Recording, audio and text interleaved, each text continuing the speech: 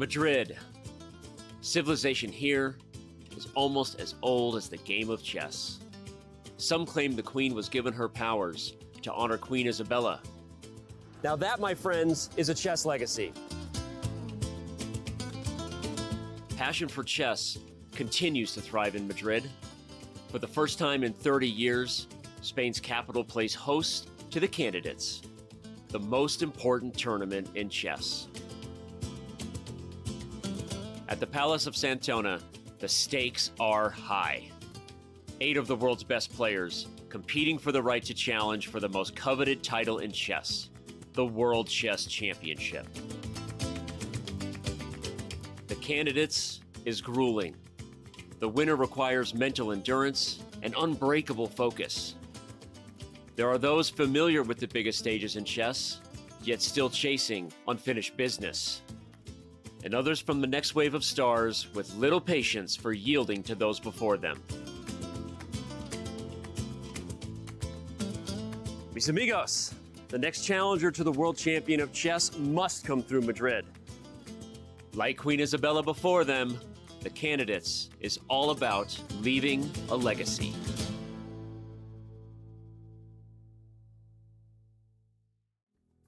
From the second rest day in Madrid, but there will be no more rest for the weary, as we have had 6 rounds behind us. We have 8 more to go. So much fighting chess to be had. The fight is real now. Everyone knows what's at stake as they enter through those beautiful doors here at the Palacio de Santonia.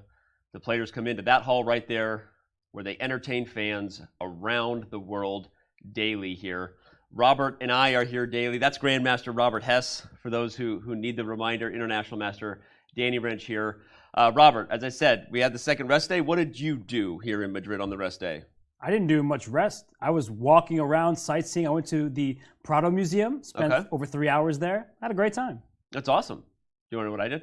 I don't really want to know, but you're going to tell us anyway. So okay. I also didn't rest too much. Took a long walk, not at the Prado Museum, but around the city. It was gorgeous, beautiful.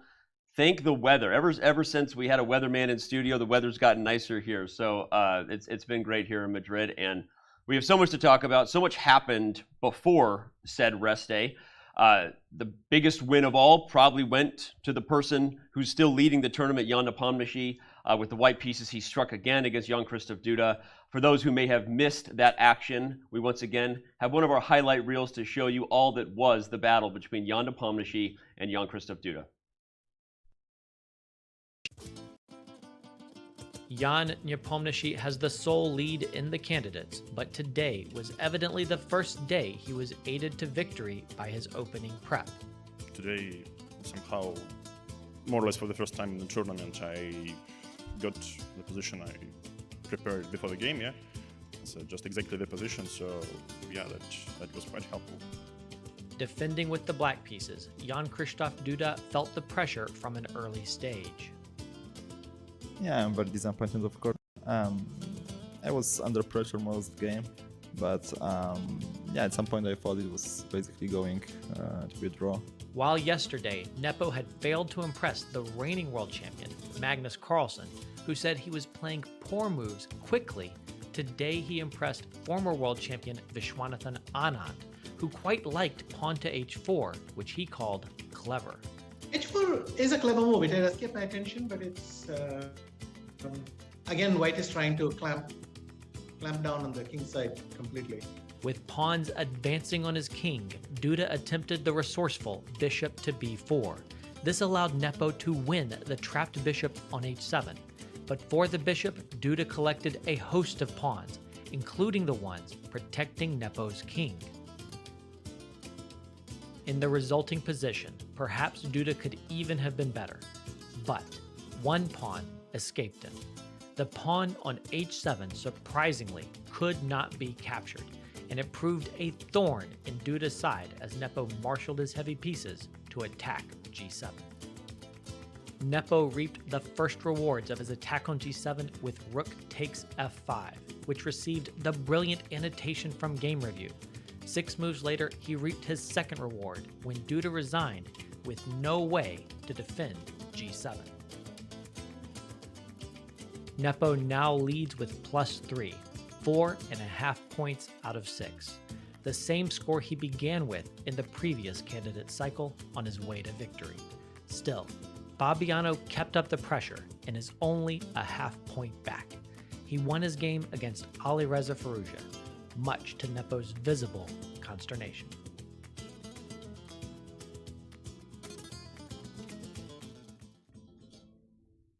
Gotta love the face from Jan Nepomniachtchi. He's doing the Nepo. Nepo's just doing the Nepo. We have to mention a face that's missing. Of course, my deepest apologies to the lovely Almira Skripchenko. She is playing in France in a tournament for a couple days. She will be back at some point next week. So apologies again for just going right into the show there. But Almira, we already miss you, and we know you'll be back soon. So go have fun in France.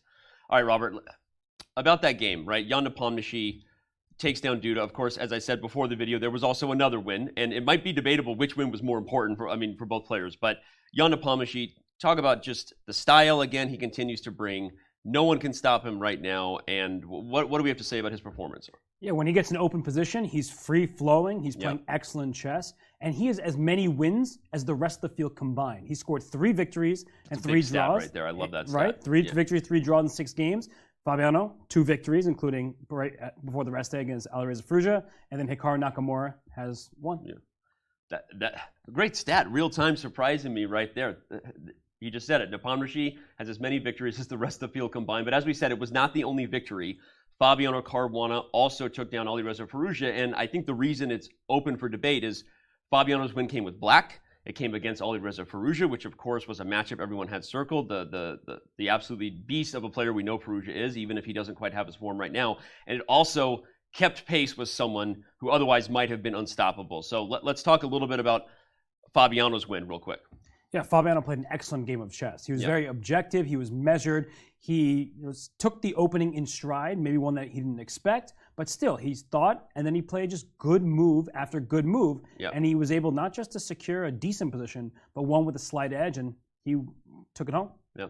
As you can see, of course, Nakamura and Liren. There were 2 other games, not just the games that Caruana and Nepomniachtchi won respectively. The Nakamura Liren was an amazing game. Hikaru brought amazing prep, and then Ding matched the computers at the board. Maybe the most perfect chess game we've ever seen as the accuracy scores were showing.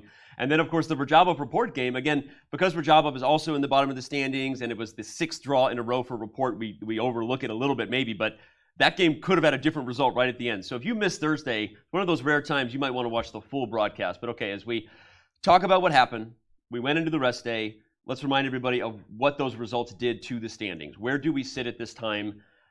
I said Jan Nepomniachtchi is driving the car, but you know what? He's got someone in the passenger seat. You ever had a backseat driver sitting there across you in shotgun and giving opinions like, hey, if your tires scoot over, maybe I'll take the wheel a little bit. This is, and maybe then there's a bunch of kids in the back of the car right now. Sorry to all the rest of the players, right? But there's one man driving, you got another man in shotgun, and a bunch of other people there. What are your thoughts on the standings and how we've gotten to round 7 at this point? Yes, 2nd candidates in a row where Jan Nepomniachtchi starts with a blistering pace, 4.5 out of 6. Fabiano Caruana, he's right there next to him, as you were saying, because Fabiano, he started with a victory. His latest game was a win, and he's played some stable chess. And we heard Magnus Carlsen criticize Jan Nepomniachtchi in Jan's game against Hikaru Nakamura. I don't really think we have the same criticisms of Fabiano's play. Maybe he shouldn't have taken that draw against Jan Nepomniachtchi in round 2, and that could be a huge storyline going forward. But Fabiano's rarely had a bad position in this tournament. Well, and as we see the standings there again, the jokes aside, too, we all know they're not kids. They are full-grown beasts of men, especially on the chessboard. But the reality is, collectively, they're a full point ahead on the field, with Jan Nepomniachtchi being a 1.5. So what are the players going to have to do to stop them? We will look ahead to that in a minute. But before we do, we also want to give a little more credit where credit is due to the other victory that happened, of course. Fabiano Caruana, like we said, got the W with the black pieces, and then he got all caught up with our own Dina Belenkaya downstairs before he left the Palacio de Santonia. I won't add any context to the interview you're about to see, but it was a good one. He gave not just thoughts about his game, but on Alireza Firouzja, and I'll let the video take it away. Fabi, congratulations on your win. How comfortable were you in the opening today? Not too comfortable. He surprised me first by playing the Catalan. He's not usually a Catalan player. And then by playing this very rare move, Queen D3, and I was pretty much on my own.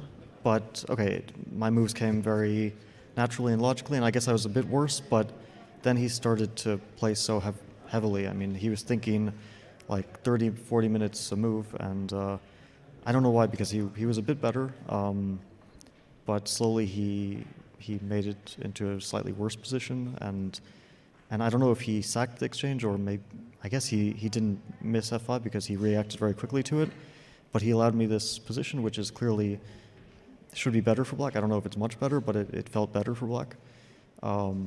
And yeah, I guess still there were good chances to hold, but he didn't defend in the best way. So you think Alireza have misevaluated the position after the sacrifice? I guess so, or maybe he was already a bit uncomfortable because he was thinking so long, and I don't know, because I can of course play an equal position after bishop h3. I can play queen d6, queen e7, any move I want. And I actually didn't see this f5 in advance. I saw that he can take on d7, and it's, you know, I have at least equality, so I wasn't worried. And then when he played this, I suddenly saw f5, and I thought I should take my chance.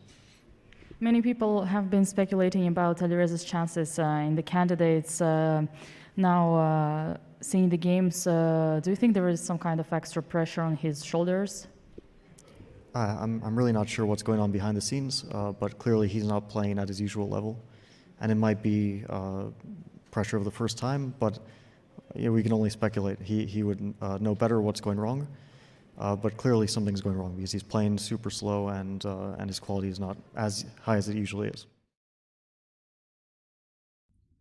Great interview there from Dina and Fabi, of course, giving lots of thoughts. We need to focus on the chess, focus on Fabi's game, and we'll even shift our attention to what's coming round 7. But we got to talk a little about what he said, right? Clearly, Alireza Firouzja, just something not quite right at this point.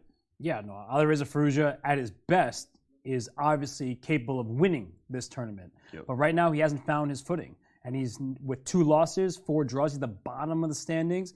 And I like that Fabiano didn't want to get into why it might be. That, first of all, could give Alireza help. It's a sign of respect, too. He's like, I'm not going to speculate, it's not my place. Yeah, no, exactly. And it also doesn't give him any information what Fabiano might think is wrong and how he can fix it. So they're still competitors, even though they have that respect for each other. Yeah. Well, interesting stuff there. Of course, we've now reminded you of what the biggest results were in round 6, the standings for round 7. So let's look ahead to that round and what's in store. We start at the top. Rapport gets the white pieces against Nepomniachtchi. At this point, what is the cliche, Robert? We have to take matters into our own hands. If the players are going to stop Nepomniachtchi, some fighting chess has to be played. Yeah, and the rest of the field is looking at Richard and like, hey, can you help us out? Yeah. And Rapport, he's had a very interesting event. He's drawn all 6 games, Yeah. but he's probably been the most exciting player of all, with no disrespect meant towards Jan Nepomniachtchi, who keeps winning. But Rapport's games are just fiery from the start. So if Rapport can play a good opening, we know he's been critical of his own opening play. If he can take an edge out of the opening and even beat Jan Nepomniachtchi, this tournament is blown wide open. And I'll add one more thing. If he can take a note out of MBL's book, if we remember, round 7 was the kryptonite for Jan Nepomniachtchi. He did ultimately go on to win the candidate, so I guess unfair to say that Superman had any kryptonite in that event, but the truth is that loss to Maxime Vachier-Lagrave came with the black pieces. It came in round 7. Does Rapport look at history repeating itself today? Jan-Krzysztof Duda gets the white pieces against Hikaru Nakamura. Again, those are 2 players that are not out of it. Duda, you know, wants to rebound badly from the loss he had to Jan before to Nepomniachtchi before the rest of the day. Your thoughts on what he brings with the white pieces against Hikaru?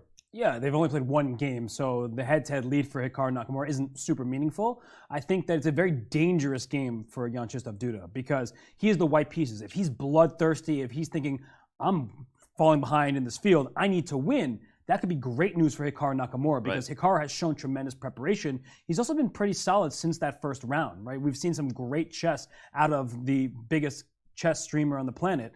And so I think that this is a very interesting matchup to watch because Hikaru could reap the benefits of a hyper-aggressive Duda. And he might be the one person who, if he did get that win, could turn this back into maybe a 3-horse race. So be interesting to see. Liren and Alireza Firouzja, that's a tough matchup for a youngster right now who's trying to find his way. And also, I think I speak for, maybe with some bias, we all just love Liren so much, but I think everyone just is looking at the #1 player from China like he's just close to finding it again. His mojo is almost there. Your thoughts on what he can do with the white pieces? Yeah, if we pretend the first round didn't happen, where he lost with the white pieces against Jan Nepomniachtchi, Liren may be playing some of the best chess of the entire event. If we recall against Richard Rapport, he was this close to defeating the player who's drawn all 6 games. He also had an advantage in other games as well, including against Radjabov. Move 40 was his kryptonite in that one. So for Liren, you know that he is that close as you're saying, and well, he has a person who's really struggling. And so if you honestly are trying to pick on someone while they're down, this could be a moment for Liren. Well, and speaking on picking on someone while they're down, Caruana does have a great record against Radjabov. It's a 4-0 donut you see there on the side of the player from Azerbaijan. So your thoughts on this matchup? You mentioned there's a dangerous game earlier in this graphic, like Duda Nakamura, because Fabi's record is so good and because he really wants to keep pace with Nepomniachtchi. Is that a dangerous game for him to maybe overpress with white? I would say for anybody else, yes. But for Fabiano Caruana, we've been praising how objective he is. He doesn't speculate, he calculates. And so when he gets this matchup, he's not going to say, let me play for a win at all costs. He's just going to try to play his normal chess. Now, there is one tricky element that I think a lot of viewers at home may not recognize. It's that Fabiano's main trainer, Vladimir Chuchilov, used to work with Timur Radjabov. On one hand, you would say, well, that should give Fabiano crucial insight, and that will help him, but they haven't worked together for a while. So if you think that you have this insight and Radjabov has changed his style completely, you may be coming into the game with some misleading information, not of course on purpose, but just some thoughts that might lead you to feel overly comfortable, and that's where Radjabov can strike back. Robert Hess spitting hot fire early on here. Fabi doesn't speculate, he calculates. Let's TM that as another accidental rhyme time moment from Robert Hess, but great stuff. We can't wait for these games to begin. And so on that note, it's time for me to head over to chess.com/events and cast my vote before the games begin. Right here, we see Liren taking the white pieces against Alireza Firouzja. And all I do is head on over here, click on the vote there. I see a little mirror going on up there in the corner. That's kind of fun right there. I'll click back to the games actually to maybe take away. Actually, no, it's still cool. Look at that. We've got this game right here. Liren playing white versus Alireza Firouzja. I'm actually gonna take him to get the W, and it's heartbreaking to do it because you want Alireza Firouzja to find some form here and kind of have a better feeling in Madrid. We want him to be enjoying the city, enjoying the tournament, but I feel like Liren is close, and he's gonna get a victory that starts turning some heads. Jan-Krzysztof Duda and Hikaru Nakamura. I'm going to predict the young player from Poland brings a lot of great prep, but Hikaru neutralizes it, and we ultimately see peace in this game. Jan Nepomniachtchi and Richard Rapport. I'm looking at this game. I'm looking at Rapport wanting to get the dub, and I'm looking at how well Jan Nepomniachtchi has played. And I'm going to shock you right now, Robert. Shock the world. I'm going to predict that Nepomniachtchi gets a victory as black. Wow. I know. I just have a feeling that Richard Rapport it might push a little too hard with white, and that we might see Nepomniachtchi get over his kryptonite from round 7 last year. And I'm also going to take Fabiano Caruana to get the W and maintain pace, really keeping this a 2-horse race. So, all right, there you go. Came up with those ideas in real time. The players have joined us in real time. Remember, you use the command guess if you are watching on any platform that isn't already on chess.com. Use that command. Go to the link, go.chess.com/candidates-guess. Cast your vote, play for cash prizes, not just bragging rights with your friends. Also just makes it a little more fun to follow along. All right, we see that the first move has already been suggested for Fabiano Caruana, and then the pawn put back in its place. Jan Nepomniachtchi getting settled in.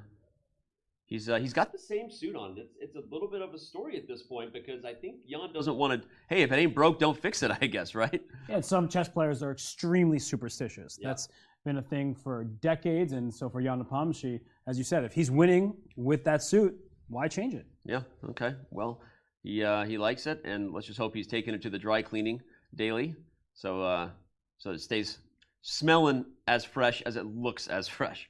All right, but the games are getting underway. We hope that you are excited for your day with us. Thanks for spending your weekend with us, no matter where you are in the world. It's still a Saturday, I think. And the moves are being played on the board. Look at this. Our bird's eye view for the first time. A Petrov between Rapport and Nepomniachtchi. Mm-hmm. You know, he used that weapon against Jan-Krzysztof Duda. Again, another young, aggressive player where Jan goes into maybe his prep versus Carlsen for the World Championship here, Robert.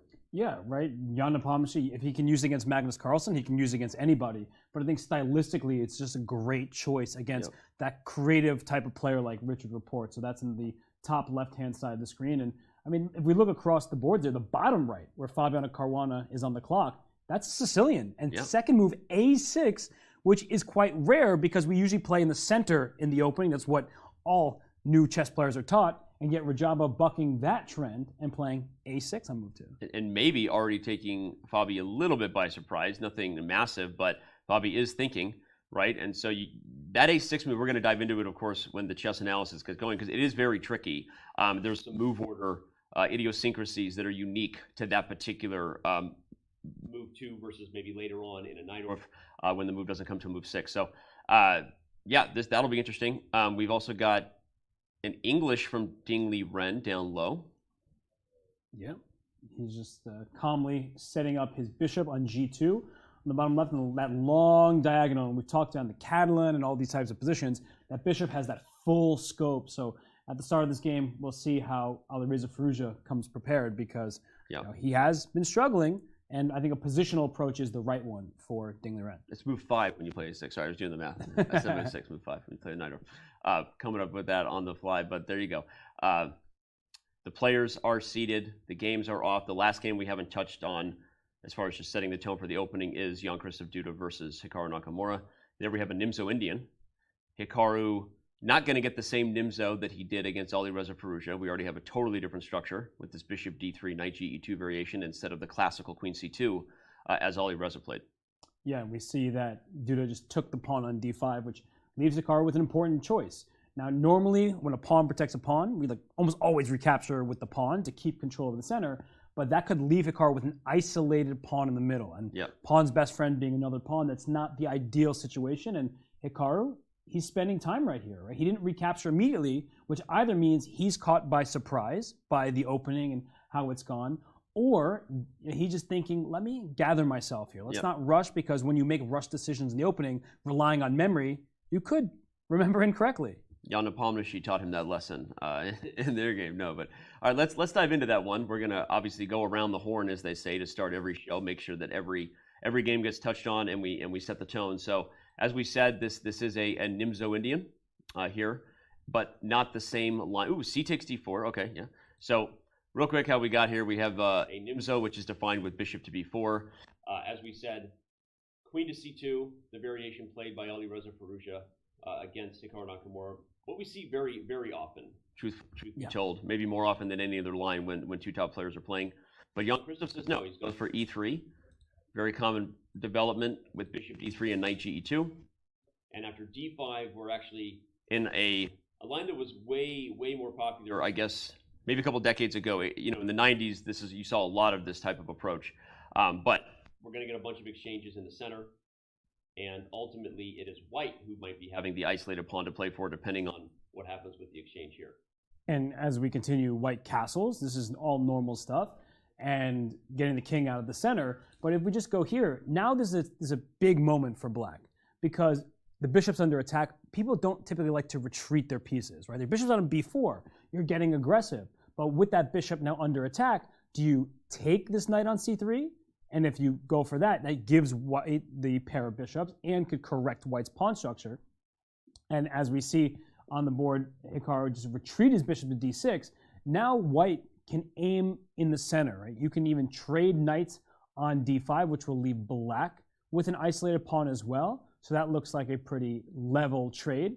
Or if white wants to, you can leave this pawn on e6, because the light square bishop sitting on c8, and we see that Duda quickly leaves that knight there. He makes his rook to e1. The bishop on c8, just like in the French defense and all sorts of other types of positions, that bishop is blocked in by its own pawn. So white's light square bishop aims towards the black king side.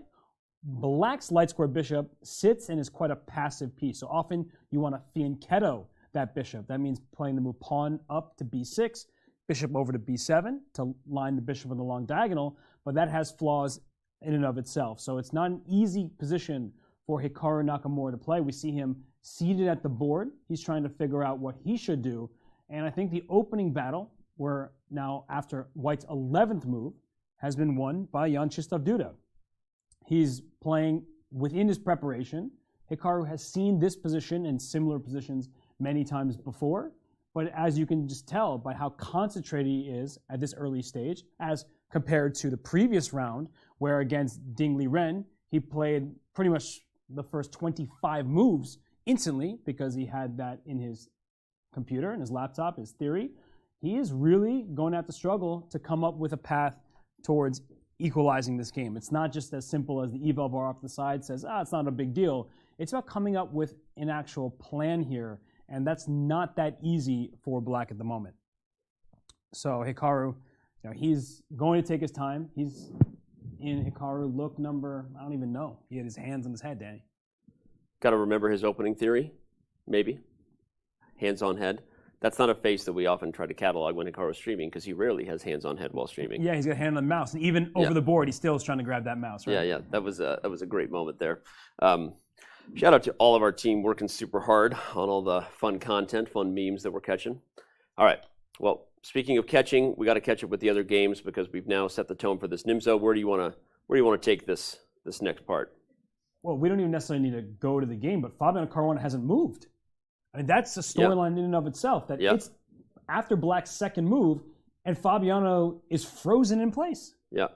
Well, we can show it. In fact, we mentioned that there are some tricky things about this move order. So let's just show one of the basic ideas by playing A6 is to play E5 right away. Should White go for a standard open Sicilian? So in contrast to, let's say, the main line of the Najdorf, you have D6, D4, and when you get this position, the reason that Black doesn't just play E5 right away is because with the B5 square open, White can give this check, and certain things happen where the light square bishop might be traded, and suddenly White actually has real dominance over the light squares in a way that you don't normally see if that light square bishop can make it to E6.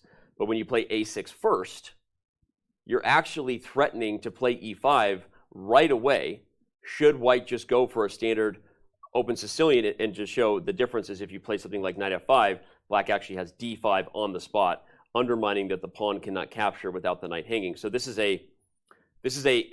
just one of the tricks. There's many other things behind this move order. There are also some bad things about the move order, right? Robert, I can let you describe if you want. One of the drawbacks is that because you've chosen a pawn move instead of a developing move in the center, a pawn move on the side, if you do get positions where the center opens up, White is often threatening E5 in positions where you wouldn't normally see it, with the pawn on D6, for example. So Fabi, it's not like he doesn't know this opening. He just needs to pause 10 seconds, I guess, and really make sure he chooses the line properly. Yeah, I think you were raising some good points, and in particular the D5 square. That's really important in the Sicilian defense, especially if you move that second pawn to E5 like you were showing in those variations. Yep. When you don't have a pawn to defend a square, that square is your opponent's for the taking. So A6 preemptively stops all sorts of bishop B5 ideas, covers that square, and allows Black to play B5 himself. So Radjabov might be trying to play B5 in the future and fiend carrying the bishop, and this move C4, which I was actually about to mention, it gives you a Maroczy bind type of structure that White has complete control over the D5 square. Now also the B5 square is under Fabiano's control because the bishop on F1 and the pawn Z4 make sure that pawn can't push two squares. So the knight from B1 will come to C3. You love to say this, that a knight likes to be behind a pawn because then the pawn and knight team up and control the square diagonal from that pawn. So I really like that Fabiano paused and played this move C4 because instead of getting this game into tactical waters and into Radjabov's preparation, it's going to stay into the types of positions that are quite closed, but White is typically with the slight advantage because you have more space and because your pawns are more advanced. Yeah, well said. And C4 is also a kind of move you can play with a little more time because Black isn't playing D6 and Knight F6 as in other standard Sicilians with immediate pressure on the pawn. You have a little more time to move this pawn before playing Knight C3, right? There's no rush to develop and protect the pressure that Black is bringing to the center because Black has wasted, quote unquote, a tempo on this side of the board move. And there's a bit of a rush right now because Knight C6 protects the E5 score, so Black could consider playing pawn to E5 next. And the reason you'd want to do that is because that prevents White from playing D4. So just like White has that clamp on D5, Black will say, now it's my turn to take over the D4 square. So typically what you want to do is when your opponent is trying to get some kind of outpost. You want to fill the square, and here d4 fills that square, and after this trade, we get the Maroczy bind structure that we're talking about, where now you don't have to worry about black controlling that square. White is fighting equally for it, and on the other hand, as you're highlighting, these pawns are much better than black's pawns. They're more advanced. They're taking control of vital squares. So this is great stuff, especially for those who play Sicilian. You're learning a lot more about variations maybe you didn't know. But to back up for a second and talk about the psychology, the preparation, why did Radjabov take this approach, right? I'm trying to think about the strategy about this, Robert, and I'm wondering if a6 was a move that was going to take Fabi by surprise, and you would anticipate that you'll go for the best positional line, but not the sharpest stuff. We've said that this is kind of also the positions that Radjabov would rather play these days, maybe, right? So on the one hand, Fabi is going to have a small edge in this structure, undeniably so, right?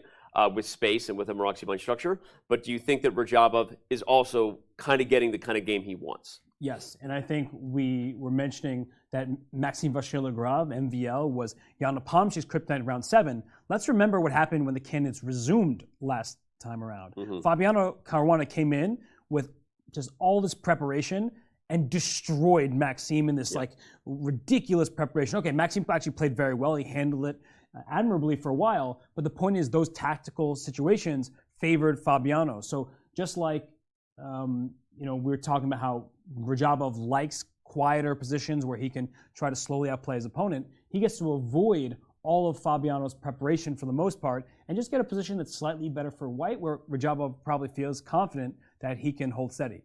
Yeah. Well said, and we'll see where this goes. Fabi's still using his time, and I think we can say that while undeniably Fabi's going to have a little bit of an edge, I think Radja took Fabi a little bit by surprise by this move order, which is why he's being very deliberate. As Robert said, he calculates, he doesn't speculate. Fabi wants to make sure he gets his type of position before he rushes into anything. And if we look at the bar on the side, the win, draw, loss bar here, look at how up there it is for white. So white does wins a lot of these positions. Win a healthy amount of the time, and black doesn't win nearly the same amount. And you never know, because there could be rating mismatches in some of those games. But the point is that white has a very safe position, and black typically gets squeezed. You don't have space, your pieces are fighting for the same squares, and the ideas are not that difficult for white. Once you've studied this position, the foundation is there, then you're able to just develop your knight to c3, develop your light square bishop, castle. A lot of the moves come very naturally, and then black doesn't necessarily have active play of his own, and e5 was the choice. I was just going to say that normally you don't see e5 anymore after the d5 has been taken off of the agenda, but you can play e5 in these positions, and it's sort of a hybrid Sveshnikov-looking structure, right? Where when black plays e5 in a Sveshnikov, you are risking, of course, all the weaknesses that you see before you on the d file, but you're trying to do it to accelerate development. Get the bishop out early to one of these squares.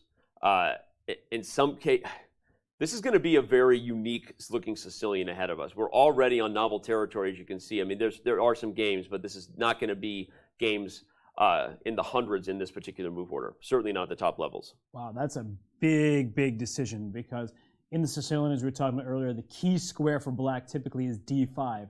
And Radjabov says, I'm not even going to put up a fight for that square. That's yours. And what typically happens is this knight on d4 will reroute to the e3 square.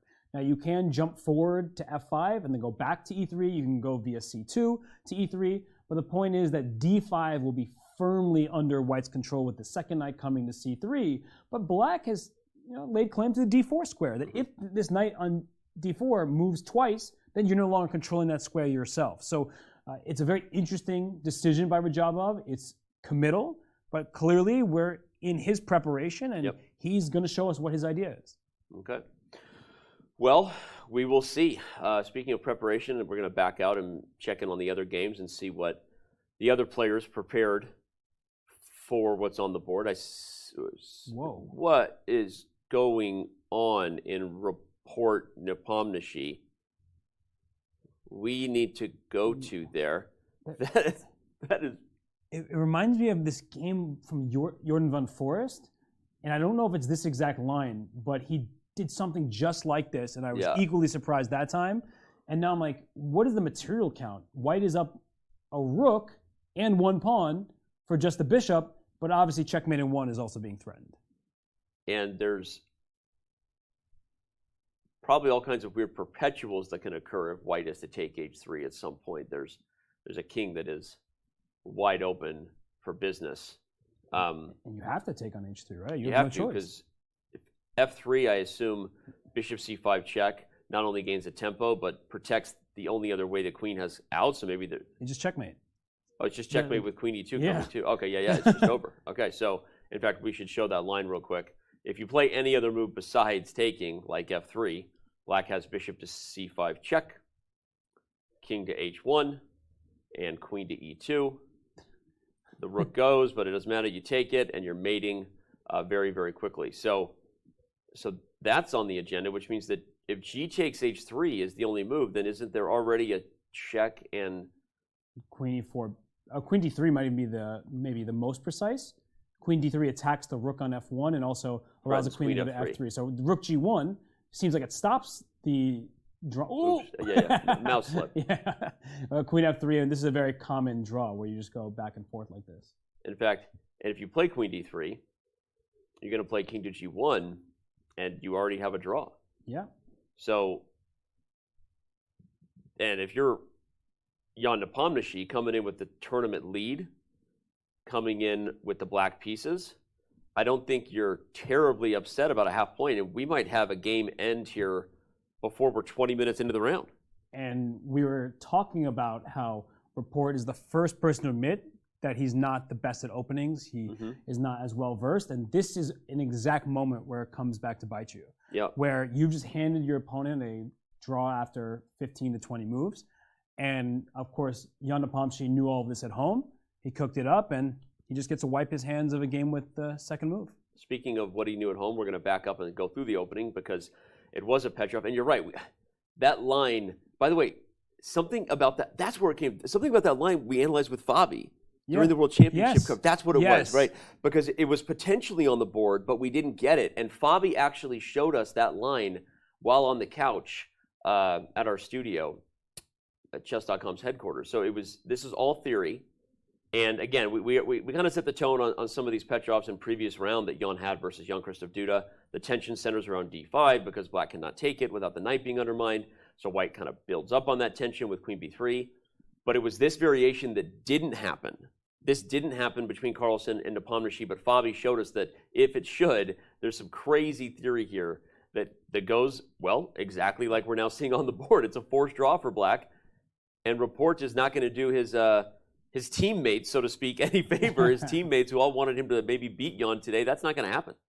Yeah, and he's thinking right now, because king h1 is like the obvious move because it's the only legal move with your king. But if he were to make the move bishop g5, just if we go back for a second, giving away, you're up a full rook, let me go bishop g5. You lose this game because after queen takes g5, king still has to go to h1, you have queen f4, and you're still threatening queen f3 check with at least a draw in many positions, and bishop d6, lining the bishop and the queen up to h2. I mean, black just wins. Wow. Jan might have an easy day at work today. Like, well, I'm just going to wash my hands of this one. He plays queen e4 check, which invites f3, but as we said, f3 doesn't really do anything. You still play queen d3, and your king either steps back to the g file. Well, maybe he tricks him into the wrong square in the g file, but you either have a draw or you move. Moving the rook probably. Rook f2. There's bishop c5 again. Yeah, queen coming to d1, and you have no pieces around your king. Feels like a game that black could win if Rapport's not careful. But I think Rapport is just going to play king g1. He's not going to be happy about it. But after staring at the position for a while, he'll just play king g1. And the thing about this is black is one piece away from delivering checkmate. Yep. Right? If that rook on f8 could move like a knight just for one turn up to g6, that would be checkmate down the open file. But unfortunately for black, you're down a full rook, and it takes time to bring more pieces into the attack. So Jan Nepomniachtchi, he'll settle for that half point. It's not really settling. That's the desired result when you're playing against a top 10 player like Richard Rapport. With the black pieces in a situation where you're leading the tournament anyway. So there's, again, this is not a thing you would hold against Jan Nepomniachtchi at all. This is exactly what he came in for, hoping he would get. And Richard Rapport, maybe not knowing the opening as well as Jan, just made it easier for him. And if we're being honest, this is what frustrates a lot of people about high-level chess and even playing chess, when they feel like my opponent just memorized something. They didn't play themselves, but that's part of the game, right? I'm the first person to admit that my openings are lackluster, to put it mildly. And I'm someone who loves calling you out for it. Yeah, you do. And so when I played games, and I played someone like Super Grandmaster Sam Shanklin, who's doing the Game of the Day analysis for Chess.com, and he just like blitzes out openings. I'm like, well, I didn't know what else to do, and you just made a draw. You didn't spend any time. Yep. It definitely can frustrate players like Rapport, who are seemingly less inclined to study openings and rely on their creativity over the board. So there is sometimes this dynamic between players, and Rapport's not going to be very happy that he just wasted the first move advantage and he didn't really have a chance to win. But I think for Rapport right now, he just needs to accept that this is his fate for today. Yep. He goes in the second half of the tournament, still with chances, right? He's going to be a point and a half behind Jan Nepomniachtchi, but somebody is going to have to beat Jan if Jan's not going to win the tournament. That somebody doesn't have to be him. Yeah. Well said. I mean, of course, Rapport, as we know, creative, attacking chess in general being played here in Madrid, but getting nothing but half points to show for it. And it looks like he might be headed toward his 7th half point in a row. So let's back out to our bird's eye view, reset one more time, and make sure we check in with the one game we haven't really looked at yet. And that is Ding Liren versus Alireza Firouzja. And that looks interesting, right? There's a bottom left-hand side of the screen. There's a pawn thrown up all the way to a4. And that's a pawn that might be wandering too far. So if you're not careful for black, at some point that pawn can become an easy target. Let's look at this is a weird move word in English, although Ding Liren taking more time than Alireza Firouzja at this point. I'm always trying to observe what does that mean about how the players are getting their prep or not, how comfortable they feel. White's still doing just fine, but definitely an interesting one too, in that we talked about the Maroczy bind in Fabiano's game. Here, White actually maybe doesn't want to go for that structure at the cost of closing this English kind of Catalan-looking bishop there. So that's an interesting thing to see White delaying. And somebody who should know full well that is Alireza Firouzja. Yes. Because e4 was maybe the culprit of why he got in trouble in round 6 against Caruana. And this position, right, and we can go back and look we'll how back we got up to here. the opening, okay. We started by seeing that bishop get to g2. It was looking pleasantly down the long diagonal. And 2 moves from now, you're going to say, wait, what diagonal is that bishop looking at? Because c6, it blunts that bishop, and it protects the d5 square. So I think a lot of people would assume that Firouzja was going to play d5 on autopilot. But if we look after knight f3, his pawn on e5 is under attack. So you have to deal with that pawn. So d6 was played. And this is a very solid setup. The bishop on c5 is outside the pawn chain. Oftentimes we get stuck inside and we're not very happy because our position is passive. But with the bishop on c5 aiming towards the white king side on f2, we feel like we do have some more aggressive opportunities. Yeah, it makes sense. It is an interesting move because if black wanted d5, you could try to play a move like rook e8 to protect the pawn a different way to support this. But there may already be a weird sort of center fork trick. Is this? Oh, okay. Yes. Robert's not. I was so afraid to suggest it, but Robert says, "No, Danny, it's okay. Trust yourself. You I can trust do that, you." Danny. Yeah. So this type of fork trick often occurs when a knight is recapturing and a pawn would go up here, forking the 2 minor pieces, regaining material, and often with interest because you sort of leapfrog to some central control, you gain some space. In this case, it would be the same sort of thing with white providing a fork and even winning the bishop pair. And even if black took on f2 check, which is often kind of an in-between move tactic you try to play, white still gets the bishop pair because that bishop is gone. And you could play moves like rook f1, castle by hand, you have the f-file. So this actually would be an edge for white. So interesting. Okay, I just wanted to confirm that was why rook e8 wasn't chosen by Firouzja, and instead d6 was on the board. Rekharovka, a5, d4.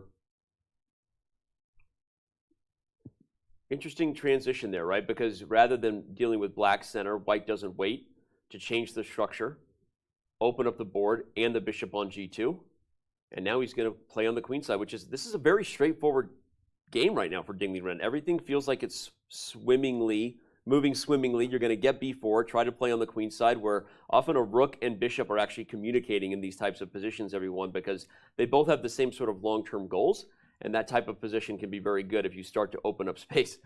By the way, that is not the cameras going black. That is someone who's showing us their back at the Palacio de Sicilian. That was so just right in front of the camera. Sorry, go ahead. But if we just go back a half move here instead of rook b1, yeah. that a4 square is covered by two of white's pieces, but this is a blunder waiting to happen because knight takes a4. It's like, yes, thank you for the pawn, but bishop takes d4 distracts the queen from its defense of that knight, so that would actually cost white material. So the a4 pawn is a long-term target, can't be taken right now, and so if we go to what happened in the game, rook b1, what rook b1 does, it allows white to push the b pawn in a way you couldn't with the rook on a1, because once en passant happens and the a file opens up, and we can I'll pretend like this was a thing. You're not going to take it, but the point is this would ruin the structure if you can't take with the pawn.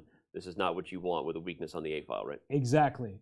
And so even with the rook on b1, is white aiming to play b3? Do you want to open up the a file for the rook sitting there? So that's one of those big questions. And if I'm Alireza, I'm trying to think, what's my plan? Some people will continue pushing this a pawn up the board. I already went from a5 to a4. Why not go to a3? That would be pushing it too far, because white is not going to take that pawn, and you immediately were like, well, throw my pawn up to b4. No en passant here, by the way. It's very important for those who don't know the rule. There is no en passant there. That's right. And once the bishop goes back, white can even play rook to b3 at some point, knight to c2. You know, these ideas come very quickly, where the a3 pawn is just going to drop. So that is not what Alireza wants. Instead, he's likely to play queen a5 to protect the pawn and just to eye this knight on c3. Maybe he'll go like Ding Liren against Hikaru Nakamura and put his queen on a7 and line the queen and bishop up towards the king side. So there are a bunch of options, and that knight on b8 is going to go to d7, and then from d7 it's likely to go to e5, which attacks the c4 pawn. How do you protect that? You likely play b3 at some point, and I was just mentioning that black is happy for the move b3 to be played. Yes, the knight right now is currently en prise, but the opening of the a file serves black well with the queen and the rook on the line. Okay. You're not too bad at explaining chess positions. We've got a lot of chess positions still active here, although if you're just tuning in, I guess perhaps the early story of the day is that we might have one chess game ending very soon. Richard Rapport is thinking about what to do with white, and that's partly because he appears to have blundered. We use that term sort of loosely here because he's not going to lose unless he plays really bad moves. Blundered into Jan Nepomniachtchi's prep. And Robert and I both saw the position on the board, and from memory we were trying to recall like where we'd seen it, but it wasn't too long ago where Fabiano Caruana was talking about some of the really deep prep in the Petrov these days at the high level, where black just has all kinds of ways to make a forced draw, which is a very powerful weapon at the high levels of chess, to just know that you have something like the forced draw we see here in your back pocket. Yeah, no, this is a bad news report, and you look at him, he's just like, he's mad. He's pissed. Yeah, he wanted a fight. He wanted to do everyone a favor today.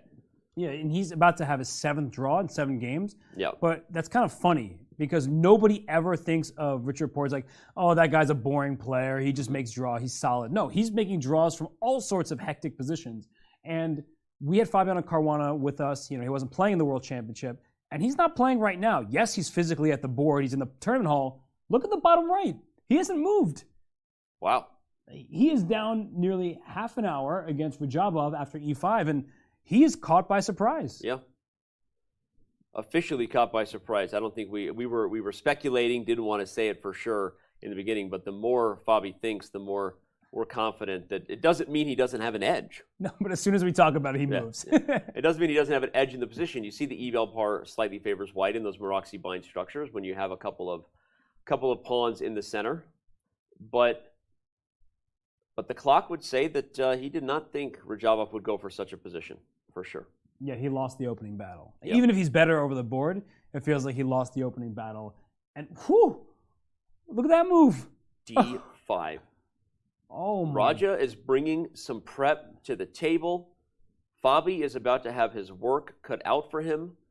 On the one hand, you say to yourself, well, at least my opponent came for a fight, because I also want to fight. I'm trying to win this event and stay pace with Jan Nepomniachtchi. On the other hand, that's not a fun thing to face when your opponent, without thinking, Raja hardly sat in his chair. No. He hardly sat down and just throws a pawn into the middle of the board and says, I'm going to sacrifice a pawn? Like, what? Oh my goodness. And I think we have to explain this because white has Yeah. 3 pieces aiming at the d5 square.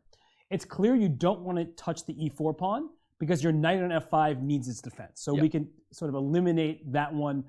This is already just a very bad position for white. Yep. Now we have 2 options, queen takes or pawn takes d5. And we want to think about the differences. So once we take with the queen, what was that queen doing on d1? That c2 square in particular is quite vulnerable. So yeah, black can take on f5, get these queens off the board, and then play this knight over to probably b4, and d4 also looks okay. And I mean, it's clear, white's developed nothing. You're up a pawn on f5, but you've developed none of your pieces, Yep. and black is very likely to just scoop that pawn up next, and all the light squares are vulnerable, even though white's the only one with the light square bishop. So this would be really bad for Fabiano, so he's very likely just going to take with the c pawn on d5, and that doesn't end the story. Black will take on f5. If you don't take on f5, you've just given Yep. a pawn for nothing.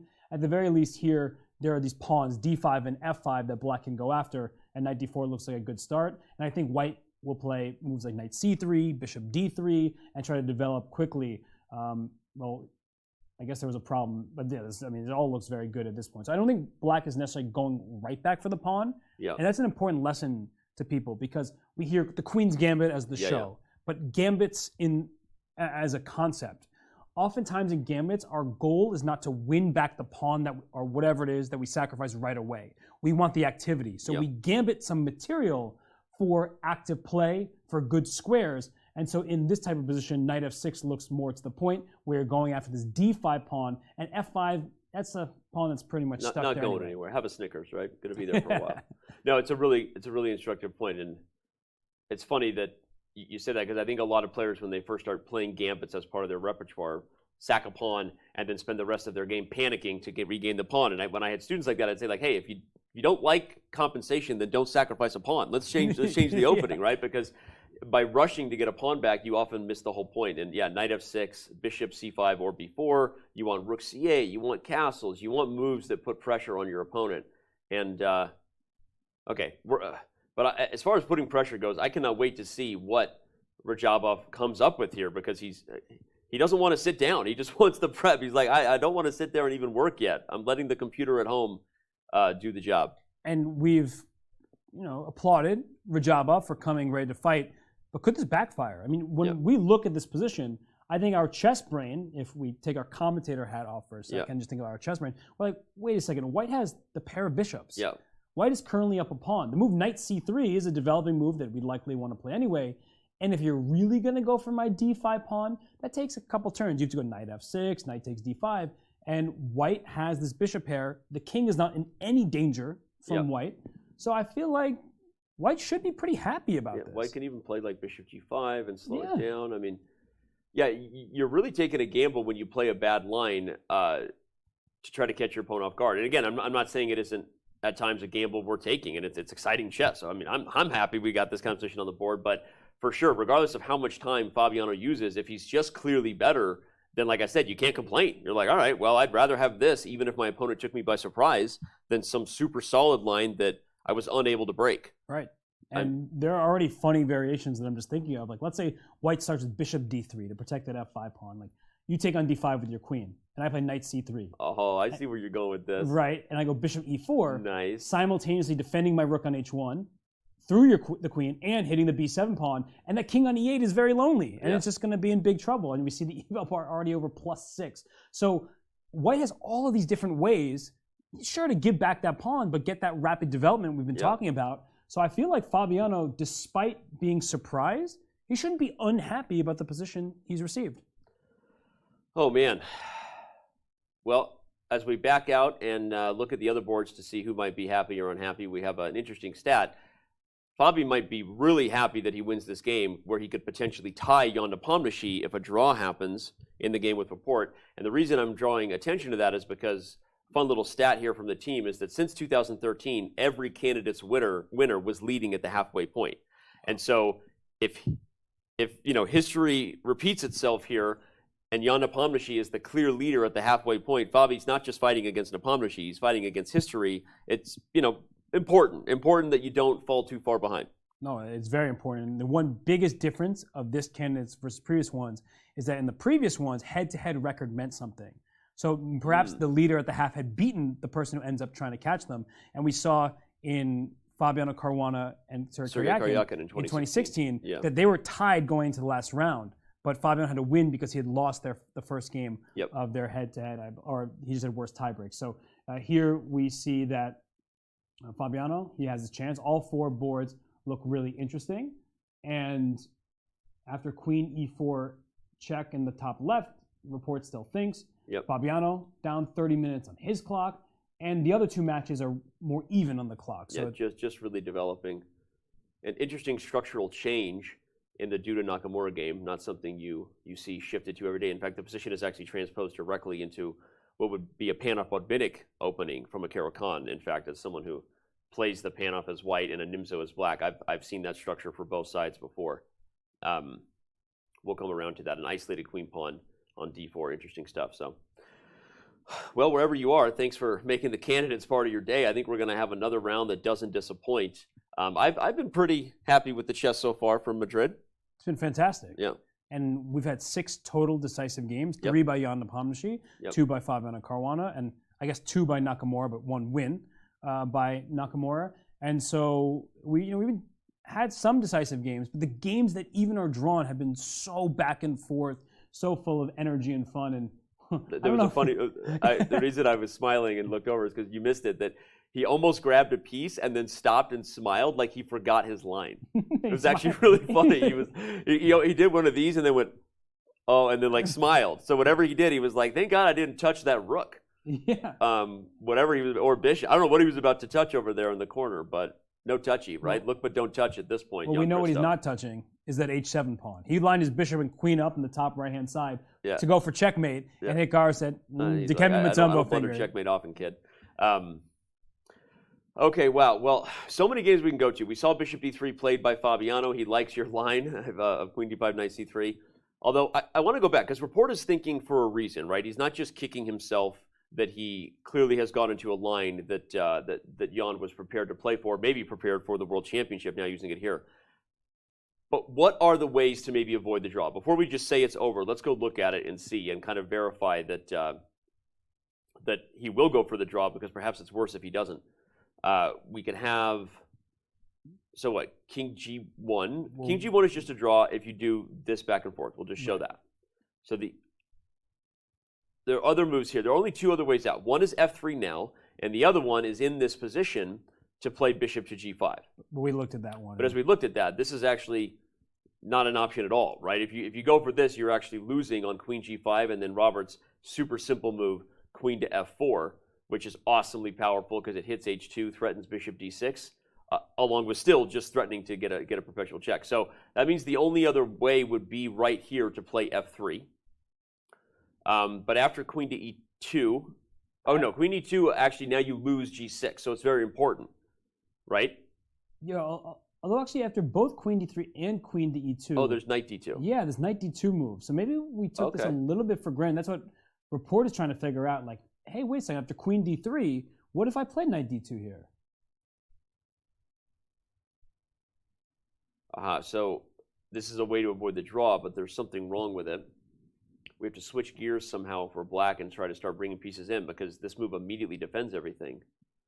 But again, this is reminding me of some of the lines that Fabi talked about. There are ideas, remember, to try to come trap the queen. Oh, queen d7. Something like, okay, queen d7, right? You come back, and your immediate threat on the board is knight a6 to just trap the queen. Actually, how do you stop that? You know. Okay. No, you're right. But that's really important, because we keep saying that retreating moves are the hardest to find. Yeah. And when you just sacrifice a full rook to break open someone's kingside defenses, you're so tunneled off and like, how are they going to mate me? Yeah. And so actually, this is a really important moment for Rapport, because in the live position, he's debating, do I make the draw by going king g1, queen g6, king h1, back and forth, right? We've seen this before. Yep. Or after f3 and knight d2, can I somehow play for a win? And if you don't see queen d7 from a distance, then you're like, well, I don't see what black's doing. This is a bit of a bluff. But it looks like Rapport, he understands that he should not play on, that the objective truth of the position is that the repetition is more or less forced from his perspective? I think he played that real quick repetition just to make sure that he gains another move on the clock. But I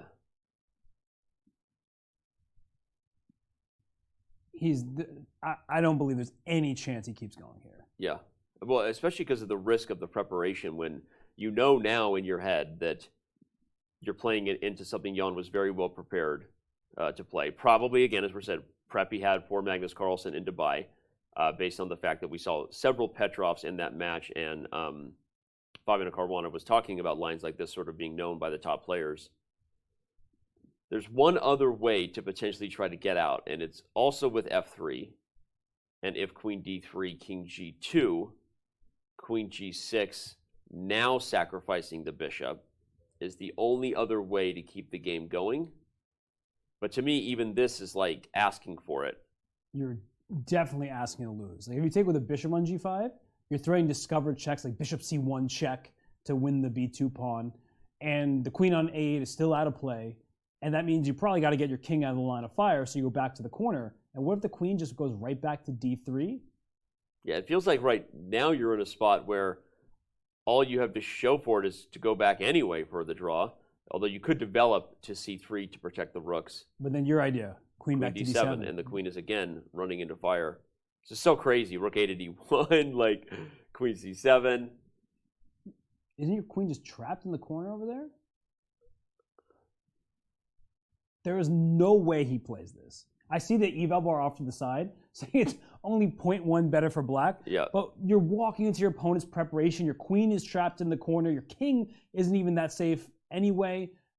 There's just no way that Rapport sits here and goes into this line unless, we say sometimes you're playing to win. You're playing to lose. Yeah, you're playing to lose. And now Rapport has been known to play to lose from time to time, and because he loves fighting chess so much, I think it would really be something he regretted if it got away from him and Nepomniachtchi won his black, although it would make my prediction true. I cast my vote today at chess.com/events. If you haven't been doing so, shame on you. You're not competing for cash prizes.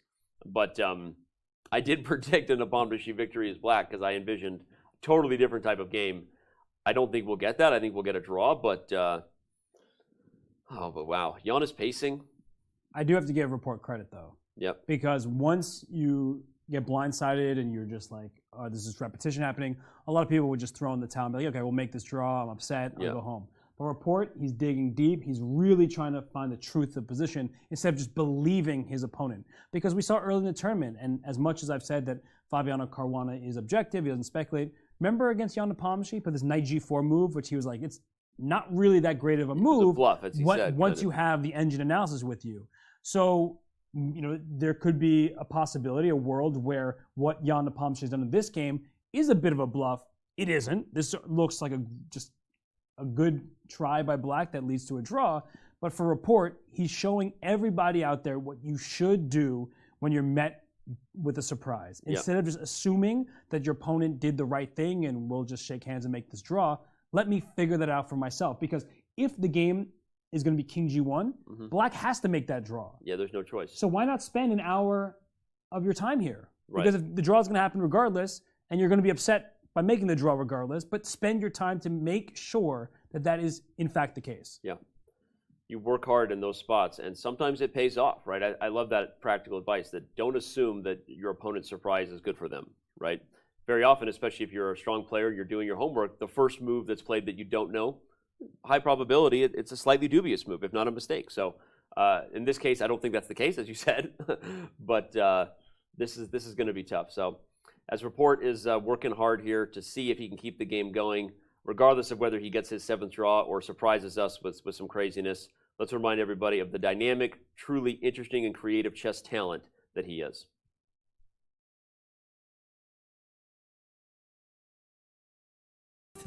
Chess, Richard Rapport steps into this year's candidates with reasonable expectations to place well. Throughout his career, Rapport has been no stranger to the top 10 in the world rankings. Using his solid performances at the series of FIDE Grand Prix events, Rapport secured his first bid to the candidates. The Hungarian-born competitor is looking for his first opportunity to become a challenger for the World Championship.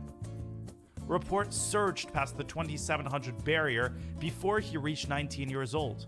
Known for his offbeat openings, Rapport is also considered by many as the most unpredictable opening innovator in the field.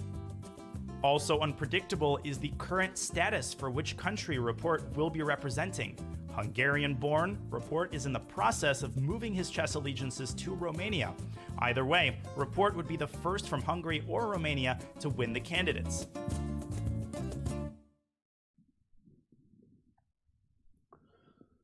Not sure if he will be on his way to winning the candidates this particular time around. We'll see. I mean, he's still right in the thick of it.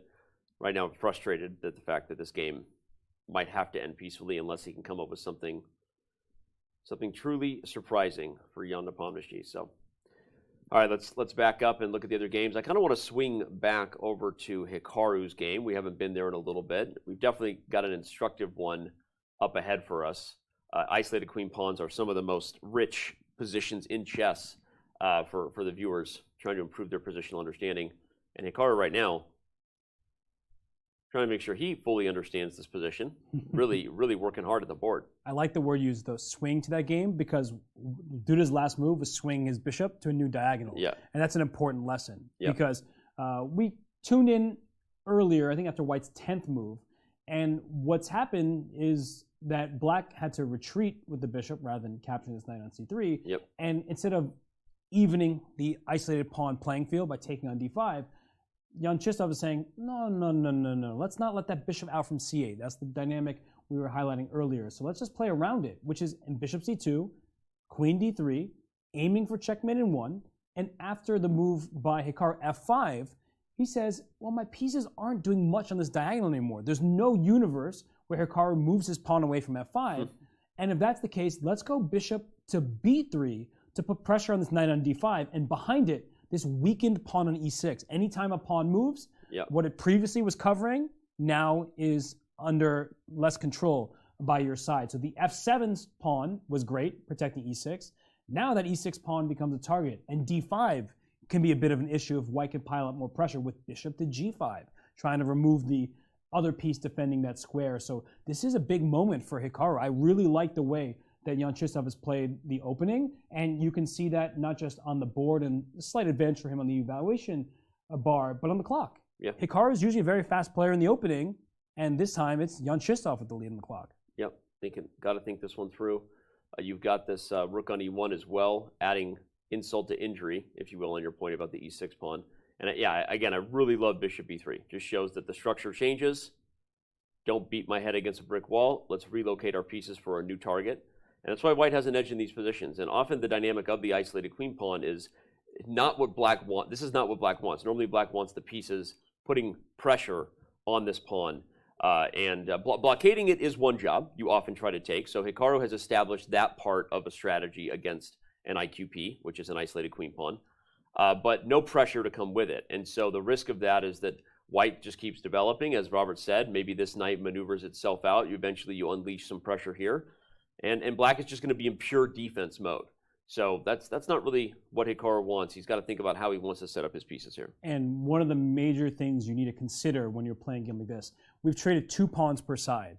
What pieces do we want to see off the board? Yep. So not only is the e6 pawn under pressure, there is a near future where White is considering taking on d5, handing Black that isolated pawn in return. Yeah. And if we can then, actually we can maybe... I'll just show it, like, yeah, just to make a random, because I love the point you're saying. If something like this happens... You know exactly where I'm going with it. Positionally, we have a nightmare ahead for us if we're Black. We've been commentating together a long time. You knew exactly where I was going with it. That when we visualize the future for our pieces, that bishop on d7, it's a passive piece. There is not a single thing it can attack. Look at White's pawns, all on dark squares. Black's pawns on light squares. So that e5 square is White's for the taking. That bishop on d7 is really just a bystander. And look at the evaluation, plus 2.5, despite the material being completely equal. If that doesn't tell you what a positional advantage in chess is, boys and girls, I don't know what will exactly. It's a really great point, Robert. A near piece advantage, according to Stockfish 15, in a structure where everything is equal and material is equal. So that, and the reason Robert spots those so well, strong grandmaster and commentator that he is one of the things you want to, of course, King H8 was bad, so he's not going to play that. But one of the things you want to train your chess brain to do every time a structure changes, as Robert said, the pawn pushed, which is E6 is weak. But also, even though there's a bunch of smoke and mirrors right now, if you visualize the pieces coming off the board, you can spot other weaknesses, right? Particularly if this piece is gone, you've got dark squares that open up. And one of the things that can guide the plan is by always being aware of the forest through the trees. Should everything remove itself right now, what are the weaknesses? What is the imaginary square I would put my knight on or my rook or whatever? And then you develop a plan around recognizing the weaknesses first, backing up and considering the move second. So I actually think that this is why Hikaru's thinking, is the line Robert just showed, to be honest. I mean, the threat of simplifying the position on d5. My mouse is jumping today. People are like, well, you've got a mouse on a couch, Dan. What do you expect? Okay. But I apologize. I did wake up. I had my coffee. Something a little jumpy today.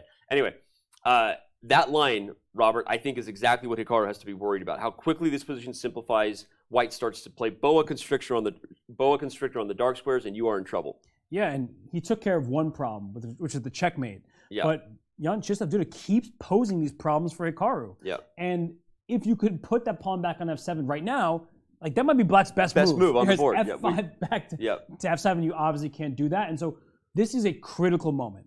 And there's a reason why Hikaru has already spent 14 minutes and counting. He's using his time here because he knows a capture on d5 is about to happen. Like that's what he's looking at, what he might be fearful of.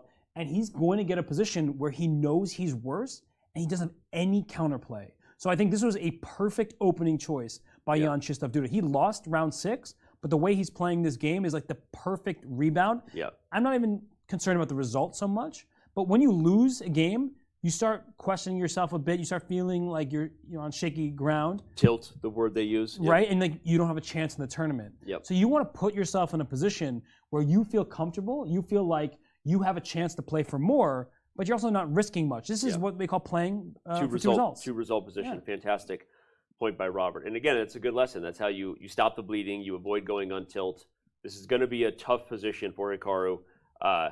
Not even close to like a clear advantage or losing yet, but this is tough. And there's no real plan for Black that gets you excited, right? The moves you get excited about as Black are all defensive moves. And like you said, the best move is f7, f5, and that's not a legal one.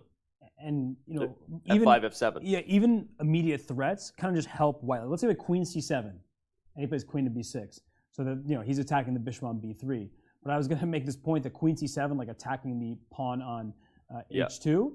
White just plays g3, and you're helping me to take on d5 next, and then put my piece on f4. Like you made one move threat, and it actually helps White with the plan. So he plays queen b6 instead, which attacks his bishop on b3.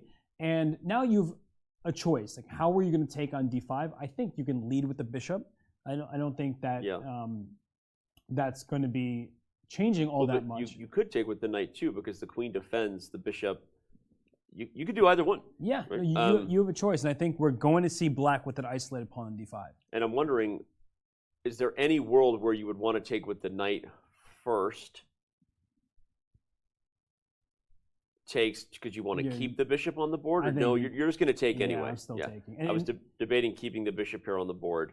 And I think people would be nervous of this b2 pawn now, right here, because like, oh, I can't move my bishop to f4, like the variations Danny and Rob were talking about, because I'm going to lose b2. But if you take, you can. You can trap my queen. Well, you also lose your bishop on d6 if you want that one as well. So you can get away with this very cleanly, it looks like. Yeah, so Hikaru will have his work cut out for him. And again, nothing highlights how much you might want to move. Again, nothing highlights accurately today. Nothing highlights like wanting to move the pawn backwards, more than a position like this where you're just staring down the face of an outpost square like e5. The only thing Black has going for him here is that it doesn't just happen immediately, right? Because there's a little bit of some awkwardness to figure out. You have to worry a little bit about the b2 pawn, so you can't just rush forward. So Hikaru is very good at being resourceful and finding super precise variations that kind of expose if his opponent had any flaws in the plan, right? Hikaru will find it. But I think if Duda takes the right approach, Hikaru has a positional uphill battle. He needs to take a page out of Jose Raul Capablanca's book. Because that position, if you showed me one of those like old books written about Capablanca's best games, that looks like a Capablanca position where he just crushes you and makes you look like you don't know how to play chess, despite the position not being that bad and despite his opponents being stellar players. Yep. So it's just a position where Black, honestly, miserably tries to figure out a way to hold the game and just has no active play of his own. So as you point out, it's not that Hikaru's losing, far from it. It's just a miserable feeling when you're facing the next 30 moves of the game where you're like, okay, I'm just going to try to stop this person from beating me rather than having a chance to play for more yourself. Yeah, no one's excited about playing this position as Black. Probably the best thing is to try to leave the tension right away and try to simplify, but either way, it will be uphill, and it will be 10 subs to 10 random members. Shout out to Nintendo. That's taking a page out of our own Nintendude's book right there. I love that pun. Nintendo64 dropping 10 for the community. We appreciate you. Let's back up to the bird's eye view. Remind everybody where we sit currently in round 7 of the 2022 FIDE Candidates. This is where we sit currently. They sit in chairs downstairs, and hopefully you're sitting comfortable somewhere at home, fully clothed or not. It's your choice, right? Your body, your choice on a weekend. And here we go. Everyone's there. We've got a break ahead. We're going to back out. When we return, it is round 7 of the 2022 FIDE Candidates. Chess Kid is fun. Chess is great for the brain, but it's also fun to play. And Chess Kid makes it easy to have fun. Whether your child is a total beginner or a prodigy, they can hop on and find a well-matched opponent from around the world at any time. Chess Kid is the safe, parent-approved way for your child to play chess online. Chess Kid is educational. To kids, it feels just like playing, but chess is a great way to learn patience, strategy, and critical thinking. Chess Kid features a comprehensive training program that guides kids to level up on their way to mastery. This curriculum is designed to work with Common Core standards and global educational guidelines. There are more than 50,000 chess puzzles and a whole library of entertaining videos that teach strategies, tactics, openings, and endgames specifically for kids. Chess Kid is easy. Whether you're a parent helping your child, a coach managing dozens of kids, or a school of hundreds, Chess Kid helps you organize your students and monitor their progress. Each child receives a weekly report card that shows how many lessons, puzzles, and games were completed. You can also organize kids into clubs and send them messages. Chess Kid is the online home of scholastic chess for thousands of kids, parents, schools, and coaches. Signing up is free and easy, so what are you waiting for?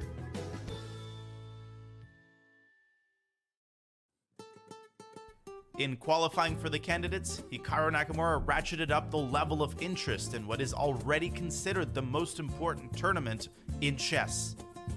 With millions of followers as a popular content creator, Hikaru brings along his sizable community while also attracting more casual chess fans. Although once ranked number 2 in the world, most believed Nakamura's best days competing in classical chess were behind him. That changed when this Japanese-American grandmaster leaned on his exceptional calculating ability to win the FIDE Grand Prix. The unexpected victory earned him a bid into the candidates for the first time in 6 years. A 5-time US champion, Hikaru has stayed sharp of late by dominating in speed chess formats. Nakamura is currently ranked by FIDE in the top 2 in both Rapid and Blitz. A chess giant on Twitch and YouTube, Hikaru brings a special buzz to a tournament that already holds the keys to becoming the next world champion. And there are certainly those who have yet to rule out Hikaru from catching lightning in a bottle here in Madrid.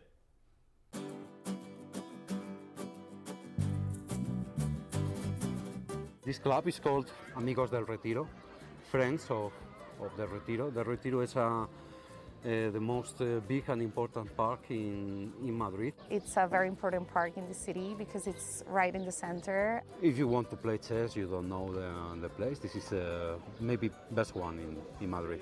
Aquí tenemos, viene gente para aprender. Y se hacen muchos torneos a final de mes y los domingos y pues es muy común venir aquí y echar unas partidas y sí. Hoy, porque como se juega candidatos aquí, pues queríamos hacer algo especial. Sí, hoy voy a dar la simultánea y a ver qué tal se da, a ver si juego bien y no consigo saltar puntos.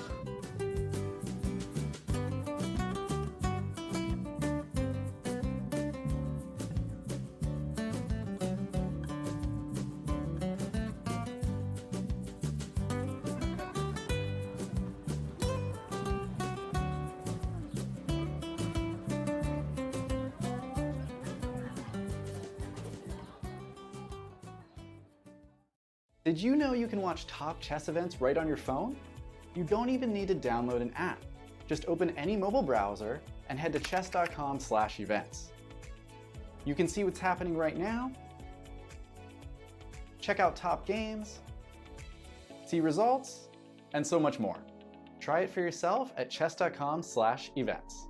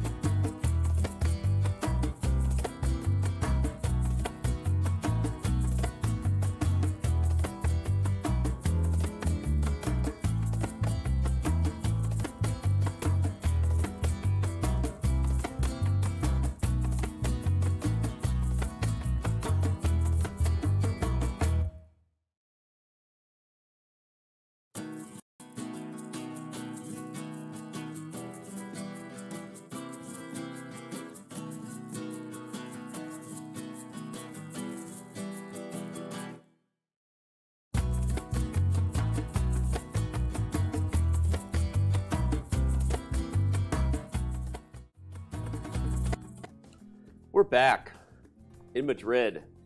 The fans gather outside the Palacio de Santoña. It's a live shot down there. We've got some awesome people tuning in here. It's a plaza not too far from the Palacio de Santoña. Great restaurants here in Madrid. The city is alive. It's a lot of fun.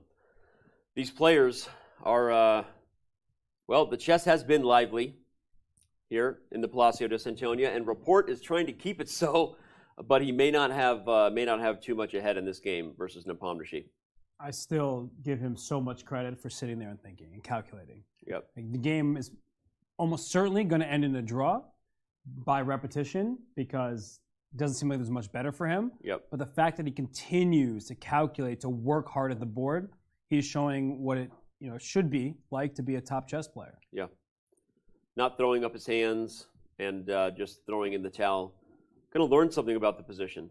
I've had games like that where I told myself that I knew I'd messed up in a similar fashion, and I just was going to spend a ton of time because I was like, well, I thought I was spending 6 hours today. I'm going to be done in an hour. I might as well just learn about this position, right? So sometimes you're just, you calculate a ton, you go knee deep, and ultimately you know the position much better than you would have otherwise. So not that he's here to learn, he's here to win, but it's interesting. But he did come to the board to calculate. Yeah. That's what he planned to do today, and that's what he's going to do. Yep. All right, what are we going to do today, Pinky? Same thing we do. Wait, does it work the other way? Pinky and the brain? Yeah. Who's Pinky, who's the brain here? I'm not going to answer that question. All right, well, there's Hikaru looking over with a bit of a scowl like, yeah, not, yeah. There it is. Oh, there it is. Yeah. Rapport says, get out of my camera, buddy. And Fabiano was thinking, hey, Danny, Robert, and I talked about this position back during the World Championship. Yeah. Well, we'll see. Maybe we'll have Fabi in studio at some point again, and we'll talk about that game and whether he was thinking that in his head. But, all right, speaking of Fabiano, I want to go back to his game because we've seen a couple more moves in what has been a very interesting affair. Radjabov clearly surprised Fabi out of the opening. The time management sort of backed that up. But now that Caruana has gotten what seems to be a comfortable edge he can push for, whenever someone plays a gambit, you're always worried about your king. His king is in safety. He's gotten castled. And now it's Radja's turn to use his time. Second game in a row. I kind of forgot about it. But Radjabov blitzed out the opening on the white side of a Sicilian against Richard Rapport, and then immediately went to the think tank, right? After that king d7 move. Yep. Now against Fabiano Caruana, he's played the opening very fast, and then we have a position where the white king is very safe. It's even material. White has a double pawn on the f-file, this f5 pawn, but has the only light square bishop. And clearing out the e4 square can be quite valuable for white as this game continues, for either the knight or the bishop, as you're pointing out. The e5 pawn, whenever there are double pawns, it means the file opens. The rook can come to e1 and stare right down the pawn. The black king's still in the center, and you can castle queenside. That's too spicy even for my blood. Yeah, that. You know, I like the spice. Yeah, let's analyze it again, because it's everything you just said set the tone well, and you actually called for bishop d3. We showed a line last time we were here of queen takes g2, which would have been horrible due to this awesome bishop e4 move that both defends and attacks super well. But okay, Radja doesn't play that. He backs up the queen. But after castles, the practical feeling, you feel so good because you know you've got your king in the center. You're a strong enough player that even if your opponent is blitzing out prep, you know when you're better. So Fabi knows he's better. He's got to be loving the imbalance of the position, right? Winning it will be another story, but if you came to the board hoping to get winning chances against your opponent, white has to feel good about this. And I love how we didn't even think about that black can go knight takes f5. And that pawn is technically hanging, but you're about to see the evaluation bar go very high for white, because now I can just take on f5. You have to take back. I go queen d5. And how many pieces does black have developed? Only the queen's out there. Not enough is the scientific answer. Yeah, and look at this, right? White can just start striking in the center. b7 is hanging. If you play rook b8 just to defend the pawn that's under attack, you're going to see that white plays rook to e1, right? And you have to make the move f6, I think. And it's not worth a pawn to be in a position where you're underdeveloped, you're maybe never castling. This is really terrible for black. Yeah. Well, let's talk a little bit again about that. Radjabov preparing lines well to a certain point, but then maybe ultimately questioning his decisions, right? We saw the same thing against Rapport yesterday, where he was in trouble there with the white pieces, and now this should tell you one interesting lesson, because we've talked about different types of preparation. Sometimes you prepare something specifically against a person, but you may not know the position as well, like just intuitively, right? You can't replace experience. And just because you surprise your opponent, if it's not your style, and if it's not an opening you've played 100 times where you know all the ins and outs, the pawn structure, the type of tactical patterns, that's maybe not advice you would give someone. Yeah, and he's not the only player, to be fair. We had Alireza Firouzja do this against Jan Nepomniachtchi, play a very tactical, attacking position where his king was the one that was in danger, and he eventually lost that game. So the advice you're giving is good, right? You can't just memorize a string of moves, and we're not claiming that these players are doing that, but for everybody who's newer to chess out there, you can't just memorize a string of moves and hope that it will pan out, especially when you're playing against great opponents. Because when they deviate from what the top line of the engine is, you need to play the position that's in front of you. So I think that for Radjabov right now, he is just probably trying to recall many things here. You know, he's looking at this position, I'm underdeveloped, and he played knight to f6, so he brings his knight out to develop here.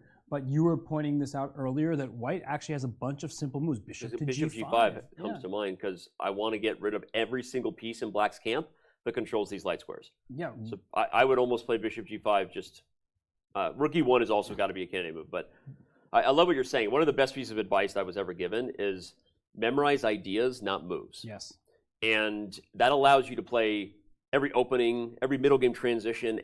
Your whole thought process changes when it's like, when you're trying to learn an opening, I'm not actually trying to memorize the moves. I'm trying to memorize every idea behind it, but then in this middle game, there's this idea, my opponent has this idea. Those are the things that show an understanding and ultimately are there for you when you need them, not trying to pull a rabbit out of a hat, a move that you memorized magically. So, and again, we're not claiming any of these guys are doing it. They know all this stuff, right, and do it way better than either of us. But it's just super important, and I think we saw it again. At the same time, we are commentators. It's our job to look at it, and there are examples at times where, like you said with Alireza Firouzja, right? He obviously is a well-prepared player, better than both of us. Hands, it doesn't matter, not even a comparison.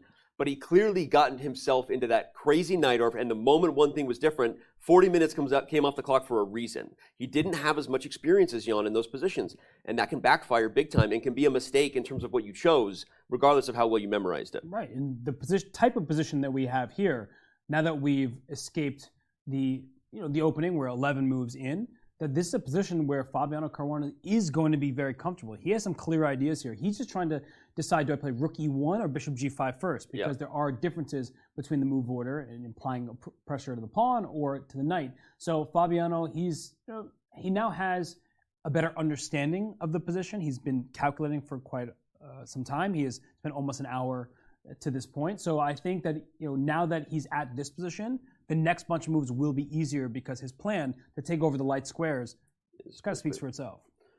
Well, apparently Rapport has other plans than just accepting the draw. He has played f3. Of course, he can still go for lines that repeat. But with Jan Nepomniachtchi instantly replying with queen d3, let's remind everybody of a line we showed earlier, Robert. f3 avoids the draw by Rapport. That's true. By the way, neither player at the board. But after queen d3, if you just play knight d2, the idea is that the queen is going to come back to d7, and you might wish you took the draw. Now the knight is moving, the queen is trapped. Note that the lady has no options for escape. This is not what you want. And the math at the end of that will be white will have 2 rooks and a pawn for a queen. So that's 11 points. The queen is 9. That sounds really good. But king safety, whenever there's a material imbalance, you look at who has a safer king. That tells a large part of the story. So in fact, if we just kind of force that position on the board, queen to d7, we'll make some kind of move, like b3, Random. b3 Okay, b3 whatever. to try to develop. And then knight to a6. You'll see the advantage is quite large for black over here because white's king is not very safe. The h3 pawn is already under attack. White lacks coordination and development, and so black's pieces will eventually go to the king side and put pressure on that lonely king. So material sounds really good for white, 11 points to 9, but that's why we don't just count the individual pieces. When I was younger, we would joke like the chess dad joke watching from afar. So like, oh, well, he has more pieces than his opponent off the board. We would always say, what's on the board, right? What's on the board is what matters, not how many pieces you've taken off the board. And shout out to all chess dads out there supporting their kids, even though they know nothing about the game. Love you. And moms. Anyway, shout out to all the subscribers coming in, by the way. We don't shout out all of you, but we really do appreciate the support and the love. And Jan Nepomniachtchi's face is attached to that. Why? Because he's leading the tournament. If that changes, we'll update that with a different face. But okay, Rapport. It's now or never. Are we going to see knight d2, right? And then everyone who's like this is scary. Don't let Jan get a win as black. We won't catch him. Fabiano will be very mad. Yeah, if knight d2 is played, yep. And we should just show the difference. King g2 is the only other move, it looks like, that should be holding because black goes back queen g6 check. If black said, I don't want to make this draw anymore after king g2, I'll play queen d7. Danny's line looks so good, let's go trap the queen. The bishop comes out to e3 now, and there's an escape square because the queen and bishop tag team the a7 pawn. So knight a6, the queen just takes a7, and then white is up a rook and 2 pawns, and that's game. So Rapport would love to get his queen out from the a8 square where it's entombed, but he's not getting that, right? It's just not going to happen for him. Well, he's still doing his best to think it through, learning what he didn't know about the position, I guess. And I am anticipating the move king g2, and despite Richard's best efforts, conceding that Jan was the better prepared man today.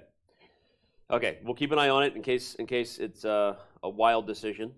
Right now, we back this thing up. Look at that beautiful selection of strawberry, blueberry. I guess that's peach or mango in the lower left corner. We did have acai bowls for lunch. A blackberry, what? We did have acai bowls for lunch. We did have acai bowls for lunch. Shout out to the team getting us lunch. A lot of variety bouncing around. Right before the show goes live, we get a little lunch, do a little rehearsal, do a little dance, commentate on some chess, get down tonight. All right. I kind of want to go back to Liren Firouzja. Okay. Again, we're just going to continue to roll around, predicting that at some point, China's only ever 2,800 player will get going. But Firouzja playing well so far, holding his own as black in this position. This is going to be a truly dynamic affair. Yeah, and in fact, that's good news for Firouzja. He likes these types of positions where it's not very clear. We see the evaluation bar off the side saying zeros, but look at how many pieces are on the board. Only one pawn per side has been traded off. So there's a lot of dynamic possibilities, and that c4 pawn, that's where I keep looking because I feel like at some point white is going to push b3, and then we will see an a capture on b3, opening up the a file, which definitely is not the end of the world for white because black can't really do anything with it. But that's the big question from my perspective is when will white push that pawn? And once that happens, how does that change the game? There's another dynamic I want to highlight that adds tension here is because we highlighted how much e4 is a move that you don't want to play as long as you have this bishop on g2, or at least you're hoping that that becomes something special. But I was just about to say, as long as you don't play e4, you're staring down the barrel of this bishop, which is kind of irritating, right? It pinned the knight, previously spied the rook, and perhaps that's one of the reasons Ding Liren says, yeah, I don't like that either. So I'm going to put the rook on c1. But again, that's an interesting thing we have to keep in mind, right? For both sides, not take for granted that that shot might happen, because white would only do it if there was something concrete, because the moment you do it, you would regret it for the rest of the game. But if you don't, there's a bishop that's active. I agree with you. I feel like this is, to be fair, I'll say it, this is the first Firouzja-esque position I've seen Firouzja get in several rounds. Yeah. And I feel like even with the black pieces, we see him taking a bottle, sip of water there. We say you only do that when you're confident. He's up 20 minutes on the clock, or okay, 13. I don't know. Ding Liren's position is fine, but I think if you're Alireza Firouzja fan, you're happy about this. Absolutely. And there's one other dynamic that we haven't discussed is a queen in line with a bishop. The bishop typically wins that battle on the diagonal. And so if we even go back just before rook to c1, this goes to show that you shouldn't just move a knight because it attacks the queen. Let's say you go to e4 to d5, right? The queen goes back to d8. Otherwise, there was knight e7 check, so that's important to note. You don't have that anymore. And now you've done nothing, right? You can take on f6 and trade pieces, but it's clear that black has much more control of this board. The bishop on f5 is annoying on that diagonal, as you point out. The bishop on c5, clearly better than the bishop on d2. So black's pieces would be happily situated with those trades, which is why Ding isn't just picking up his knight and moving it away from c3 just yet. Yeah, I like that point, again, because a lot of people would go for the silly rapid tricks are for kids, right? I want to move my knight. This is another option where at least here I'm trying to get the bishop pair, but even here, the queen moves to a square, and I'm not sure that that trade is actually as good for white as it looks, right? Maybe you put the queen to attack the pawn, and if this trade happens, all of black's pieces are just very active here. Yeah, this is a very nice position for black, and I think you said it best when you said a very Alireza Firouzja type of position. Yeah, it's dynamic, it's imbalanced. You can both outcalculate, but also kind of where Firouzja lives. I think in the places where he does super well, it's dynamic. There's always the potential for something to go wrong, both tactically and positionally. And anyway, just looking at the clock management, looking at the position, maybe Firouzja is finding his form a little bit. So as Ding Liren gets up to take a walk and Firouzja takes a think, we're gonna take a quick throw to an interview that Ding Liren had with our own Dina Belenkaya, not yesterday, the day before the rest day in round 6. Ding, congratulations on a nice defense. How did you manage to stay calm when you saw your opponent was so well prepared? Yeah, I think it was a good game played by both sides. Very lucky to find this idea knight g5. I nearly to play c6 instead of bishop b5, but I saw rook e4. After d takes e4, knight d6, and my position just so passive. But when I found this idea knight g5, if he play rook g3, I'll go back with knight e4. I think I have a clear plan to push the pawn in the game. And at some point, I thought I was better, but he found a very concrete line which started with rook g3. I think we didn't have any chance. I think it's a good game. In general, how does a professional player like you manage to stay calm when he sees that the opponent is better prepared? Because I know the position objectively is fine for black, although he's very, very well prepared, but I believe in the positions. So you believe in positions. That's a great advice. There has been 2 years of lockdown. Did you, by any chance, work harder on your chess, or on another notes were lacking, let's say, motivation because of no tournaments? At least there are many online tournaments. And since I can only play online tournaments, so I take it very seriously. Sometimes my opponent play some random opening, but I just play some main lines and try to take it as serious as possible. All right, thanks a lot. Thank you. I love Ding Liren. I'm just going to say it out loud on camera.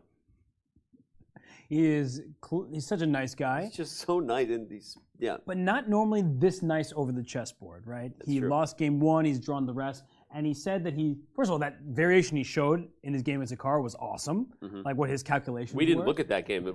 No one could see me and Rob. We were just like watching the analysis, like, oh man, we didn't even look at that. Yeah, that's the best part, honestly, is when you get to hear their insight and see.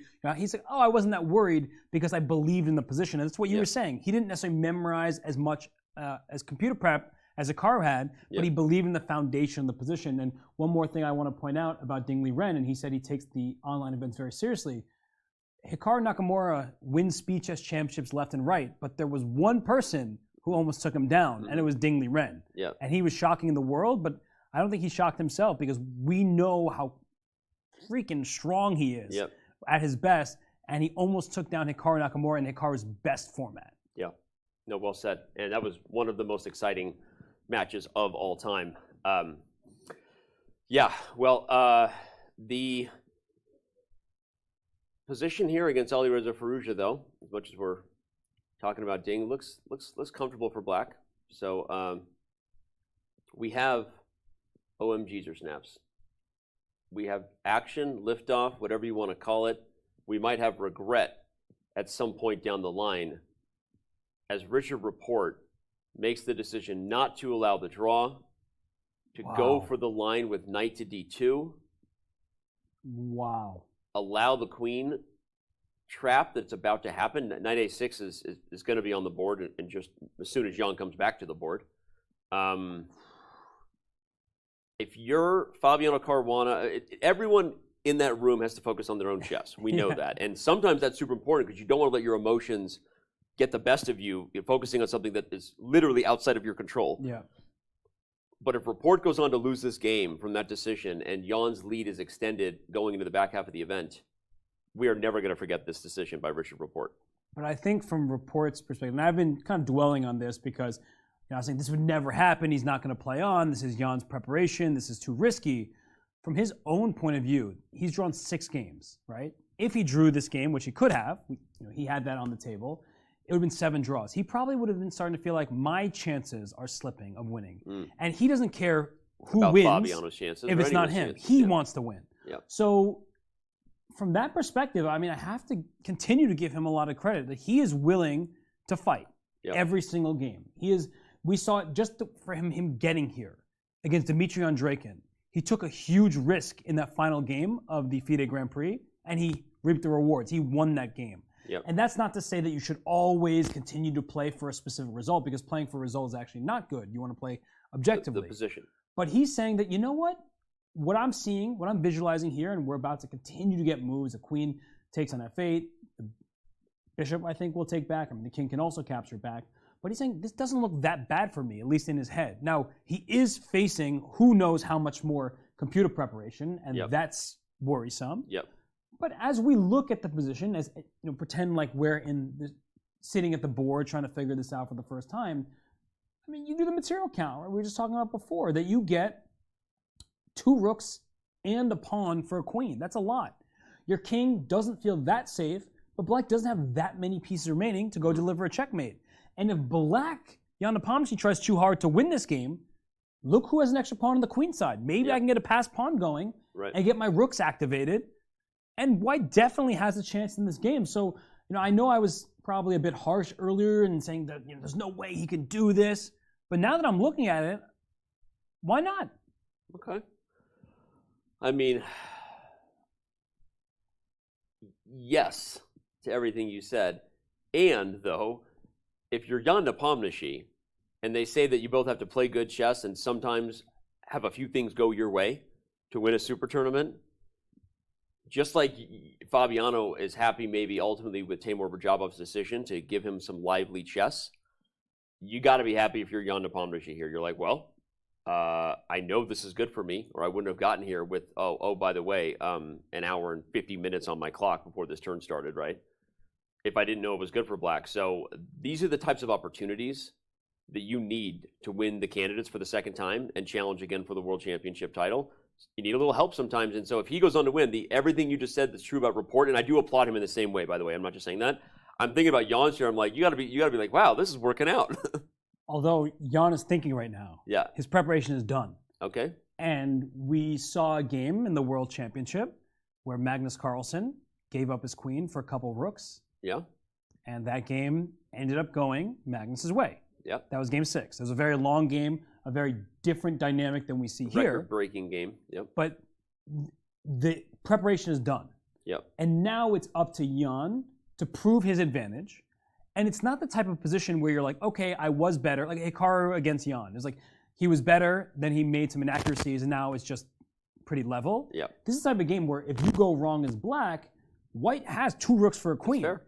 White has an extra pawn on the queen side. So if you start stumbling, you're not just maybe losing your winning chances, you might get into trouble. Yeah. So I think it's unbalanced in that way, right? For Yeah, sure. And so- fans saying it's unbalanced, and maybe they'd love to see Rapport win.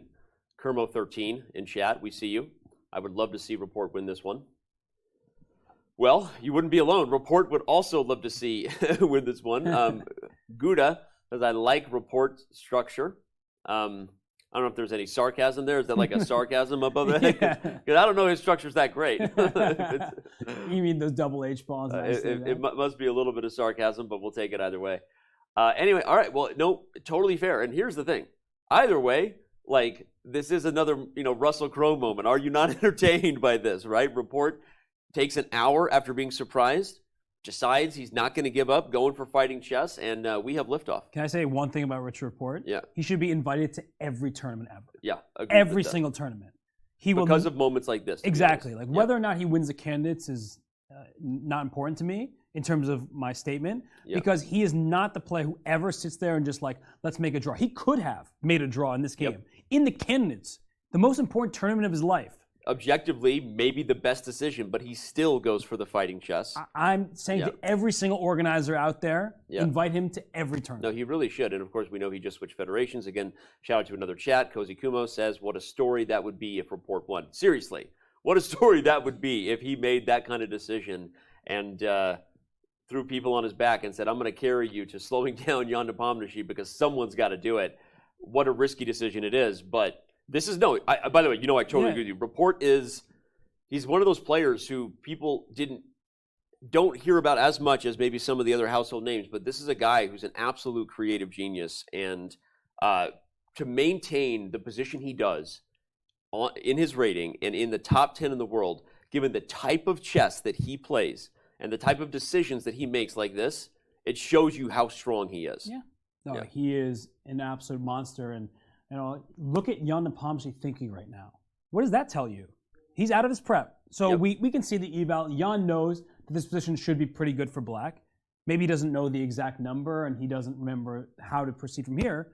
So I'm asking you seriously, genuinely, Danny, what do you make of this moment here where Jan doesn't know how to take back the queen? It's not just this immediate move, but does he feel comfortable with the follow-up?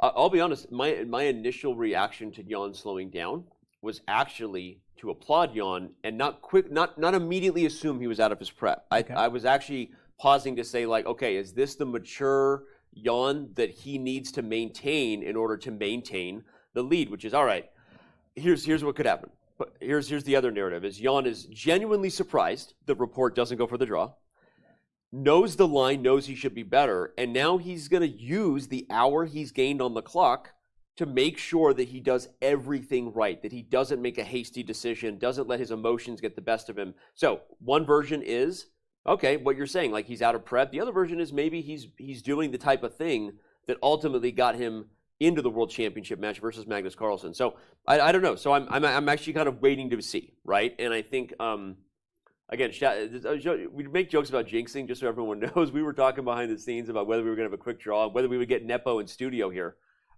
so early in the show, because we haven't had players in studio as often as we'd like. Well, guess what? Best laid plans of mice and men. I don't think we need to worry about getting a player in studio early in this match today, in these games today, because let's back out to the bird's eye view and just reset. Every single one of these games is once again going to deliver. Welcome to Madrid. I love it. This is awesome. It's fighting chess all around. Look at Hikaru coming up with an interesting way to say, hold on, I know I'm worse here, but remember how I said before we left it, the one thing Hikaru does so well, right? You and I talk about this a lot, is like he's objectively worse. Positionally, it's not a great call, but he's just so darn accurate in the move orders. And if you slip for a second, like we saw against Firouzja with the C3 save, like he's just so pesky and resourceful. He's not going to go down without a fight. And already that position looks more unclear than it did when we left it. Yeah, in the top right, we see Hikaru plants his rook on e4. Yeah. He has pawns on d5 and f5. That means e4 should be his square for the taking. And already, Jan-Krzysztof, he's in a moment where he's like, I want to play f3, but my d4 pawn now is hanging. I definitely do not want to take your rook on e4, because that allows you to recapture with a pawn and open up your bishop. Yeah, either way, actually. Yeah, exactly, either way. Both would be interesting. And so can we just go back a couple moves? Yeah, let's see. Because it felt like Jan-Krzysztof had this position where he could do whatever he wanted, and now it's like just 2 moves later, we're like, wait a second, it feels like Hikaru's kind of righting the ship. So maybe Jan-Krzysztof should have taken on instead D6. of G3 move order, and your idea is that you're going to follow up by not letting the rook in. I mean, yeah, you could bring the knight to C3 if you want to go that way. You could also play G3 and delay it a move. So yeah, because even you're right, Robert. Because even this move order, when the rook comes to E4, at least now you're not attacking the pawn like Hikaru is in the current live position. Right. So that's a you can play F3 and then just kick it out of there. Right. Oh, even right now. Oh yeah. Get F3. that rook out of there. Get out of my house. And then maybe, I don't know when maybe here. Yeah, you put a rook on C1. You can use the dual open file. So there are many different moves here, and that's the tricky part for Jan-Krzysztof, right? I don't pretend to sit here and act like I have all the answers, but like oftentimes in these positions, you need to find that one path that keeps your advantage.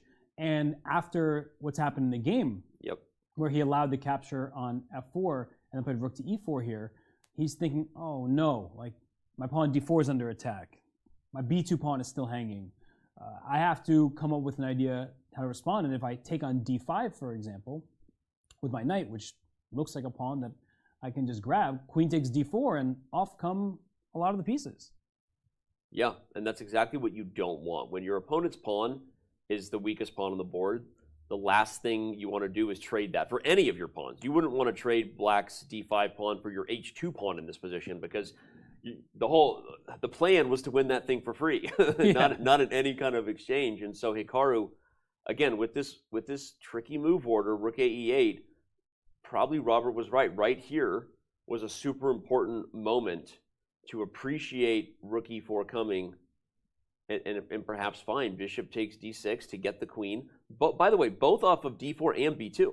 That queen is not as effective there, and you go back to the same type of idea to bring the knight out, but you're already in maybe a little more accurate spot.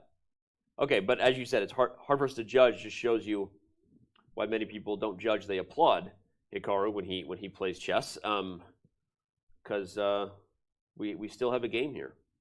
Yeah, this D4 pawn hang is super annoying. Yeah, it's like, let's say you play rook A to D1, thinking, oh, I'll just protect my pawn. I don't want to trade E4. Yeah, I was just told not to do that. If I bring this A rook here, there's bishop A4, there's also queen takes B2 in that position. There's all sorts of things that you need to calculate, because normally queen takes B2 is met by rook to B1, but you can't do that here because your D4 pawn is also loose in many positions. Yeah, I was going to say you can even trade. Yeah, you definitely trade. You don't lose the tempo anymore.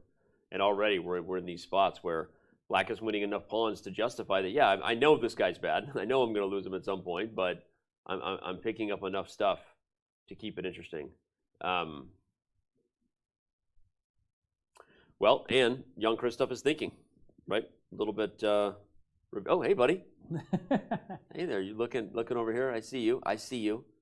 I see you. Like Avatar style, James Cameron. Like, I see you. What does that mean again? It's like see your spirit.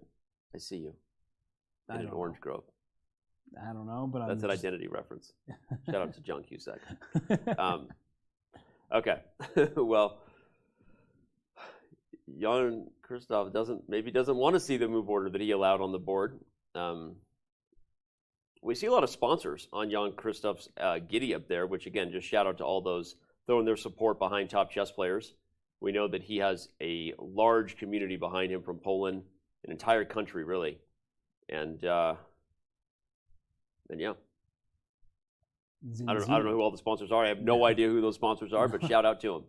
So I don't know either, but yes, I mean, he is kind of like a national hero in Poland. Yep. And he has had incredible results. He won the World Cup. He also won the Grand Chess Tour event in Poland, so that must have been really nice. Yep. There's a reason why Poland hosted the World Rapid and Blitz, and I'm pretty sure it's his celebrity that in fact plays a part. And you know, other Polish greats, you know, who came before him. There's Raslav Wojtaszek. Here, his team of seconds. There's Gajewski, and he has Kamil Miton. So Poland is a very, very strong chess country. And probably we're going to be talking about generations to come too, because usually when you have a star like Jan-Krzysztof rise in the way that he has, you have a lot of people getting inspired to play chess. So speaking of the star that is Duda, he also caught up with Dina and was an awesome interview despite having a very, very tough loss to Jan Nepomniachtchi in round 6. And we're going to see what they got up to right now. Jan-Krzysztof, appreciate you coming regardless of the result. What are your first thoughts about today's game? Yeah, I'm very disappointed, of course. I was under pressure most of the game, but yeah, at some point I thought it was basically going to be a draw because, I mean, there was a little material left actually. So yeah, I actually don't know where I scored, to be honest. Yeah, somehow I thought maybe rook takes a2 was just very unpractical, but I just didn't see a single threat from him, to be honest, even though the position was tricky all the time. So yeah, I honestly don't know what I did wrong. How are you gonna approach this result, and tomorrow is the rest day? Are you gonna like just not watch this game at all, or still analyze it until very early morning? Yeah, a little bit, I guess, but for 5 minutes, maybe 10. The max. All right. Well, thank you so much, and wish you get the result very soon. Thanks. You know what the best part of that interview was? That he gave it and was courteous and professional despite losing. And to me, as a young player who's going to be a part of the future stars for many years to come, it's just awesome to see the appreciation, knowing how much the fans want to hear from him, everyone wants to see him. And I'm not saying that it also wasn't contractually required, right? But you can contractually do something that's required and say, I'm just here so I don't get fined, right? I mean, there is that type of attitude, whether those words are said, that you can experience from top athletes, sometimes understandably so, Robert, because they're pissed off, right? But the truth is, that was just awesome to see him in that kind of spirit. Well, Duda also is the single best interview in chess history. When his mom came in, that's right. Shout out to Mom. When his mom came and hugged him after he won that. Mod's out there. Please find the clip of me saying hi, Mom, when his mom came in and gave him a big hug after he won. Also, by the way, one of the most exciting Speed Chess Championship matches we ever had, coming back from a 2-game deficit against Alexander Grishuk with just minutes on the clock. So anyway, Jan-Krzysztof, a star for a long time to come. We certainly believe so and hope so. And right now, a little frustrated by how an inaccuracy got Hikaru. I swear to God, I almost called it. I was like, hey, but that's what Hikaru does. Like, you got to be precise here. He's not going to miss a chance. And unfortunately, JKD maybe played it in inaccurate move order. Yeah, he still has, you know, a slight pull, and this position is one where he's not in any danger of losing. At least he shouldn't be, unless he really goes wrong. But one idea that I'm thinking about right now, so instead of allowing Black to make trades, which we know can help in the defensive task, is the move rook d1, but the e-rook, which is incredibly counterintuitive to bring the rook from the open file to the defense. But because the d5 pawn is a target, we've covered d4, and queen takes b2 is no longer an option for Black in the same way, because after queen takes b2, there's no longer that rook takes e1 bailout that you were mentioning. After rook a to b1, where's that queen going? Only over there to a2, and after rook takes b7, I got my pawn back. As you're pointing out, the 7th rank is white's for the taking. The a7 pawn is also hanging. So if you want to keep pieces on the board, rook e to d1, and I am positive that Jan-Krzysztof is thinking about this move, is available, but it's such an odd move because after rook e d1, you mentioned this bishop a4 idea, and in order to keep the piece on the board, you have to like put yourself in knots, like all sorts of weird places where Black now has the open file, the e file. It doesn't lead to checkmate. So white is okay with that, But the biggest problem for white is you need to get your knight from d3 into e5. e5 is the eventual square you need to get to. But your d4 pawn is continuously under attack, so I'm not sure how to get there. But this is the type of thing that a player like Magnus Carlsen does, where he recognizes that, okay, maybe I made a slight inaccuracy, but I can still fight for a win. And I have nothing to risk in the position. So I actually think that something like this would give Duda chances to then try to win the game and get an advantage once again. I like it.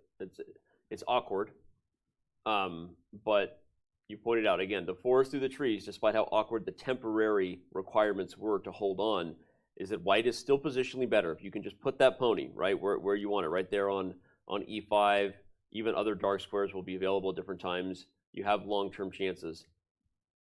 But as we keep saying, also shout out to Hikaru for making this tricky, making this super, super difficult, and we'll see whether Jan-Krzysztof can find a move order that keeps the fight alive. So, all right. Oh, man. Rapport, Jan Nepomniachtchi.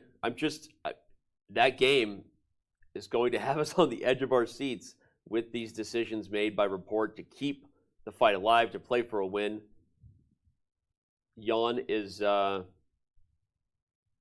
to have a battle of queen versus two rooks. Of course, the last time we had queen versus two rooks, as both Robert Hess and our own Mike Klein just tweeted live from here from Madrid. Last time this happened, we had an 8-hour record-setting slugfest in Dubai. That, of course, did not go Jan Nepomniachtchi's way. A little bit of a different situation here, but I would say much different situation. Much different. And the reason why is just king safety. Yeah. Whereas in the game against Magnus Carlsen, Jan's king was the one that was in iffier territory. Here it's clear that Jan's king has no issues back on g8. So we did say that, okay, we're feeling it from Rapport that we like the spirit of it. We know that Jan has the better position. And right now it's about coming up with a plan. And that is what I'm struggling to see, because the reason why h6, Danny, is such a nasty move is you would love to play rook to d8, get your rook active, pin the bishop. But what h6 just did, well, I guess the rook and f1. You can't do it right now because of f1. But even if, I guess you can't even move the rook anywhere. Okay. I know the point you were making. Robert's point is that even if you get this now, and even with threats of this, you no longer have to worry about checkmate, which means that, who knows what that black queen would get up to in the meantime. There's so many difficult situations. Also, you're just no longer worried about back rank checkmate, which means the bishop is free. Yeah. So this is now nothing. It's a check. Well, I'm just gonna be, I completely forgot the rook on f1 is hanging with checkmate after rook d8, so I also blunder immediate mates. But I was gonna say that rook d8 allows queen h4 as well, because you've taken away the g5 square. So there are all sorts of things available, and h6 is just a patient move, making sure that, as you said, your king can escape, and it's starting to look difficult. I think that white needs to do something on the queen side. Yeah, right? You have an extra pawn. You have to get the 3-on-2 going here. I was actually surprised to see bishop f4, by the way, just to back up. Again, Rapport just thought about this position for more than an hour. I don't think anyone knows it better than him at this point, but I thought the bishop was going to e3, Robert, just because it spied a7, which I thought kept the queen down, right? There is no, I assume this is not a trade black would want to make and give white this passed a-pawn potential is exactly the kind of imbalance you probably don't want. But there's obviously other reasons for the bishop to be on f4 and not e3. One of them is that it can come to g3 in a lot of positions, which will cut off the queen's attacking of the f3 pawn. So, in fact, now that I see that on the board, Rapport has a vision here, Robert. He wants to put the bishop on g3, which kind of makes the king feel safe. Then he can start to get both rooks going in an active way because that queen is no longer spying the f3 pawn. In fact, right as I say that, he goes for it. So that's the idea. Again, there's a reason black is better here. White's king is open. Black has a couple of pawns to go with the queen. But this is going to be a fight, an imbalanced fight, where I'll say this to the fans, regardless of what happens in the end. Don't let the eval bar fool you for just how difficult this position is for both players. This is a really, really tricky position. And whenever you have material imbalances, Robert, we talk about it, where like knight and bishop versus rook is an imbalance, right? Even an exchange sack is an imbalance. And what we mean by that is when the points, Dr. Evil Fingers, the points are the same, but the pieces want different things, right? What the queen desires is different than what the two rooks desire, right? And in those imbalances, you get large eval swings with one inaccuracy because the moment you slip and you let the rooks double in the wrong file or on the wrong rank, the queen quickly becomes not as good as the other pieces, right? So material imbalances are some of the hardest positions to really outplay your opponent in chess. Yeah, and there's a reason why 2 rooks are often considered better than a queen. Yeah. That's because they can team up on squares. Right. Or on pieces. So if you get these rooks in the 7th rank and you just can team up on A7 and F7 and all that stuff, that's great. But the problem is white's king. Yeah. So, well, there are multiple problems, but the main issue is white's king, and white will not be able to secure the 2nd rank. If this black queen can get into like the 2nd rank and start attacking these pawns on the queen side, it's not going to be easy for white to defend all of them. Yep. And you've issues on the king side, and if you can't secure the queen side, that means that, you know, playing on both areas will be good for black, and the queen is better than the rooks at playing on both sides of the board. Yep. Yeah. Haven't done a video series for chess.com in a long time, but one of the ones I did talked about, usually one of the dynamic factors, there are 2 dynamic factors if you're trying to weigh decisions of do I want the rooks or the queens, and unfortunately for Rapport, Robert, Nepo has both of those factors here. The factors are there pawn weaknesses on both sides of the board, pawn targets, and is the king open? Because that's typically where the queen thrives, positions where she's on a square where she's both spying weaknesses and spying diagonal checks, right? Squares where you're hitting pawns but keeping an eye on an open king. Those are the types of positions where the queen flexes, because the only way the rooks can compete with the queen is constant coordination. And in an open board, when you have to defend things on both sides of a board, it's hard to coordinate. It's sometimes impossible. So, in addition to all that, there's a very big question. Yeah. One that I asked in the Duda against Hikaru game is, what pieces do both sides want to see traded here? Who's happier? For black can play this logical move, knight c5 here. Who's happier about a knight trade, right? These questions are really important, and I would say that black is happier about the knight trade because that knight is very important in the defense of white's king, and the black knight on a6 is just all the way off. I was going to say 2 reasons. 1, this knight's inactive, and 2, this knight's important. Yeah, go ahead. Yeah, so for exactly that. So where would that knight on a6 want to go? It would love to go to the center, towards knight c5 and maybe knight e6, which helps protect the back rank. It also can jump forward in the future to squares like g5 and f4. So I feel like knight c5 is a good move, removing one of white's defenders, bring the piece that's offside into the game, and because the move h6 was played, the king always has an escape square off the back rank. There will be no checkmate. So I think that Jan should start with knight c5, but what he's doing is not just calculating the next 3 moves. He's making certain that a knight trade actually helps his winning chances at this point. Because the last thing you want to do is spoil an advantage by trading the wrong set of pieces. Yeah, it's a really great point. And those types of forest through the trees questions are what you have to ask yourself in order to convert on advantages. What trades help me? What trades help them before you offer them up? So, all right, well, let's offer up a different view here and remind everybody there are 4 games still in progress here in round 7 at the 2022 FIDE Candidates in Madrid. See what Duda did? I haven't. Top right. Top right. You played your move. Rook e to d1, right? We were just there talking about the fact that you need to avoid some piece trades, and Duda does it. I was looking at what Fabi did. He played both bishop g5 and rook e1. Also, notice the time disparity, not nearly what it was, only 10 minutes basically on the clock for Radjabov, where at one point that was about a half an hour. So that's important. Liren and Firouzja have actually Firouzja hasn't moved since we left.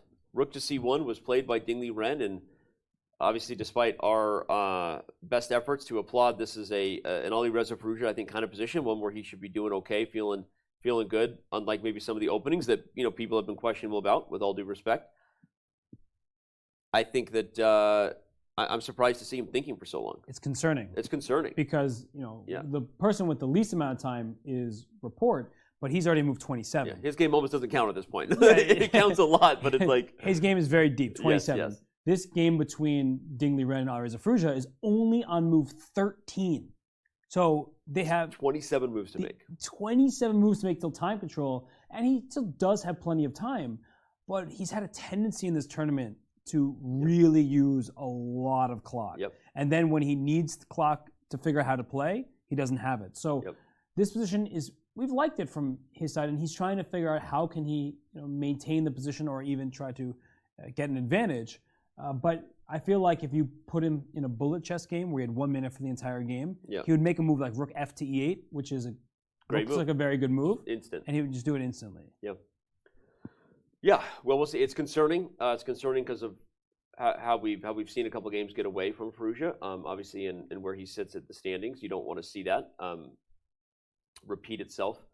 And again, it's concerning because it continues to add credit to the storyline of everything you talk about in preparing for these events. There's the homework you're doing in the kitchen, but you also have to play chess always in order to play chess at a high level. Sometimes people forget the best way you play chess at a high level is by constantly playing chess at a high level, right? And Hikaru talked about that, like playing in the Rapid Chess Championship. Like what better preparation can I get than playing strong players online or offline? So you just worry about that when you see time disparity there, because those are the practical muscles you need. What are you overthinking about? You said as a bullet player, Robert, you just play rook f8, right? And then you have 35 minutes back on your clock, right? And certainly, again, like this is his game to play. We see he's like moving in his chair. Maybe he's getting ready to move.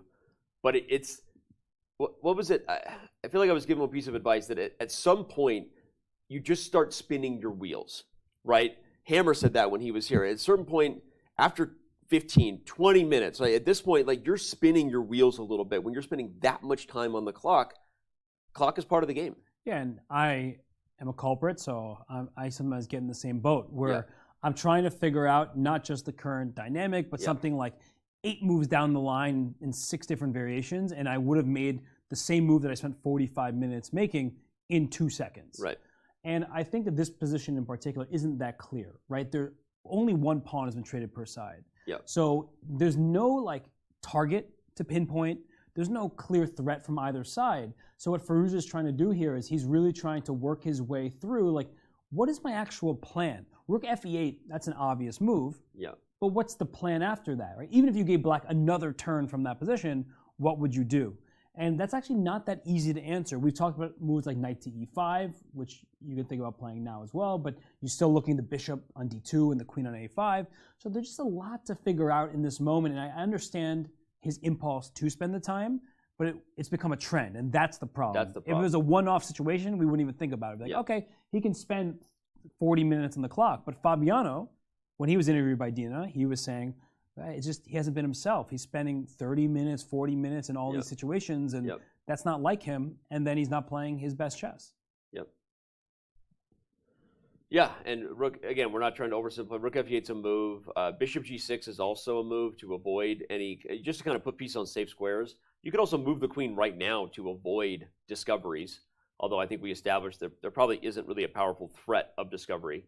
The one thing I liked about bishop g6 and rook e8 is they both make knight e7 check not an issue anymore. One way guards it, one protects the bishop, so that on this move knight d5, Robert, you could keep the queen over here, which is kind of a cool idea that you were highlighting to either use the diagonal or put pressure on the pawn. And again, to note everybody, if knight d5 is played and you don't play one of those moves, rook e8 or bishop g6, there's a threat of forking on e7. So still hasn't moved. Alireza Firouzja leaning in his chair. All right, let's back out again, because we kind of came here to sort of highlight the major factor, which was that we haven't had anything major change yet. I want to go back to Fabiano's game. We haven't seen it in a little bit, but we're doing such a job. I can't speak today. Doing such a job. I was going to say good job. I thought you were like, saying Job wrong from Arrested Development, and I was just very confused. Job, one of the best characters in any show ever. Shout out to you, Arrested Development. But I was eating some walnuts, a little protein before the show, and it's giving me cotton mouth. So I'm just going to say it. Sometimes you have to say you're nervous to get through your nerves. I'm just telling everybody. Are you sure you're not having an allergic reaction? I hope not. I have serious cotton mouth right now.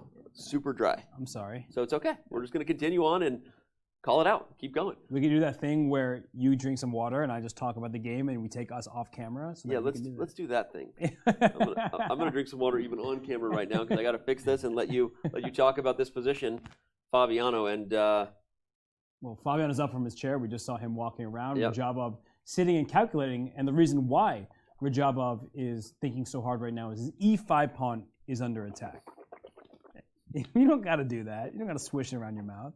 I mean, you do for your sake, but you don't have to look at me while you do it.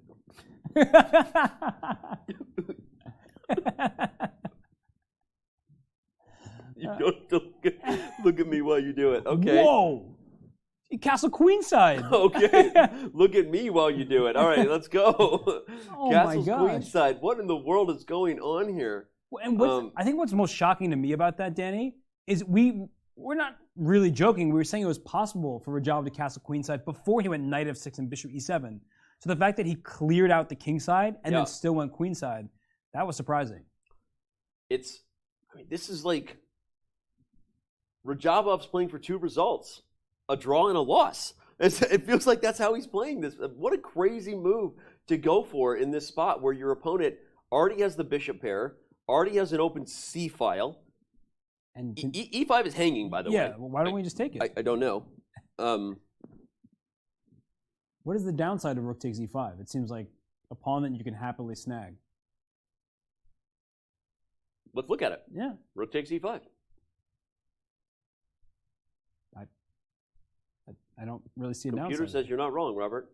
I guess knight c6 back hits the rook and hits the bishop on d3, so that could be a bit annoying. But you can even bring your rook back to e3. There's nothing. That feels a little. I could see being scared to do this, right? Not to say that Fabiano isn't, as we said, the most accurate call your bluff type of person in the top world of chess.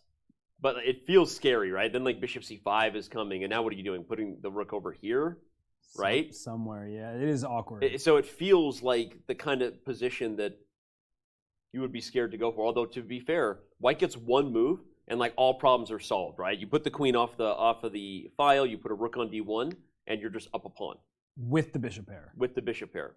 So that's Fabiano, as we saw in the game with Alireza Firouzja. He kind of said he hadn't seen f5 Robert till it was on the board, and then he'll play a risky move once it's in front of him. He's not afraid to be super accurate and challenge his opponent's calculation.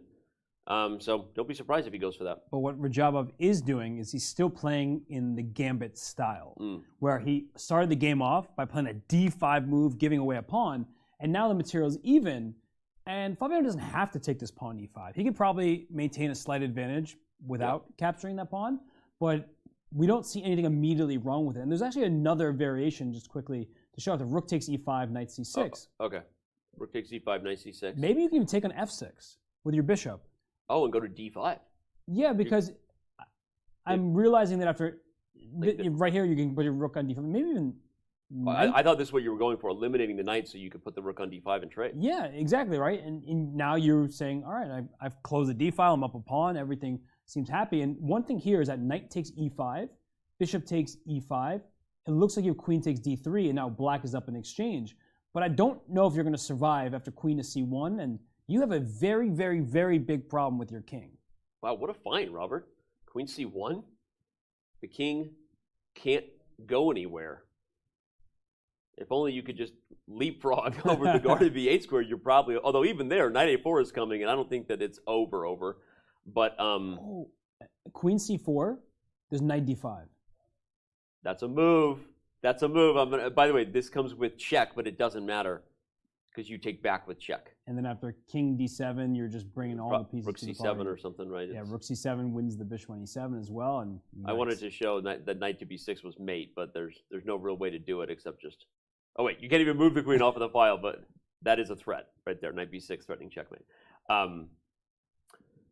Okay, well, Fabi clearly a little surprised, although I've recognized a little bit of the body language shift. Robert, what do you see there from Fabi? We call it. He's ready to pounce. He's got the perch. That's the Fabi perch. Yeah, he's ready to grab that e5 pawn and then play for a decisive result. Yeah, he gets a little bit of a, sits up in his chair, leans in, arches the back. That you chair can do it, put your back into it. Is really tall. Every time I see it, I have to say, those chairs are so tall. It's so insanely tall. Well, fit for a king, I guess. They wanted every one of the players to feel like they were sitting on a throne, and Ding Liren said, "I don't need that." You know, I cannot wait for the fireworks that are going to happen here, and I do applaud Radjabov for bringing some fighting chess to the table here. Not to say that he wasn't going to be facing a grind, playing the black pieces against Fabiano Caruana no matter what, but he went for it, went for a fight. Yeah, and it shows that he also wants to win this tournament and face Magnus for the world championship. So he's not here just to, be the lowest rated or just try to do decently. He wants to win. Jan Nepomniachtchi has played h5 against Rapport. It's looking more and more ominous. Lots of craziness going on there. Hikaru quickly responded to Duda's decision to keep the pieces on the board with bishop to c6. And yet again, Alireza Firouzja is in a 40-minute think tank. Wow. I just don't quite know what to say. I'm just surprised. Yeah, because even like right there, when oftentimes when chess players put their head in the table, if they're calculating some long sequence. Yeah, they're not looking at the position that's in front of them. They're looking at something far out. Right, but this isn't a concrete position, and that's what's making me nervous for him. Right. Is that this isn't a position where he can just go for something direct. It's a pretty ambiguous position. Yep. And the fact that he's not moving. You can't solve positions like this with calculation. Not right. I mean, neural nets don't try to solve this position with thinking 40 minutes. You know what I mean? The machines don't, and they can go a mile a minute. You make an evaluation, right? You calculate critical lines. You make an evaluation of a plan, an approach that you think improves your position, and you go for it. Again, that's why we keep coming back. And you know, when you weren't here, I was talking with Almir, like, because the Talbot-Vinnik book was such an amazing book. If you've never read Talbot-Vinnik, 1960, what? I haven't read it. Oh my gosh, you kill me. It's one of the greatest chess books of all time. I've read like 3 chess books. Oh my in god. life. Okay. Sorry. If you're everyone else, you should. It is an amazing memoir of a match, and it's Tal taking you through every game, not just with X's and O's. He analyzes it, but talks about the thoughts. And again, one of the things that really stuck with me was everything he talked about in regards to Mikhail Botvinnik's practical skills not feeling totally in line because he hadn't played nearly as much. Tal had to make it through, Robert, this like grueling system of candidates and qualifiers. It wasn't quite called the candidates then, but a whole system of interzonals to play Botvinnik. Botvinnik played like 9 games that year or something like that. And a lot of the early games where Tal was able to strike were actually described like this, where he could just sense that Tal was taking 30 minutes on a move that was like a forced recapture. And when you're thinking too much about positions that aren't concrete in front of you, there's the advantage if it all works out exactly, you're ahead of the game. But the reality is you can't map it out that way because the clock is a part of the game. You have to respect that, right? And at some point, when you need to make 20 moves, you need more than 20 minutes on your clock. And that's what gets us worried, again, because it's a pattern. And I'm not trying to be overly critical. I'm just observing what I've seen here in several games, and it's just you have to be concerned about this. Yeah, and his body language. I mean, he's been grimacing. He's been grabbing his head. Yep. He just doesn't seem like he's very content with the game and with his position, and he's just burning all these minutes. And you're right, you can't afford it. So something is just not right for Alireza Firouzja. And 2 things just happened on the top right of our screen between Duda and Nakamura. H4 was played, putting another pawn, forward to the dark squares. And then we see in the top left with Jan Nepomniachtchi, still has that queen for those 2 rooks, but one of the rooks has lifted to d3. So making sure that the pawn f3 is defended. And we do see the evaluation bar. We can't ignore that, but just doesn't feel like the type of position where it's like that clear cut, where black is just much better and there's nothing that white has. It still feels like a dynamic where Jan Nepomniachtchi has the edge, but there's a lot of opportunity to go wrong. Yeah. Well, as you said, Alireza Firouzja probably can't afford the time he's taking. No one watching can afford to go anywhere else because we have amazing chess ahead here, all 4 games in action. And everyone online, well, you can't afford to miss your opportunity to compete in the Chess.com Global Championship. Open qualifiers are running every Saturday and Sunday through July 31st. This is your chance to compete in a tournament that at the round of 64, 32 chess legends and top players will be invited to join, 32 players that have qualified their way through the gauntlet that is the next few months. Go to go.chess.com/CGC2022, become verified. Your account gets checked for fair play. You join that community that has the right to compete in these events for more than $1 million in prizes. And you don't want to miss it. Every weekend is your chance. All right, we're going to take a very quick break. When we come back, we got a lot of action ahead.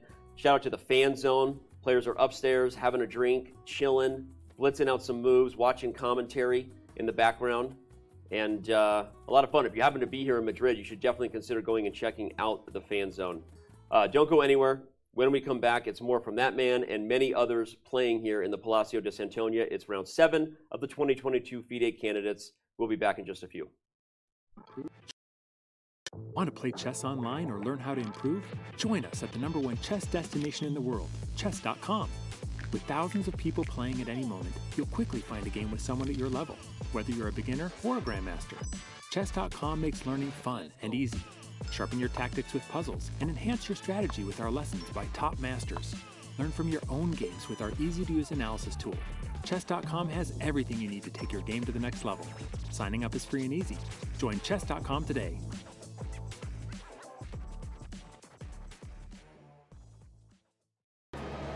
I figure it's time for me to really blend in, you know? Dress like a local. I obviously wear jackets all the time. Okay, so we're ready for the candidates. Every local Madridian visits the chessboard on a daily basis, I hear. They visit and kind of pay tribute to Queen Isabella herself. I hear that this is a statue of Queen Isabella herself. Yeah. We are here at the 2022 Candidates Tournament in Madrid, Spain, and we have our man on the inside, Danny Wrench, who's been with the players a lot, going to the players' meetings, and he's here to tell us about some special requests that a few of the players made. Danny, what have they been talking about? Yeah, well, obviously we want to and always ask the players and get them in the spirit of the city, right? The place that they're playing from. So a couple of actually kind of unique ones that have been thrown out there, and I'm going to try to represent these as well as I can to FIDE. Okay, but the first one was a lot of bonus requests if you play and win with the Spanish on either side. Makes sense. Right? Yeah. Makes sense. There was a suggestion, you know, that anytime you move the queen, you drop a dab for Queen Isabella. Yeah, she's the one that made the queen powerful. Makes sense. Okay. But then the players were unanimous on one in particular, which was that every 2 hours into every round, they'll have a required siesta. Well, we'll see if any of these rules are implemented for the tournament. Especially if somebody plays the Spanish, they got some money coming their way. Yeah. Doesn't seem likely, but I don't even want to know which players made these requests, but I've got a couple ideas in my mind. Yeah, well, you know, and anything that gets the players to play something more than the Berlin, right, the most exciting draw in the world. Now that we have some money on the line, perhaps we see some exciting Spanish games. So I'm actually excited about that one. There you go. You gonna do some Alex Honnold on us? Yeah, the Alex Honnold of chess, folks. Climbing without a rope. Oh wait, I can do it. I don't know why I'm doing this, but I feel like a little kid when I get around big things. Slowly checking our insurance policy. This is like policy. chess parkour.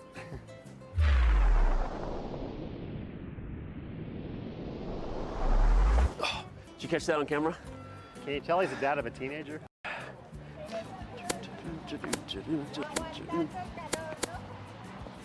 Always move like a knight, guys. I think I'm gonna go hit a siesta over there with the, seems like the thing to do with the locals. You do you, baby girl. Yeah? Yeah. Okay, I'll see you guys in a couple hours.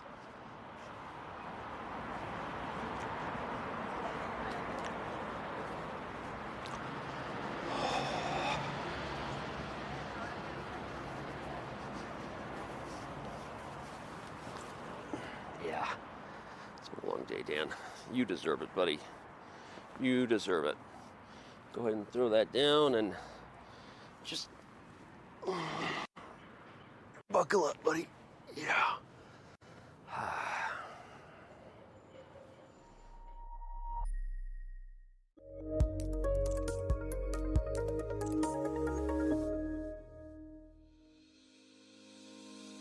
Want to hold a massive chess tournament with dozens of clubs or hundreds of players? Or maybe a small chess tournament with local but competitive clubs? With Club Arenas, you can. Club Arenas allow for tournaments of any size with any number of clubs and players. Customize the arena with any time control, with standard chess or mini chess variants, and with any starting position you want. Club Arenas are the most flexible tournament format on chess.com. Try one out today.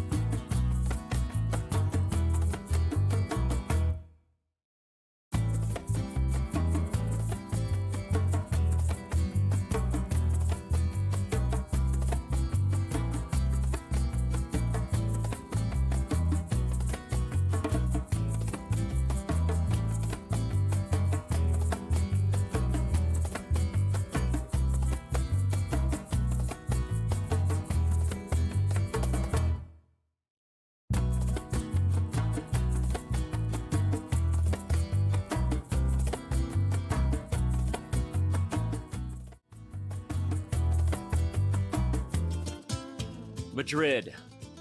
Civilization here is almost as old as the game of chess.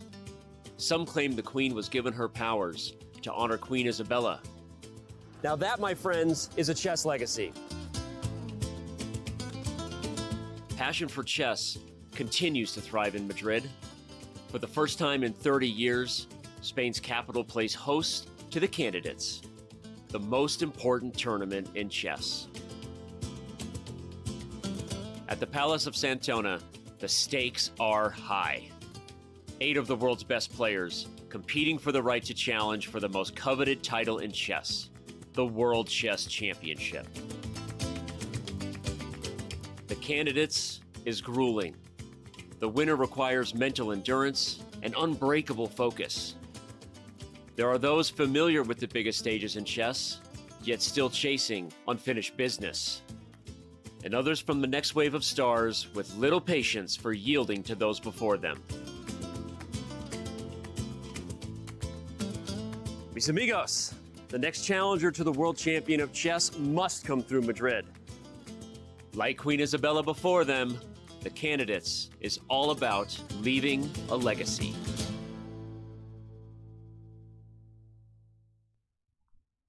Mis amigos, I'm here with my amigo, Robert Hess, in studio. We're in studio here in Madrid. We're live in Madrid, and we're having a good time. The chess is delivering. It's a great city. I hope the Candidates is grueling. I hope it's not too grueling, sitting next to me here. No, it's been a great time. Stop it. All right. Well, someone who we don't want to ever stop what they're doing at the board is Jan-Krzysztof Duda.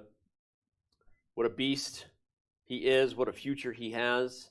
And on the note of me kind of giving that shout out to what went down a few years ago, probably the first time Jan-Krzysztof really arrived on the scene in some ways. This incredible match he had, and we want to show a quick clip and highlight of Jan-Krzysztof Duda's Speed Chess Championship victory from 2018. Jan-Krzysztof Duda wins the final 3 games to take the match. I think we can hear you both now. Alexander and Jan-Krzysztof, are you there? Yeah, we are. Yeah. Well, thank you both for what is literally the most exciting match we've ever had. Just absolutely incredible. Looks like Jan-Krzysztof getting a hug. Is that Mom there? Yes, it's my mom. Hi, Mom. Hi. Hi, Mom. Well, Sasha, we know you're devastated right now. Look at the clean, unshaven Danny Wrench and Robert Hess there, and the camera quality was so great, and our template looked really good. That was a long time ago, but how awesome was that? JKD had obviously Sasha Grishuk was not super happy, but that was an incredible comeback by Jan-Krzysztof and hi, Mom. Yeah, but you could see even before that he was like, "Go away, go away." So, that was the best part about it is he was shooing Mom like, "No, don't you do what you're about to do, Mom." That's so funny. All right, well, okay. Hikaru doesn't think the current position's too funny. He's thinking real hard. There's several moves have been made on the other boards as well. By the way, it looks like Alireza Firouzja has made multiple moves to kind of show us what he was deep in think about. We have Fabi went for the most challenging, aggressive approach. I actually kind of want to go right back to that first because I feel like it's, other than the Rapport Nepomniachtchi game, it's the game that might be getting the most clarity. Let's just go and show what Fabi went for. As we said, it was a critical decision after Castle's Long to call the bluff and take the pawn. And as we said, Fabi does maybe more than anybody. He's like, I'm not scared. I'll be accurate as all giddy up. I'll be accurate as F. That's as Fabi. Fabi is accurate AF. He certainly is. He grabs the pawn, he puts the rook on d5, and the extra pawn right now, it's a double pawn, it's not going anywhere, but there's also a huge element of king safety. The king on g1 is hanging out by itself, no enemy pieces near it or attacking it. The king on c8 is okay for the moment, but we can see pieces coming, a rook to c1, a queen to b3, all that kind of stuff, and that king on c1 just feels a little bit less safe. No, let's be honest, quite a bit less safe than the king on g1. Timur Radjabov still up 17 minutes on the clock, but most of that time advantage was earned early on in this game if you happen to just be tuning in. Radjabov surprised Fabi with his choice as black, but Fabi Fabi parried the threats. I'm just going to play through it quickly because we can. It was an A6 Sicilian that first set Fabi into a almost 10-minute think, and then Fabi took another 16 minutes here after facing this shocking D5 pawn sacrifice. But in the end, no matter what you prepared to surprise your opponent, you still have to have a good position. And Fabi likes his position, feels like this is an okay line for him, and we're all caught up. Yeah, he's up a pawn, so he should be happy about the position he has right now. But there's the opposite colored bishops. That's something that we shouldn't forget about, because opposite colored bishop endings tend to have drawish tendencies, but we're very far from an ending, right? And actually the presence of opposite colored bishops when you're attacking is very useful, right? You want to have the opposite colored bishops as the attacker because they can't parry your threats in the light squares with the dark square bishop. I mean, you can immediately see a scenario where something like, okay, you mentioned queen b3, queen f3. I'm thinking about positions where the moment this queen is spying anything on a light square over here, you just start thinking about tactics, right? I'm just showing you the opposite colored bishop features of the position, not to say that there's an immediate sacrifice coming, but if this bishop finds this diagonal, for example, somehow, some way, right? Or if the queen and bishop start finding the same squares to meet up and gang up on over here, the dark square bishop is a bystander in that entire affair, and can never switch colors, right? Bishops can't trade sides. All right, well, Fabi's going to think about this one before making a decision. We're going to back up and probably, I don't want to only focus on the two tournament leaders, but they're also the two games most likely to give us decisive results at this point, right?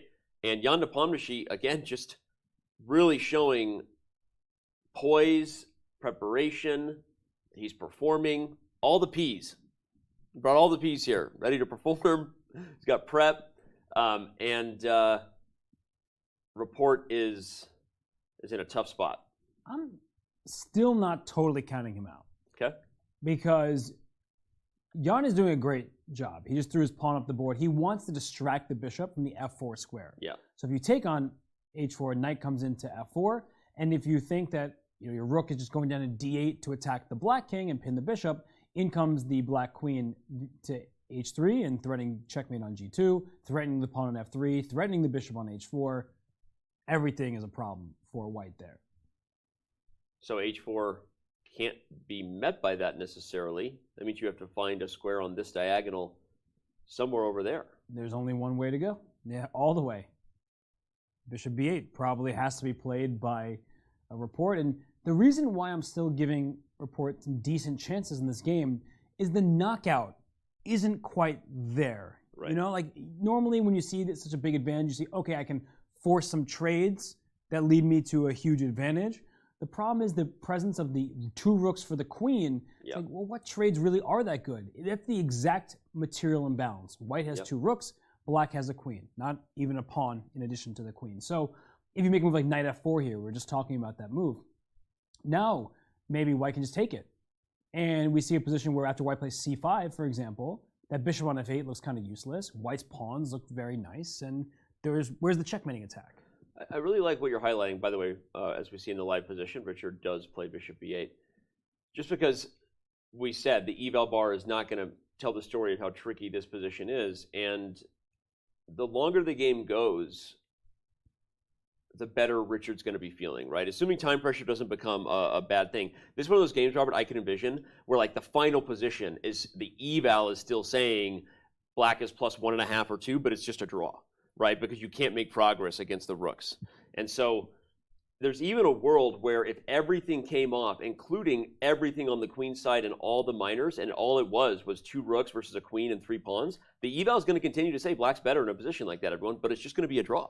Because if black doesn't use the other pieces with the queen, then the queen can't usually take down the rooks by herself without some other sort of major factor in the position. And I'm kind of hearing you on this. I think that the more I look at it, black is better, undeniably so. The white king is in danger, and when you add Rapport's time pressure to it, he has 8 moves to make in 20 minutes. You're worried, but I feel like the longer this game goes, the better Richard's going to be feeling about his chances.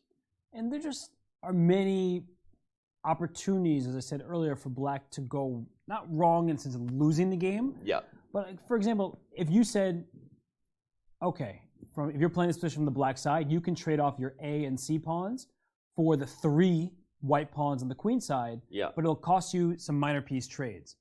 Sounds pretty good. You win a pawn, and that way there's no passed pawn on the queen side.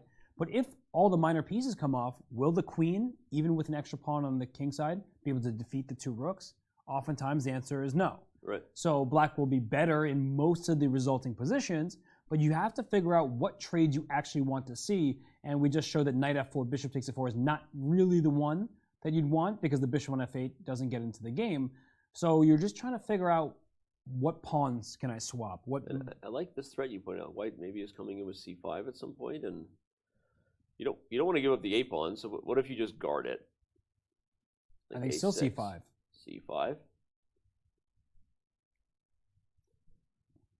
I don't think that. But how else are you guarding the a pawn? I don't quite see what.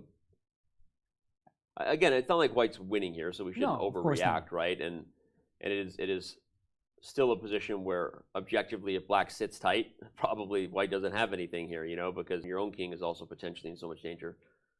But I don't see how Black is improving without risking things either.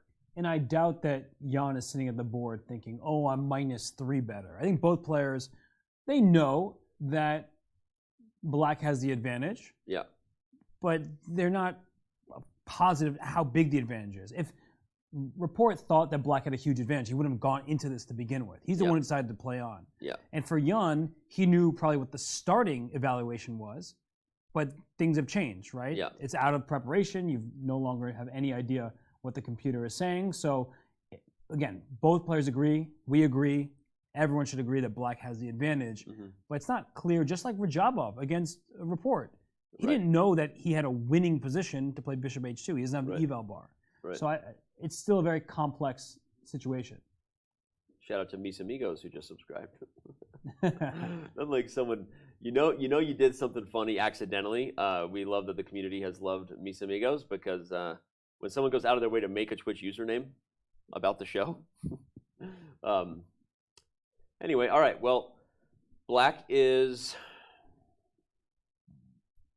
probably going to take the right approach, which is, so we've talked about the material imbalance that is the queen versus the 2 rooks, and then just giving general advice on the type of mindset you should have when the points of the board are equal. Like 2 rooks apparently equal 10 points according to the chess gods. The queen equals 9. So the points are roughly equal, but what they want is different.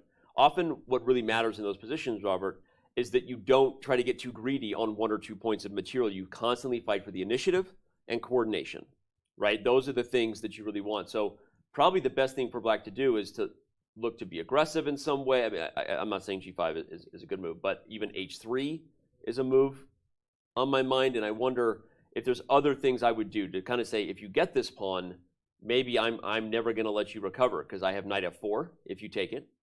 That hits the rook. Good point. Right? So the more I look at the position, I feel like I doubt we'll see Jan make a move like this. What we'll see is an aggressive move of some kind. Oh, knight g5. And here we see knight g5. And already we see the evaluation. Okay, it's still obviously in Black's favor, but it's shrinking, right? Interesting. The knight is pinned to the rook. Yeah, and so what if you bring this rook up from e1 to e3? Because f3 is also under attack, right? Okay. So you protect your rook, and you protect the pawn. Knight takes f3, I guess, is a move here that I didn't initially consider. But no, it's apparently... Oh my gosh. Because White has knight d6. This is... And just rook takes f3. Oh, you take with tempo. Yeah. Okay, and then you just regain. Yeah. Okay, wow. Rapport about to respond very quickly to Nepomniachtchi's knight g5. And he doesn't look like he's reaching for rook e to e3. What does he play? He plays rook d to e3. Interesting. He's saying you can take this pawn, but if knight takes, you're going to play rook f1 and you win. But the computer loves the idea of getting these pieces off the board. You highlighted that probably the knight trade favored Black earlier in a very different position, Robert, and likely that's still the case. Because with those minor pieces coming off the board, I want to put the queen anywhere and go back to my ideas of h3 and make it very hard for you to defend the king. Queen f2, I mean, White can hardly move because your rook on e3 needs to cover the f3 square. Your rook on e1 needs to cover the f1 square. So this does not look very pleasant. How do you deal with h3 coming? I mean, there's one way to deal with it, right? You can checkmate in That's one. mate. Another way to deal with it allows the check, and then push. I assume I'm just going to push. This actually looks like not a good transition for Rapport, who lifts his eyebrows and takes a look at Jan. Well, he may not be making a smooth transition, but we do those all around here in our coverage. We're going to make a transition to Rapport's interview that he gave to Dina Belenkaya after his round 6 game right before the rest day. Richard, seems like tradition to avoid castling is quite popular in your games recently. Yeah, I'm not there yet to understand this tricky move of castles. So, yeah. Until when did you know the theory today? Not long enough. Apparently I got into trouble. I felt... Okay, maybe I didn't get into trouble, I don't know, but things got very complicated, and it was a long tactical sequence, which I thought I calculated well, but just when the position simplified enough to be not really dangerous, I just made a huge blunder, another one, and then I could have just resigned, and I got very lucky there that he allowed me to make a draw. Have you ever been a second of some players? I've helped, if it could be called help, my friend Laurent Fressinet like a decade ago or something. So that was the one and only time. Yeah. All right, Richard, congratulations once again on your recovery, and see you soon. Fun interview there. I like Rapport's answers. Yeah, I love the part about he hasn't learned that tricky castling thing yet. Yeah, he hasn't learned the thing called castling yet. It's such a tricky move. You can move 2 pieces at once? What? Well, he castled in this game and his king got in trouble. Yeah. Maybe he should stop castling. If he remains in trouble and Jan Nepomniachtchi ultimately does convert on this game, Robert, it will be the best halfway score maybe we've ever had at the candidates. I'm getting a stat here, at least since 2013. Both Carlsen and Aronian in 2013 and Caruana in 2018 both had 5 of 7. So 5.5 out of 7, that is a score right there. And it's crazy because if Fabi somehow wins that game, which is way less of an advantage than Jan has here, that would be the same score he had in the candidates he ultimately went on to win, right? So it would be a very high-scoring affair from both those two guys. Yeah, it would be one of those situations where you're doing extremely well and you're like, what more do I have to do? Mm-hmm. But it's just because Jan Nepomniachtchi is playing out of his mind. And he's thinking right now, this is a really big moment for Jan because knight takes e4 we were looking at, it seems to be quite forcing, and at least in this position compared to earlier ones, we see a clear breakthrough that the queen infiltrates onto the second rank, the white king is running out of squares. So as compared to even a few moves ago, the clarity of the position clearly favors Jan Nepomniachtchi. Yeah. Fiddling his pawn there, thinking through his decision. We'll let him continue to do that, back up and take a look at the other games. Starting to get some lift off. I kind of want to go back to Liren Firouzja because we waited so long to get action. Alireza has given us some finally. Now we've got some moves. We want to go see what his plans are. JKD went for the plan, as you said, right? We've got an advantage for white to push over there, but it's also very deadlocked. So, all right, we're going to head over to Liren and Alireza Firouzja and try to get you all caught up, because what happened was queen a7 was chosen after rook c1. So a very long think, but not rook fe8, not bishop g6, not even queen a6, which I think we looked at quickly to hit c4. But he goes right away for the battery with queen a7. And I think he just wanted, what he was calculating before queen a7 was knight e4 takes bishop on c5. That's what he was trying to assess. So he wasn't trying to find some kind of crazy tactic. He was really working hard to see if white's next move is knight e4, which hits the queen on a5, and then you take on c5, does that leave Liren with an advantage or with a position that Alireza just didn't feel comfortable with? So he plays queen a7 to keep the material as is, but then Liren quickly plays b3. We see the swap of pawns, something we talked about a long time ago, and then Liren still goes after that bishop. Rook fe8, knight a4. The theme of the position is if white can get the bishop pair, is there a long-term advantage? And the reason we always say that, just to give some basic context, sometimes take it for granted, that it's much harder in chess to keep positions closed than it is for them to become open, right? Eventually trades happen. It's hard to keep a position closed if you have the knights.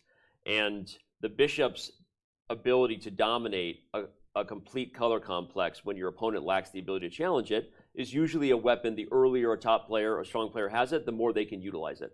So that's why this theme of whether Alireza was going to allow knight e4, he didn't. He backed up the queen, but now he's in a spot where he's still faced with the idea of that dark square bishop exiting the board. He decides to try to get all the bishops off the board, which is often a defensive task. If you don't want your opponent to have two bishops, you trade the other bishops.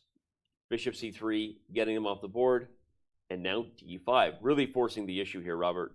Alireza saying, you better take my bishop now, because if you don't, I'm saving that guy. I'm keeping him on the diagonal, which is why he played d6. Your thoughts? Good response by Alireza. Now, pretty sure Ding Liren's going to take the bishop on c5, because otherwise his position just looks very awkward. And after the recapture here, this is now the question, because the c4 pawn's under attack. In fact, you can't take on d5 because your bishop on c3 is loose. So where does that leave us? Do I have to move my bishop to d4 or something like that? I could play knight to e3. That looks kind of awkward, but also really good if my knight can continue hopping I don't forward. want to put it there because you're going to sack the exchange. But there's bishop d4. There's like that intermezzo, I think, bishop d4. d4. So nice.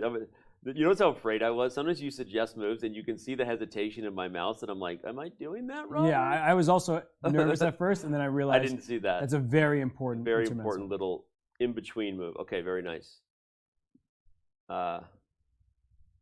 Okay, so Ding Liren says, all right, I have some things to think about. I have a time advantage to do so, 22 minutes to be exact. I anticipate he'll take as well, but maybe it's a simple thing. If you take, and then what if I unpin the pawn? Yeah. Okay. So that if I need to, I can take here next.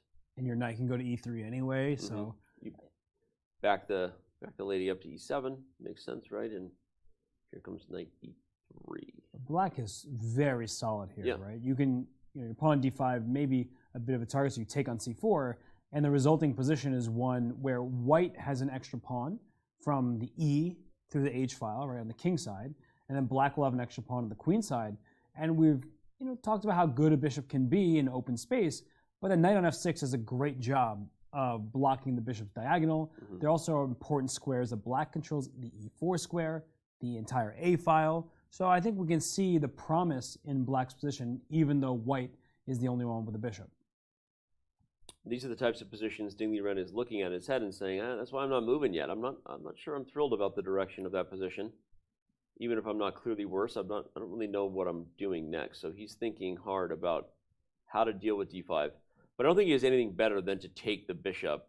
Maybe go back to your line, I guess. Bishop d4 perhaps is helping black to clarify the one awkward piece, right? Let's keep this tempo idea in mind. Okay, and on that note, he does take c5 as expected. In fact, I like your move more and more, Robert, because now that I know I have bishop to d4, playing knight e3 first means I have this move maybe next, and also keeping the tension here with maybe a threat to take the pawn at some point, right? Yeah, and one of the big things is black is probably going to take on c4 eventually, and white gets an isolated pawn, but the bishop on c3 is a good piece. Even if it's not a dominant piece, it's a very good piece, and that's what's keeping, I would say, the balance, because isolated pawns, we don't really like them for the most part, but it's not that big of a deal here. By the way, look at you predicting moves. And Alireza, he has 31 minutes and 45 seconds remaining, and he has 20 moves to make. So that's not that much time, 1.5 minutes per move. Yeah, that was the worry, right? Looks like he found a great plan.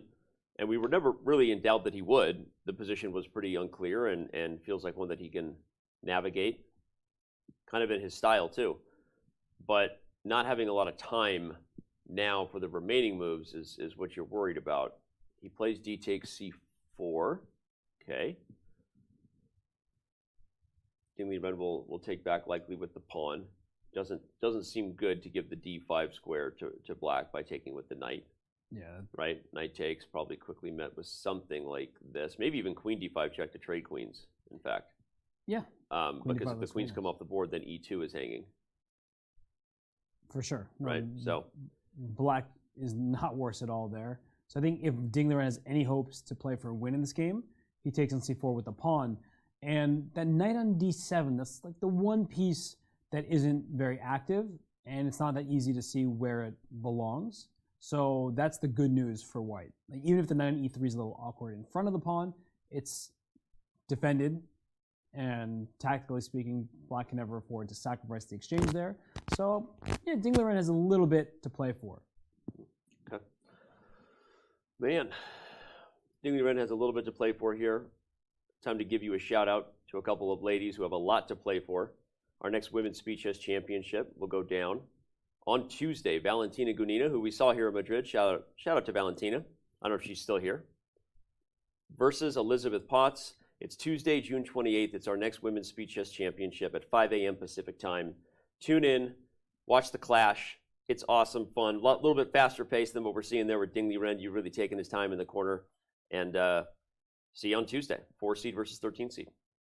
All right, backing out, looking at the other games going. Hikaru ultimately chooses to put that bishop on a4. By the way, Jan found the right line against Rapport, and I think we might have a record-setting pace being set here by Jan Nepomniachtchi in Madrid. This is, unfortunately, that was the other side of the storyline you were worried about, is that maybe Richard should have done the thing we were plotting not to do, right? What a wild decision this will ultimately be seen. In hindsight, there's no way this decision isn't just a huge talking point, right?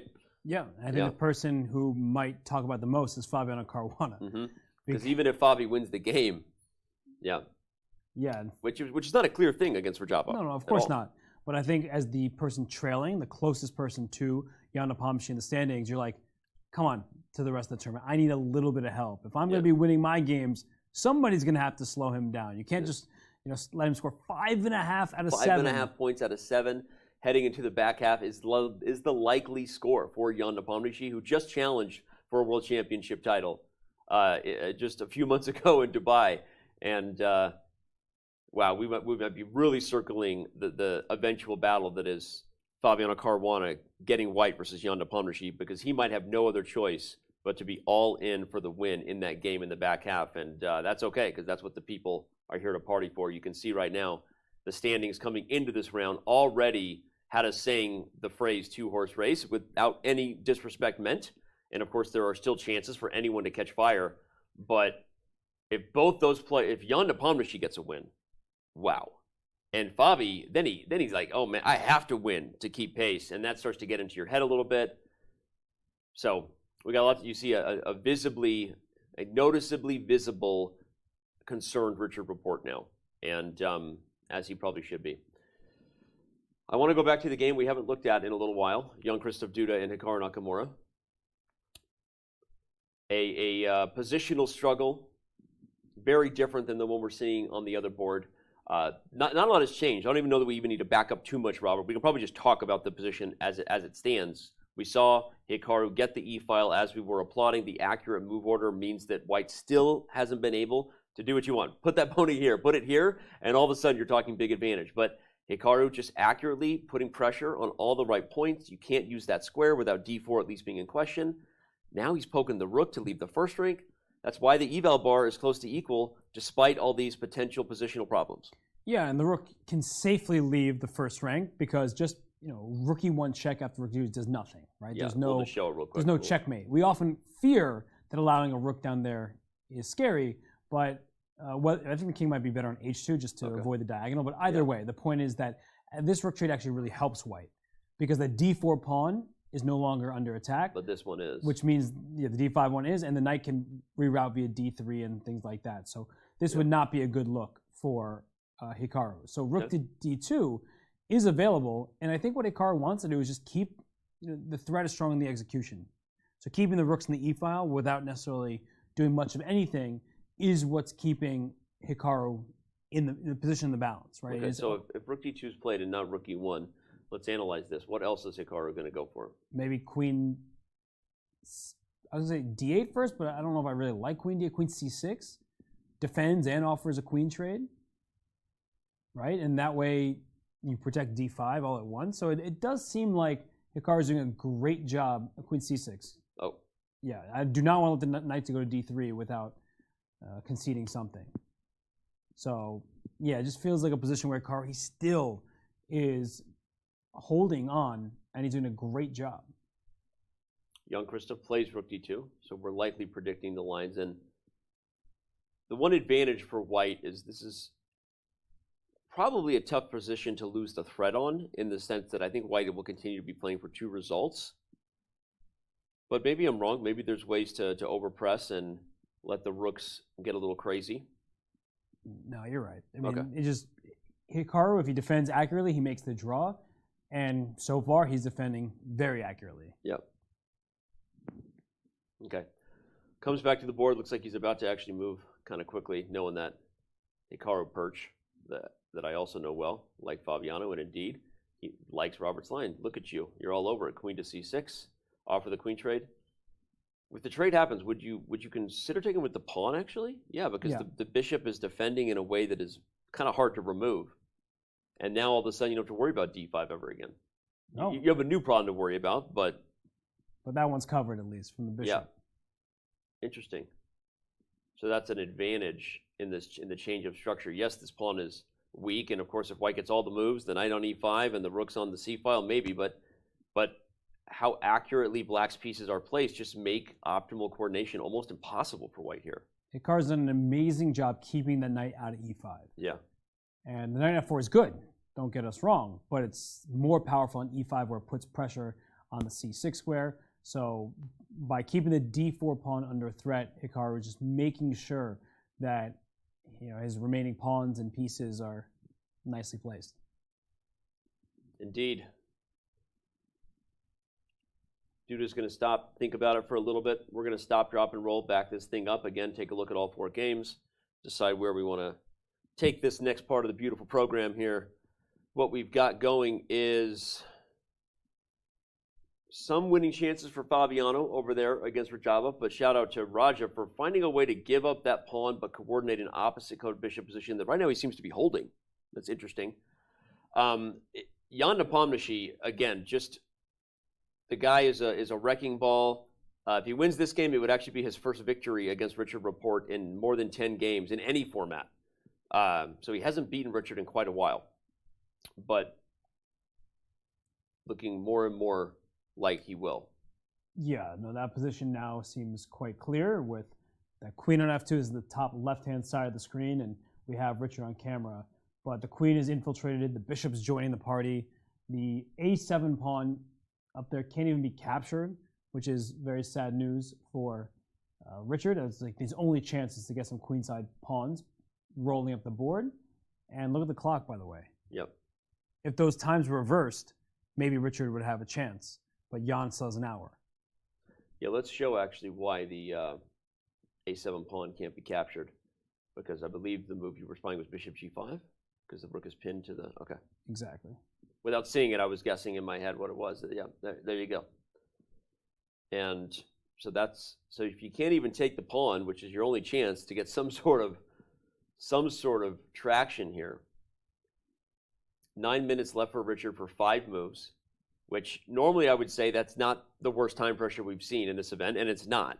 But given the position he's facing and how critical those 5 moves are, we are just, again, about to see Jan Nepomniachtchi be the first one done, as he has been a couple times, and also getting another victory in Madrid. And I'm just trying to think of something Richard can do to drum up any sort of counterplay, right? If you could push your pawn in one turn from e4 to e6, maybe we can open up the rooks and have some chance at getting after the black king, but it's all just too slow. And bishop g5 is clearly what Jan wants to play next. And your rook has to leave the 3rd rank, and then I have queen f3 check, and the a3 pawn's hanging, the h3 pawn's in trouble. Everything is under fire.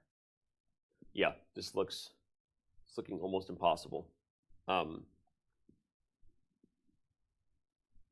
Jan Nepomniachtchi, he's strolling around. He's looking like a guy who knows he's about to go to 5.5 out of 7. Yeah, as he should be. I mean, I'm just sitting here just blown away right now. And again, Rapport is getting the A for effort in this event so far. He has 6 draws, but all 6 of those games entertain the fans. And this one, even with it maybe not being the kind of entertainment he's into, it is entertainment for all of us, just seeing the drama unfold. But you saw the decision made in that critical moment instead of going for the draw. And Hikaru just went there and just shook his head immediately. Yeah, he just shook his head. He's just like, oh man, this is falling apart. The wheels are coming off. Jan Nepomniachtchi going to get his 2nd victory as black in this event.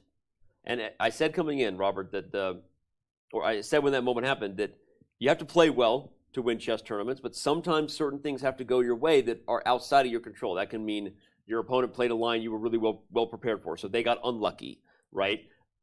Other competitors in the event are just not on form, right? So you end up running up against some people who at the right time you catch them, right?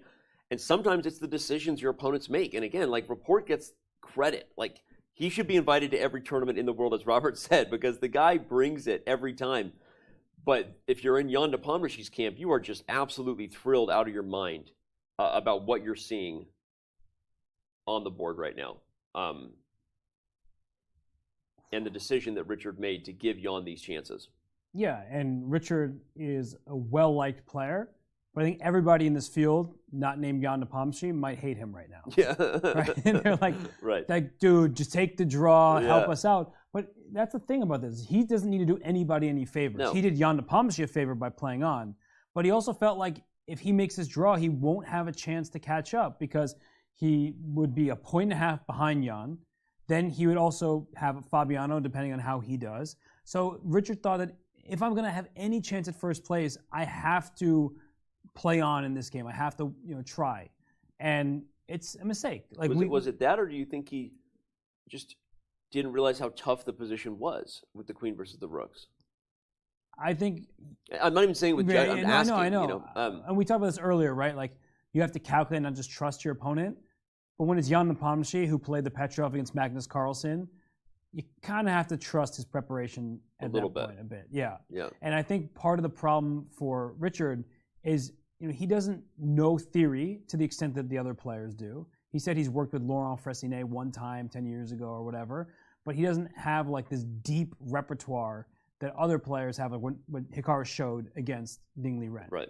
And if you don't have deep preparation, you're probably not sure what the best lines are, and he clearly didn't know that black had an immediate draw in this variation, and then he's like, okay, I don't want to make a quick draw, and that's where you get a little subjective, right? Yeah. I don't want something versus this is what the position calls for. Right.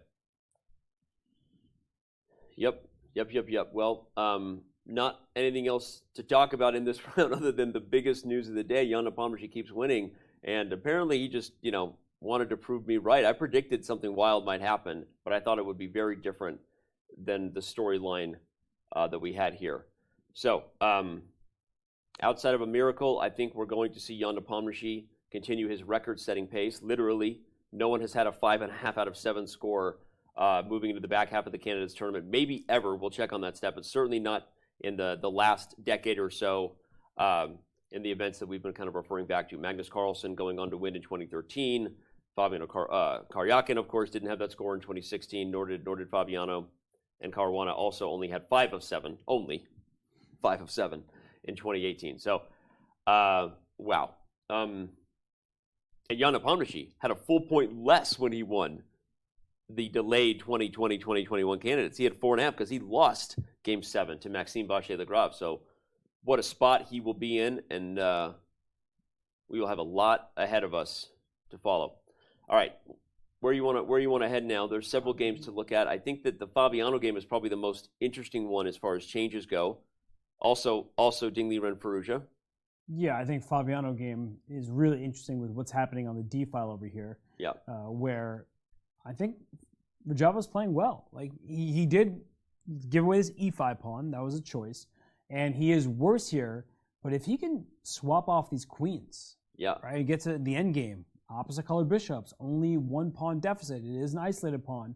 That doesn't mean immediately that's just going to be a draw. Not all opposite colored bishops position are drawn. And I think there's one big problem for black. It's that f7 pawn. Yeah. Whereas, right now the knight on d4 is attacking this bishop on b3, but in the event of some trades, the pawn f7 always needs to have an eye kept on it because it's hanging. Now, losing that pawn also isn't the end of the world. That's the annoying I was going to say that's the other pro, right? Is that if you're going to lose any pawn, you still have work to do if you're white, even if you have 2 pawns there. Right. So that just goes to show what kind of chances Timur Radjabov has in this game. And actually, Fabiano needs to come up with a move right now because the position is just odd. And knight takes b3 seems to be in the air. If you move the bishop anywhere random, there's queen takes b2 potentially. And then, if the b2 pawn falls, now watch out for queen takes c3 stuff, right? And knight e2 checks. All of a sudden, there's real tactical consequences to the b2 pawn falling if you're Fabiano. Wow, this is... But if you trade queens, like let's just throw out an idea where if you bring the queens off the board, like you were saying, the problem is that without the dynamic of black's king getting in trouble, which we would assume is not going to be the dynamic once the queens are traded, it's really hard to say you have a big advantage. Even if you could take and take there on f7, it's still not a position that is easy to win at all. Yeah, actually, right here, b5 for black forces, looks like rook takes d8, and we get this exact position where knight takes f5 at the end. It's only 1 extra pawn. Black is really active, a rook coming down to d2. This looks way is another good lesson where, yes, objectively, computer says white is better, but this is a draw. Yeah. Like, if anything, I would almost prefer black. Like, it's crazy, right? But I mean, seriously. Yeah, white would probably have to play rook d1. Rook d1, and in fact, that's probably what the computer wants because the computer is thinking material. But this just shows you more and more why that's not to be trusted. This is just black starts playing any natural moves, and these opposite code bishops are an easy draw despite 1 extra pawn. So, unfortunately for Fabiano, he, especially knowing what's happening in the other board with the person he is chasing, about to say, hey, Fabi, remember that bus I'm driving? Time for you to get in back with the rest of the kids. I don't need someone in shotgun anymore sitting next to me. I'm gonna take the wheel from here. And that's what Fabiano is looking for. And it's only move 19. That was black's last move. So 20 moves. For 23 minutes. That's not a lot of time. Not a good spot for Caruana. What a turn of events this has been here with the idea that we were kind of like, what? Castle's long? Radjabov took 27 minutes on move 13 right here to play castles long. 27 minutes. Goes for this forcing line, but is now getting credit for that. Not only did he maybe make the right practical decision, but maybe he went deeply down that rabbit hole with that time and just saw like, hey, like I'm okay here, right? I'm down a pawn, but this obscure bishop position is going to be okay. And if that was the case, Radjabov stealing Fabi's thunder. Yeah, no, really nicely done by Timur at this point. And I think Fabiano's just trying to find a way, how do I keep pieces on the board? Yeah. Not taking some tremendous risk, but is there a way that I can maybe trade a pair of minor pieces or whatnot, but not trade the queens and the rooks and just allow black to get into easy draw territory? Yeah. Which is hard. I mean, you want to do it objectively, right? Not subjectively. We talked about that with Richard, right? You want to keep winning chances alive if you're Caruana, objectively so. And I'm really trying to figure out how. Yeah, I don't know how you do it. I mean, I want to play this I want to play this move, but it's probably losing. No, actually, that's a nice looking move. Can I do it? Yeah, do it. Because don't yell at me, computer. No, it's not going to yell at you. Okay. Because black may think, oh, I'm going knight takes b3. Yeah. Just get rid of your bishop. But here, there's knight takes f6. Oh, nice. Removing the defender of the rook. If you take on d5, I take back with the knight with tempo before gobbling up a piece. I love it. I love it. I love it. And Fabiano, nope. The queen c4. Going for the endgame. I'm shocked about that decision, actually, just because of the position he's in, that he has to try to keep some chances on the board. So maybe he sees something about that endgame we don't, but we need to back this thing up because we also see that across the room, Richard Rapport has only 1 minute for 3 moves. We're going to head over there because we might be about to see a game that goes down in history as one of the many notches that that Jan earned on his way to winning another Candidates. I'm coughing on the truth. I mean, this is just terrible. A3 is hanging. Behind the bishop is the pawn H3. Bishop C3 disconnects the rooks from each other. That's a huge threat. You settle on giving H3 with check. It just can't. It can't be good. No, that can't be good. Jan is doing Jan things. Nepo. He's also just. It's like he put on a little bit of like Nepo serious face. Not so many grimaces or emoji. He's just like. It's like, hey, if you're going to give me these opportunities, like, let's go. I'm not going to apologize. I'm going to take what I want with check. Then I'll take another thing I want with tempo. I took some of those walnuts. That wasn't a good call. You did? Yeah. I told you. It's I know you told me, so I had to test it. Now I need water, but my water's kind of far away. So. Well, go ahead and grab it. Yeah. We got to stop. Okay, we're gonna go back to almonds as far as the nuts that are hanging around. Besides these two nuts sitting on chairs here. Crazy, crazy, crazy guys. I'm choking on my water this time. Didn't know where you were going with that one.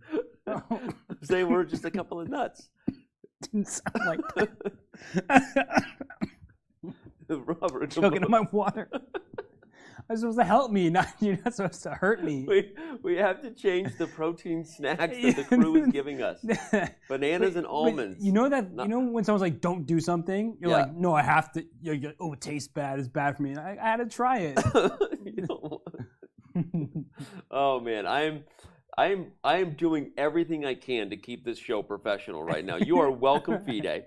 You are welcome, world, because I got a couple of D's jokes that I could take. Okay.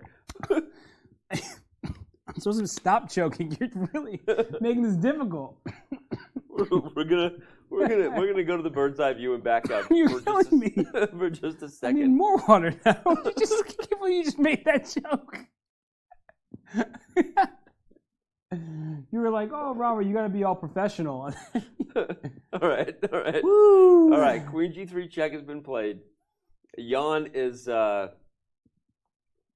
last time. I'm just saying, Jan is going nuts in this event right now. He is winning every game. It's crazy, and Richard Rapport regretting his decision to go for the imbalance of Rook versus Queen. And again, it's just there's no more criticism needed, because again, I want to applaud the effort. I want to applaud the idea and the spirit of what he was trying to do, but it's also just it felt irresponsible to the situation he was faced with. He knows he doesn't have the best openings. He knew he ran into one in Jan Nepomniachtchi's prep in this Petrov. There's no way. And objectively, you have to believe in Jan's prep and believe in the eval and be like, all right, there's a reason he spent 40 minutes trying to figure it out. And you just feel like all those things being said, I know he wanted to win. It's not his job to worry about anything but himself getting a W, but it feels like we're a little bit too subjective there. And because now you're really out of it. Now you're losing, right? You're not drawing. And it's just tough. As someone who has made more decisions without thinking things through than a lot of people in life, including decisions I make on camera regularly. But I get it. But it's just, oh man, super heartbreaking for Richard Rapport here. And yeah, no, I think our immediate reaction live in the moment was, there's no way he's going to play on. Yeah. There's no way he's going to do it. And then he's thinking, and then he does it. Mm-hmm. And I think Jan made it look easy. Maybe it shouldn't have been this simple, right? Yeah. But Jan just, made sure his king was safe, pushed his H-pawn up the board, was able to trade those knights on E4, opening up the queen to that was a super accurate, well-played plan there, that knight G5 plan. And now let's head over to that board. I mean, it's this knight to G5 idea, getting pieces off the board. And Robert foreshadowed it super well when this knight was all the way over on A6, where he said the way you want to approach the technique of these positions is figure out what trades help you, what trades hurt you. How do you improve on the material imbalance you possess versus the imbalance that your opponent possesses? And you asked a good question about whether the knights should be traded. And the answer was yes, you should. So Rapport didn't avoid it right away with this, and objectively, maybe black could have even taken right away, by the way. But he still stayed on this plan, eventually coming around to the king side, forcing the ponies off the board, and that has just made black's life super easy because of how important that knight was to the defense of white's camp. With that piece gone, the wheels are coming off, and now Jan is he's in cleanup mode. He's in cleanup mode. He's dominating the 2022 FIDE candidates, and there really isn't anything else to say about it. Yep. The wrong rook went to e3. That's true too. That was the decisive mistake from Rapport. And I wonder if at that point he just thought that he was lost, like no matter what. But if he thought he was lost no matter what, then he probably shouldn't have played on earlier. Right? It's all going to come back to that, right? You know, we could say that this move was inaccurate, this move was actually a blunder, but his decision to play on when all is said and done objectively was not sound. Yeah. And we took, as you said, the subjective approach, like for the tournament, for his place in the standings, trying to take down the leader. But yeah, it was wrong. Yep. And I wonder if he would do it again. And I feel like the answer might not be no. Well, and that's why he should be invited to every tournament in the world, because there are also times where you make huge decisions like that, they pay off. It feels like it was just wrong here. And unfortunately for the rest of the field, not just wrong for Richard Rapport's chances, but might be putting Jan in such a spot that is impossible to catch up with. So, of course, there's still a lot of chess to be played, and every single one of the players in the field, Robert, will get another chance at the tournament leader, right? And so you have that going for you if you're trying to stop this thing from getting out of hand. But when you're playing well and you're Jan Nepomniachtchi, look how well he's playing, the prep he has, you know what I mean? You might have your chance, but it's like, yeah, come and get me, big fellas, right? Come and get me, because the harder you try, the more you give someone like Jan Nepomniachtchi when they're on form winning chances, right? And now he doesn't even have to create fighting chess. He just plays his game, use his prep, and as people take unnecessary risks, i.e. Richard Rapport before us, Jan Nepomniachtchi just does his thing. And what Jan needs right now, besides the next few moves to conclude this game, is he really needs Radjabov to not lose to Caruana. Fabiano. Because if Fabiano is trailing that closely, he's a half point behind, then you can't just take this approach like you're saying, just like, oh, let me just be solid, let me just force you to beat me. Yep. And this move, by the way, super strong by Jan. The idea, everyone, is that you're putting the bishop on the diagonal that holds f2, so that when you give a check with the queen, you can't block with the rook. Or you can, but you'll lose it. And the whole reason for that is if you check with the queen and you block with the bishop, I spy with my little eye a little checkmate on g2. Yeah. And so checkmate in one isn't your flavor, and h-pawn promoting to a second queen, that could... That's also pretty good. When there's mate in one, look for better. Yeah, mate in one, look for better. Also prevents bishop h2, which was part of Rapport's idea, because after queen check, now you can't block anyway. You can't block with the rook because it's mate, and if you move the king, you win the rook here. So we are moments away from Richard Rapport simply resigning probably. He has reached time control, so there wasn't any up, and right as I said it, the hands are extended. A quick nod. Jan is holding back positive emotions. I know that he said bishop g5 is the other way to avoid the draw. Yeah. Or maybe someone with the knight g5 moment, but... Yeah, but Richard clearly didn't know the line. But no, he's literally telling him that idea with the king g2, bishop g5 is the right way to avoid the draw, not the knight d2 line. That's what he just said. He was saying not knight d2. I could read lips. Yeah. Lost my hearing when I was younger. Long story.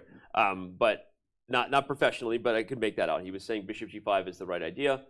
And we'll just show that position real quick, because it is now one of the most critical moments of the 2022 FIDE candidates, which was right here in this spot. He's saying instead of the commitment, the only way to avoid the draw at some point is to play either the knight d2 idea that Rapport did, which was bad, or this move here, and this is the right way to do it.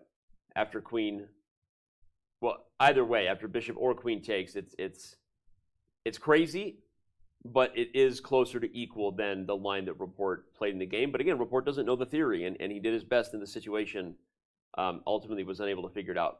Now you can meet this with like this move, and the point is white's pieces kind of come out. So yeah, I think the queen coming back to d7, Rapport probably thought, I'm giving away a piece and still going to lose my queen, so I don't have enough material for it. So yep, and that's bishop g5, really hard move to play.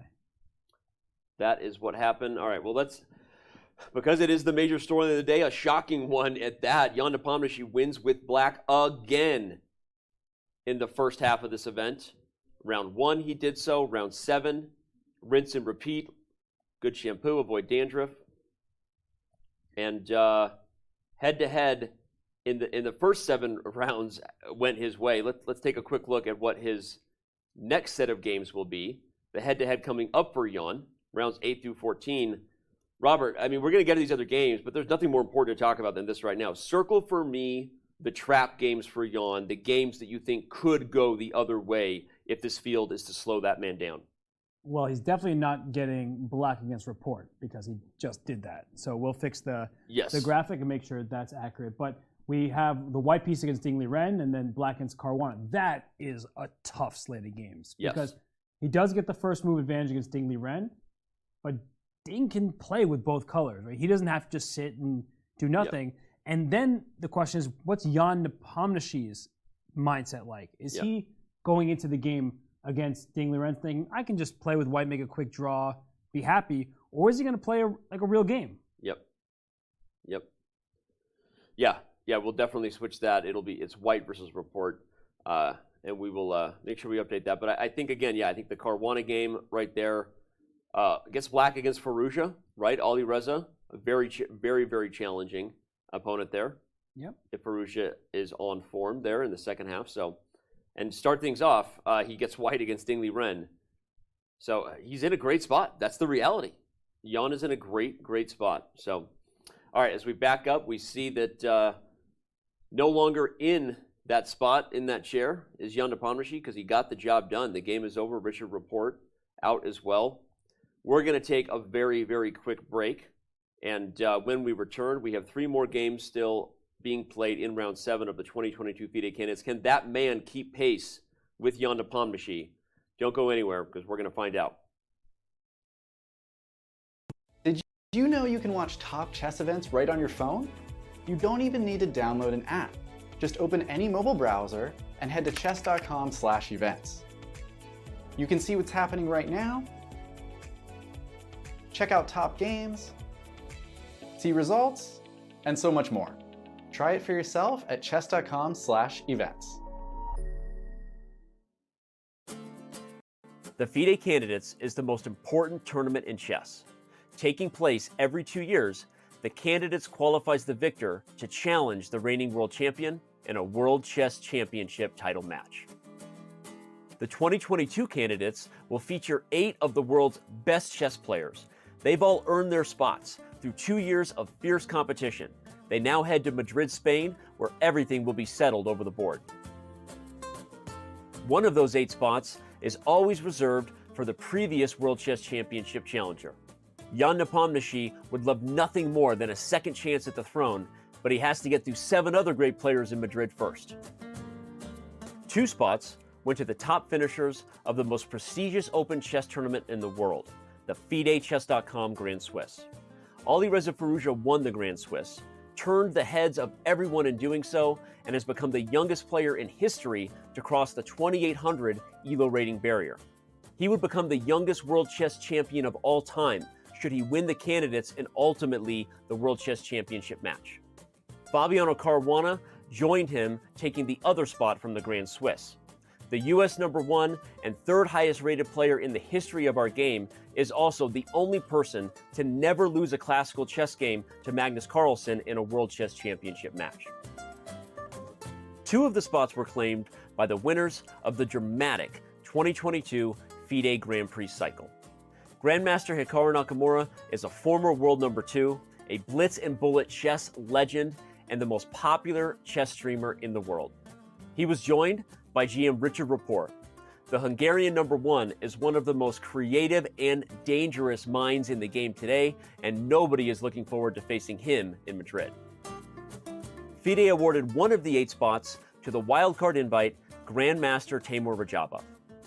Raja missed the 2021 candidate cycle in consideration of COVID concerns. But as the oldest, most experienced player in the field, he's looking to use that knowledge and punch his ticket to the World Chess Championship title match. And finally, 2 spots go to the top 2 finishers of the world's largest knockout tournament, the absolutely grueling FIDE World Cup. Jan-Krzysztof Duda, the Polish #1, punched his ticket by ousting none other than world champion Magnus Carlsen in the semifinals of that event. Duda would ultimately defeat Karyakin in the final to win the World Cup. However, Karyakin, due to suspension from play by FIDE, sees his spot go to China's #1, Grandmaster Ding Liren. Ding Liren takes the spot due to being the highest rated eligible player according to the May 2022 FIDE rating list. So that's how each of our 8 competitors earned their bids to Madrid. Inside the Palace of Santona, it's about who can sustain the mental endurance to secure the coveted slot as challenger for the world title. But we're not sure who that will be just yet. We do know this. We'll enjoy watching every minute of the Candidates with the Chess.com community as we see how the most important tournament in chess together. And we are back in studio, maybe surprising the world that we're joined by the man who just racked up. You have more victories than the rest of the field so far, Jan. How are you feeling right now about the way you're playing in Madrid? I mean, despite the score, I think it's like very much up and down because, okay, I had some really poor positions like against Fabi and against Hikaru. Yeah. I would say like mathematically, I think in both games I was losing, but I mean, especially it was more or less obvious in the game against Hikaru, but I mean, okay, I just mixed up everything, and in the game against Fabi, he played just so brilliantly, but he didn't come up with some computer line in the end, so he went for a repetition, but I mean, so far, indeed so good, but yeah. So far, so good. You have 5.5 out of 7, which is a full point more than you had heading into the back half of the candidates and the odd broken up candidates that was the 2020, 2021. How do you maintain your focus at this point? You maintain yourself in the same rhythm, knowing that you're in a potentially commanding position. Well, I don't think anyone needs to maintain focus on during the candidates. Yeah, it's a very challenging tournament anyway. So I'm just doing what I normally do. Yeah, I just prepare, play, have some rest, and then repeat. Yeah, and that's like rinse and repeat. That's quite. Sometimes it's quite boring. Yeah, but sometimes this pays off. Like for example, yesterday I paid some attention to the line which occurred today, so it was like quite lucky. But for me, but I mean. Speaking of the line you prepared today, and you called it kind of quite lucky. How surprised were you when Richard decided to go against the repetition and play for knight to d2? Well, this was, I would say, it was more or less obvious because he spent so much time. Right. And I think maybe because he had six draws already, so he wanted like to fight and to catch up, you know, to beat the leader. Because also, you know, optically this position is nothing but clear that black is better. Because okay, for me it was like more or less obvious because I knew black is better. If white decides not to repeat, but you know, okay, I have this poor knight on e6. He has like 2 rooks, so it looks like he quickly comes like rook d1. But in fact, I think after he gave away h3 pawn, it was already it was never pleasant for him. And I'm not sure if I played well, but I think I managed to trick him into this endgame with queen and bishop against 2 rooks and a bishop, and I think it was pretty much over. So maybe he could, you know, defend better. You said you knew the position well, and I'm not trying to pry where I'm not supposed to go as far as prep goes, but obviously you just came off of a world championship match in Dubai and had a lot of prep for that. Do you mind sharing at what point in this game were you on your own versus the type of positions you were looking at for that?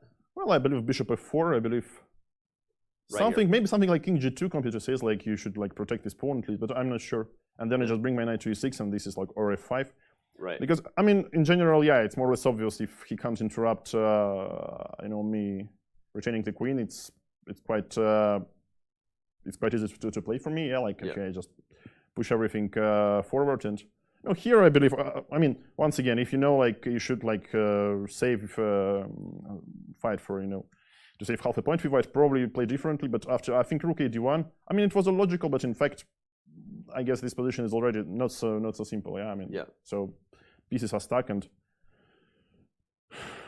Well, I'm not sure. Maybe here a5 was the cleanest one, yeah, like after a3, a5 to play it positionally, but somehow I felt like, okay, this h5, queen f5 and stuff, yeah, you know, it's time to play for tricks. Yeah, you like that, okay. Yeah.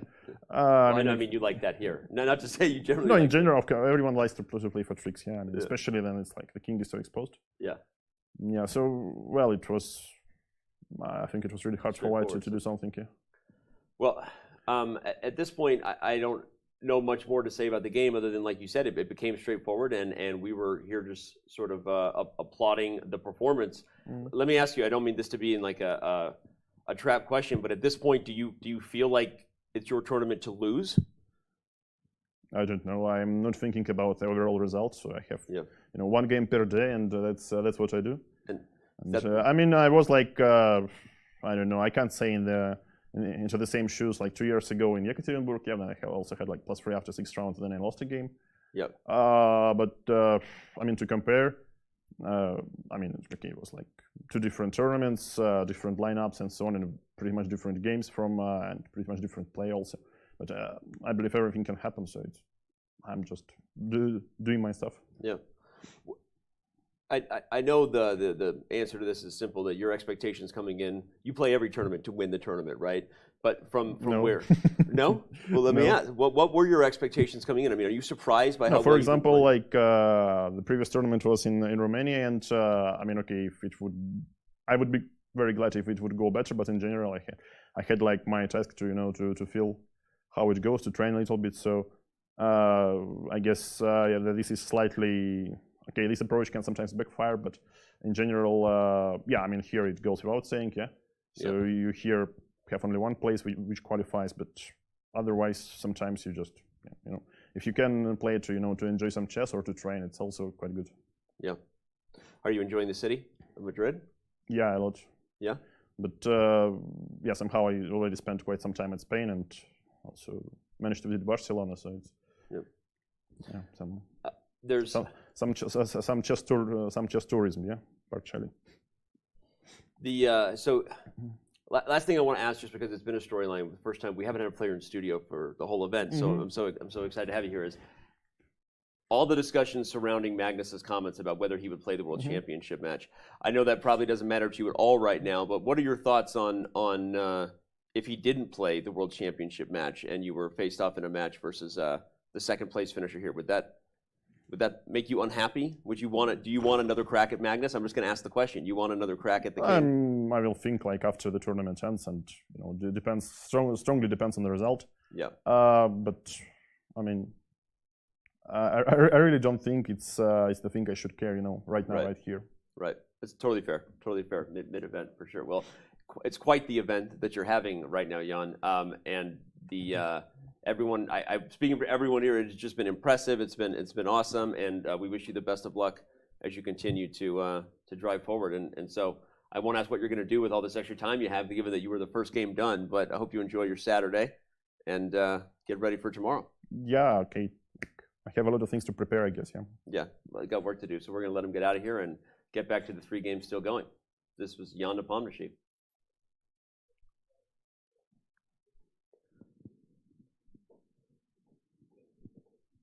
All right. Well, that was the man of the day, the man of the hour, and maybe the man of the tournament at the end when it's all said and done. Jan Nepomniachtchi is now sitting at 5.5 out of 7 points, with a blistering performance being put on here through the first 7 games in Madrid. And wow, I felt like I wanted to ask a few more questions about the specific prep of the World Championship, but then I started getting the feeling, respecting the fact that there's a lot of chess ahead, respecting that you know, the answers to some of those questions may indeed reveal themselves on the board here at some point. And ultimately, just very appreciative of Jan Nepomniachtchi's time, and I hope you enjoyed the interview too, Robert. Yeah, and you couldn't catch him. You know, you were like asking him how he felt, if he did win the event. Yeah. Like, I just need to finish this event out. Yeah. And, you know, he said that he made specific mention of round 7 last time around. Yeah. So he doesn't forget that he can be beaten. Yeah. He looks unstoppable right now with 5.5 points out of 7 games, but he knows that anybody in this field can take him down. Yep. So he's not looking too far ahead. Yeah. No, super smart. Obviously, the mindset of a person who knows there is a lot of chess ahead, right? That's how he should be. It's like you notice when you see interviews with great athletes in other sporting events, in the middle of a season, right? When they're asked about a great victory and how unstoppable they feel, a lot of the answers are similar. Like it's one game at a time. We're focused on playing together, executing the game plan, right? When an athlete's in a zone, right, you can just tell that they've got a mindset. They know the job isn't done, and they're not going to slip and start thinking about, the prize before the prize is in hand, right? So he didn't answer my question about whether he wants another crack at Magnus. Right now he needs to win the tournament, but I would bet that he does want another crack at the king, and there's one person who might still have a chance to stop him from it being a foregone conclusion that Jan Nepomniachtchi is going to win the candidates here in Madrid, and Fabiano Caruana has his work cut out for him here against Timur Radjabov. So let's dive right back into that game. Yeah, Fabiano has been nursing an extra pawn for quite a while now, and we talked about the opposite colored bishops, but pieces are still on the board. One of the variations we looked at earlier was where the queens came off and the rooks were off the board, and we said, okay, we know that this game is going to be a draw, but now all 4 rooks remain. And that makes Black's defensive task much more harder. Difficult. And for Fabiano, he has a rook in the open file. He can bring his A1 rook over to D1 to line him up, and his control over the D5 square is going to be a huge nuisance for Radjabov to deal with going forward. I'm surprised we got this position. Let's bring up the analysis board when we can, because I thought the line we looked at was super forcing. After queen c4, I'm trying to figure out what happened. So the queens were traded, and the line we were looking at was b5 as a means to force another trade. And this was the endgame we were predicting. Remember, we're like, hey, I was like, hey, I'd rather be black here, like even down a pawn, right? I mean, this is so simple. So instead, Radjabov trades queens and then chooses to play the move rook to c8 instead. I wonder if there was something about b5 that maybe I was being too careless to assume this is the move. Like maybe the move is actually just backing up the bishop. Actually, that makes sense. And now you're worried about your pawns, right? Now you've made some weaknesses. A4 could pry things open on the diagonal. Yeah. So okay. I see you, Fabi. Rook c8, bishop here, Robert. But now I'm feeling much better again about Fabiano's chances to keep this thing going. No, this is exactly what you want for Fabiano. You have an extra pawn. You can press this advantage for a long time. And there's no easy out for black, right? There's no sequence where we see the rooks just come off or the knights get traded. There's a lot for Radjabov to figure out. And they're only at move 24. So both players have quite a handful to do here. There's a lot of work left because you need to get to move 40 to get more time. And there's currently a struggle with how should black continue to withstand the pressure that Fabi is trying to build up on. Yeah. And even though the queens are off, and I kind of alluded to the fact earlier that with the ladies gone, the chances of an attack, a checkmate attack on the light squares are way less. But the truth is, now that we've seen the bishop reposition itself and this rook coming to d1, don't count out the fact that black is dealing with some real pressure over there on the queen side with the rook and bishop lined up on that diagonal.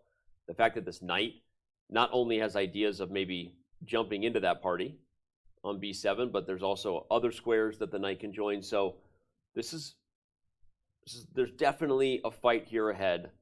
Obviously, Jan Nepomniachtchi going to be hoping that Timur Radjabov holds this one, just makes his job easier. Of course, as he said, he's focused on his chess. But everyone else thinking, well, if this is going to remain a two-horse race, then Fabiano's got to pull this one out. Yeah, and one more thing, in addition to what you mentioned, the d5 square and the knight hopping around, there's a possibility that bishop on e4 takes the knight on c6.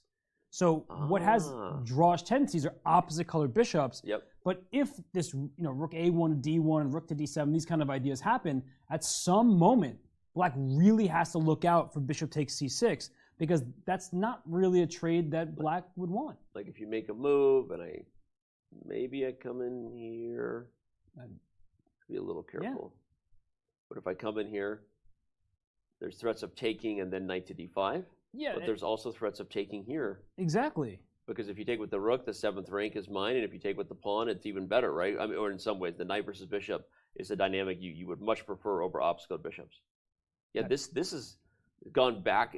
We're swinging back now to the fact that I'm more confident that white has a lot to play for here. I actually don't see an easy plan for black. This is looking really problematic for Radjabov, and I understand that he was worried about the b5, a6 pawn configuration, but this is clearly less pleasant, right? Like maybe the other position had some holes, and I'm not going to dismiss that, but this is just a clearly Fabiano can play with zero risk, and right now I'm sure Radjabov's thinking, can I take on c3, and then, will that hurt White's queenside pawn structure? But then we'll never have opposite colored bishops because only one of us has a bishop. So I'm really liking the look of this position for Fabiano. I'm sure he's very, very happy to be where he is. Let's look at that. So taking obviously gives the imbalance of the bishop versus knight the other way, meaning black is volunteering, and it does put a weakness on c3. But I guess the big problem is that this dominance of the d file is so concrete, right? And it's coming so fast that you don't have time to move this knight and go for anything aggressive if you're black. And black has to play f6 before white does. Because white, if you give white a free move, f6 is about to win the h-pawn, and that wins the game. That's going to be enough. You split the board, and the bishop has things to attack on both sides. That is exactly where it will flex its muscles over a piece like the knight. And so if you play f6, well, now I'm coming in, though, I think. And then once black plays rook c7, we have bishop takes c6 here. Really important move.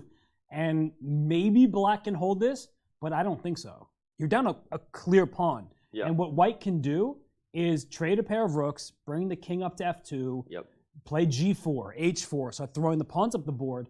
And this 4-on-3, despite the double pawns, no, that's a real extra pawn advantage because you can just throw your pawns forward. Wow. So it turns out maybe Fabiano's queen c4 that kind of had a surprise because of the line we were assuming is ultimately okay, given that forcing line we looked at with b5 had more chances to if you didn't trade than we realized. So Caruana showing that there was more that meets the eye. He knows he still has a ton of work ahead. And now knowing that his friend Richard Rapport was not able to be an amigo, right? He's saying, mis amigos, my friends. Someone else has to stop Jan Nepomniachtchi, right? But right now, nobody can. Though if Fabi wins, and we have two people at 5.5 and 5. Wow, I guess we know what we're talking about for the rest of the event. Whatever game those two guys are getting into. We already were talking about that coming into this round. Like, oh, does anyone else have a chance? But if they're both winning and nobody else is, then that just leaves us with Jan and Fabi down the stretch. But we're not there yet, so let's back up and again remind you where we stand. Yes, you are seeing correctly. If you just tuned in, where have you been? Jan Nepomniachtchi wins again with black. But there are two other games going on, and it's not a two-horse race yet. Decisive victories for any of the other players in the field could change that storyline. But we've had, let's see, we've had the most changes in Liren Firouzja. So I feel like we should head over there, even though I know it's looking more like a draw because I don't see how that b-pawn can advance quickly, right? You've got an outside pass b-pawn if you're Firouzja, which in theory is better than White's 4-on-3, but the pawn is sufficiently blockaded by Liren's knight and rook, and hard to see this getting too spicy from here. Yeah, it's one of these situations where is that pawn a strength as an outside pass pawn, or is it a weakness because it's an isolated pawn? So if this king on g2 can quickly run king f3, king e3, wherever to get to c5, you can team up against that pawn. So even if you lose the pawn, that's the problem for White. If you ever hope to have winning chances, let's say the knights get traded, and White wins the pawn, the 4-on-3 on the king side is still a theoretical draw that Alireza Firouzja knows very well. Although in theory, if the other trade happens, the rooks come off the board with the pawn. That's actually a good lesson for viewers that the endgames often referred to as closest to king and pawn endings are knight endings, because if you have an extra pawn, even with no other advantages on this side of the board, there actually are some real winning chances there, even in a knight endgame. Very different than a rook ending. So Firouzja, I don't expect that to be the case. I expect this one to end peacefully, but if that time pressure somehow played tricks with his head, he does have 7 moves to make in 11 minutes. You have to be very careful not to get a knight versus knight 4-on-3 endgame, but okay. F6 was the last move. We highlighted Liren's idea of getting the king in. Firouzja has similar plans up his sleeve. And okay, let's back up again and head on over to the other game we haven't touched on in a while. That, of course, is Jan-Krzysztof Duda's battle with Hikaru Nakamura. Whoa. This one is different. Different than we left it, and different in terms of one side having chances. I think Duda is, well, wait, but the D pawn's also hanging. Wait. Yeah, but he's willing to give that pawn to infiltrate with his rook. Well, actually, this is a really interesting idea. So rook takes d4. Okay. If we can get this on Yeah, analysis we'll board. analyze it. Rook takes d4. Yeah, rook e7. So I'm actually giving up a pawn temporarily. And once you play your bishop move, then I can take on b7, the bishop c6, I think. I think you need to protect the pawn like this. And then I take here.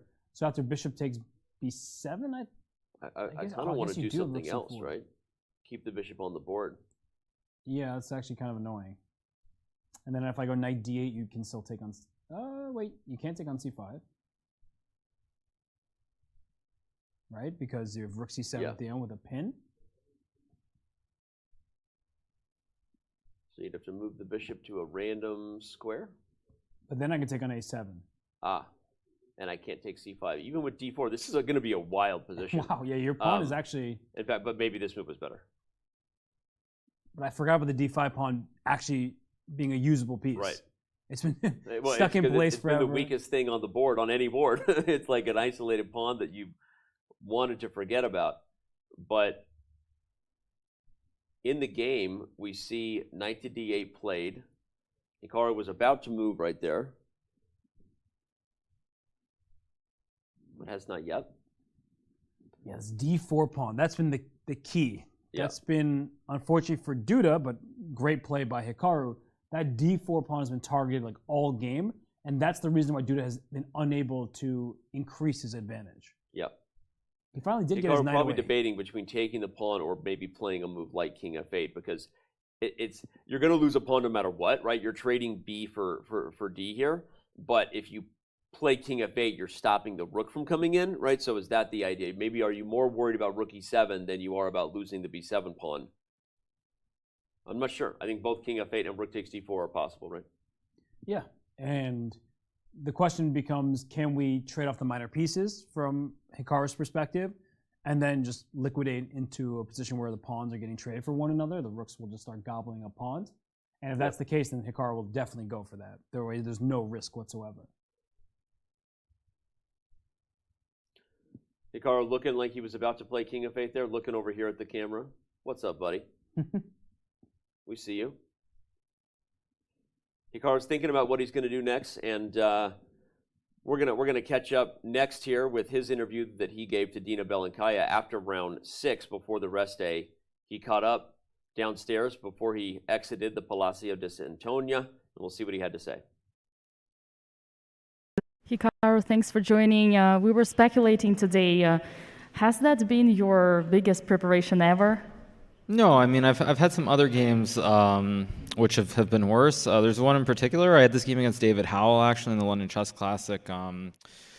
I don't know, maybe it was 2012, and basically he played the first, I had prepared the first maybe 40 moves. Unfortunately, he managed to find all the best 40 moves as well, and the game ended in a draw. So that was actually a little bit worse than today. But, I mean, joking aside, I think Ding, I mean, he found all the best moves. Bishop takes b5 probably isn't the best way to simplify, but the way he found like the c5, I mean, all these moves, I mean, this is the main line of what I had looked at. So it was just very impressive by Ding over the board to figure it all out. So there was no moment where you could have played a little bit better? I mean, maybe after knight g5. I mean, I'm sure after knight g5, there's probably some rook and pawn endgame I can get somehow where I'm up a pawn, but it should be a technical draw. I mean, I think I saw one with bishop g5, queen g5, maybe queen d4, queen c1, and queen c4, and I think I can get maybe 4 pawns versus 3 on the king side, but it is a draw if Ding plays accurately. So that's why I didn't do that. I mean, also, of course, I saw Jan was doing great and probably winning, so I figured I would just kind of play this whole rook g3 thing after thinking forever. And I wasn't really sure if it was okay or not okay, but I figured who cares? I mean, if it doesn't work, it doesn't work. And yeah, I just unfortunately Ding found rook d5, and I had to go for this bishop g7. If he had played something else, I think maybe I would have had some chances to win. But hey, played a good game. Rook a3 was your preparation, but still, didn't you have some flashback from yesterday's rook lift? No, not at all. I mean, I actually wasn't thinking about that during the game. I mean, I was basically hoping that Ding would make a blunder, and he kept playing every best move. I mean, he played bishop f5, rook d8, c5, all of these moves, and of course this is unknown. So for him to find all these moves was just disappointing. So I was waiting for that move, which I hadn't looked at, and he kept finding the best moves. But that's life. Perhaps one more question for today. When you play online, you always explain your moves, your ideas. When you play here at the candidates, do you still have that kind of a voice inside of your head explaining the moves? Not really. I mean, I think the one thing I would say is there are certain times, like yesterday's game against Jan, where there's this one position where I can play either rook e3 or knight h4, but those are the only two moves. So in my mind, I was kind of thinking about what are the possibilities and sort of talking to myself about what the two moves were. But in general, I mean, I think you just try to play, and I don't really think about such things during the game for the most part. All right. Thanks a lot. Sure. That was a great interview. I'm going to go Dina. I'm going to go Hikaru. That was awesome. Yeah, it was about as thorough as Hikaru's preparation against both Ding Liren and David Howell. Yeah. The preparation was thorough, and Ding Liren's defense was amazing. I like the question about whether Hikaru has his own voice in his own head while he's talking through variations in his games. And because we all know that voice as he talks through variations on stream to thousands. Takes, and then takes, and then the Hikaru pop. Wait, I got an idea. He's got his jacket on. We've seen him do that a few times, Robert, and it kind of means he thinks the game is a draw. I don't know if that's the case today. Maybe they lowered the air conditioning. It is getting a little hot in here, by the way. Maybe they lowered the AC downstairs. Who knows? But no, I think he believes after bishop c6 that it should be a draw. It should be a draw. And we were talking about this right before we played that interview, that in many of these positions, what Black is about to be able to do is try to trade minor pieces and then just trade some of the queenside pawns and hold the balance. So, I mean, great play by Hikaru. If you scroll through this game quickly, you would think, oh, it was nothing. It was just a draw. But he actually was in some trouble. accurate, Yeah, because the knight was just clearly better than the bishop. And at the highest levels of chess, that can make all the difference, right? Where just a nagging advantage that continues to pester your opponent until they feel like, I need to do something really active, change the nature of the game. And Hikaru didn't do that. He just played good move after good move and was able now to get in a position where he should be able to make a draw without too much more effort. Yep. Yeah, let's bring up the analysis board and scroll through that, because it is super instructive, because just to show that we were looking at a position like this after Jan-Krzysztof had induced the move f5 because of the threat of checkmate, right? So you induce this move f5, but that's such a huge commitment to your structure, weakening the pawns, weakening the dark square in front of it. And Robert did a really good job at the time of saying that bishop b3 has a concrete threat. Depending on what happens in the position, make some random move, the pieces getting traded on this square, changing the structure, opening up the weakness of e5, potentially goes for a position where we pointed out just how bad the position is for Black when the material's equal and the computer thinks that White is basically up 2.5 points. So look at the structure here and look at the computer's eval, right? Look how dominant this position is for White. Not just our chess positional, the way we like to teach thing, even the computer agrees. Mathematically, this is basically lost for Black. And then look at what happened in the game and see if you can notice the difference. He played queen b6. We end up getting that structure. But everything was super accurate. This move is accurate enough to just make it not so easy for Black to be able to deal with the e-file. Then, instead of taking here and helping White, you play rook e8, which brings the rook to e4 very quickly. And so in this position, again, it's the same structure, Robert. That's what's fascinating to me about this, right? Literally the same position. We just had the computer saying, you're up a piece. But because of the unique, accurate, defensive, aggressive moves Hikaru played, White is never able to get access to the weaknesses or even the pawns without consequences, right? So again, I think what you're saying is really true. Just super interesting to see how precise Hikaru was in his defense as we catch up to the live game that will probably be a draw. Yeah, and from Duda's perspective, he was a bit imprecise, and that allowed Hikaru to get the activity. But right now, this is actually an extremely interesting moment, because Hikaru can play the move rook d4 to a4, because Duda did not just take the pawn a7. And by putting the rook there, you're protecting your a7 pawn while attacking a3. Black's already up a pawn. And Duda won't even take a pawn after rook a4. He's going to bring his king up to f3. He's waiting for Hikaru to take his pawn, his king is going to walk up the dark squares. And despite in that initial position being 2 pawns down, white is definitely no worse, and black may still have a few things to figure out. Yeah, Hikaru he put on his jacket, but you can see he's taking pause and appreciating the dangers in this position. Oh, there it is. Well, he's got an idea. Pop, pop, up. But I really like that. In fact, let's go right back to the analysis board and show that, because that's instructive. If this happens and you carelessly take this pawn, again, carelessly, how many people watching would just take this pawn, right? It's with check. Everyone in chat just raised their hand. Everyone in chat, if they were honest, just raise their hand, unless they're playing armchair engine, chess engine quarterback. Here comes king f4, and all of a sudden you try to like go after another pawn, and okay, well now I can take it because I've already solved my problem of getting out. But any other careless moves here, like let's say a5 or something, right? You try to come up, here comes the king. And this is one of those positions where you see the dangers of your king being on the back rank, despite being down a pawn in a rook ending, white is winning. Yeah. So I love that. That was a really instructive idea you showed of Duda's plan to put the king on f3. And I expect that after rook a4, which is now on the board, Duda will play king f3. Nope, he's taking. Okay, well, that was fun. At least we learned something, chat. Because apparently Duda, why would... I really thought he was going to play king f3 f3. was a better try. What was Hikaru going to do instead of taking the pawn?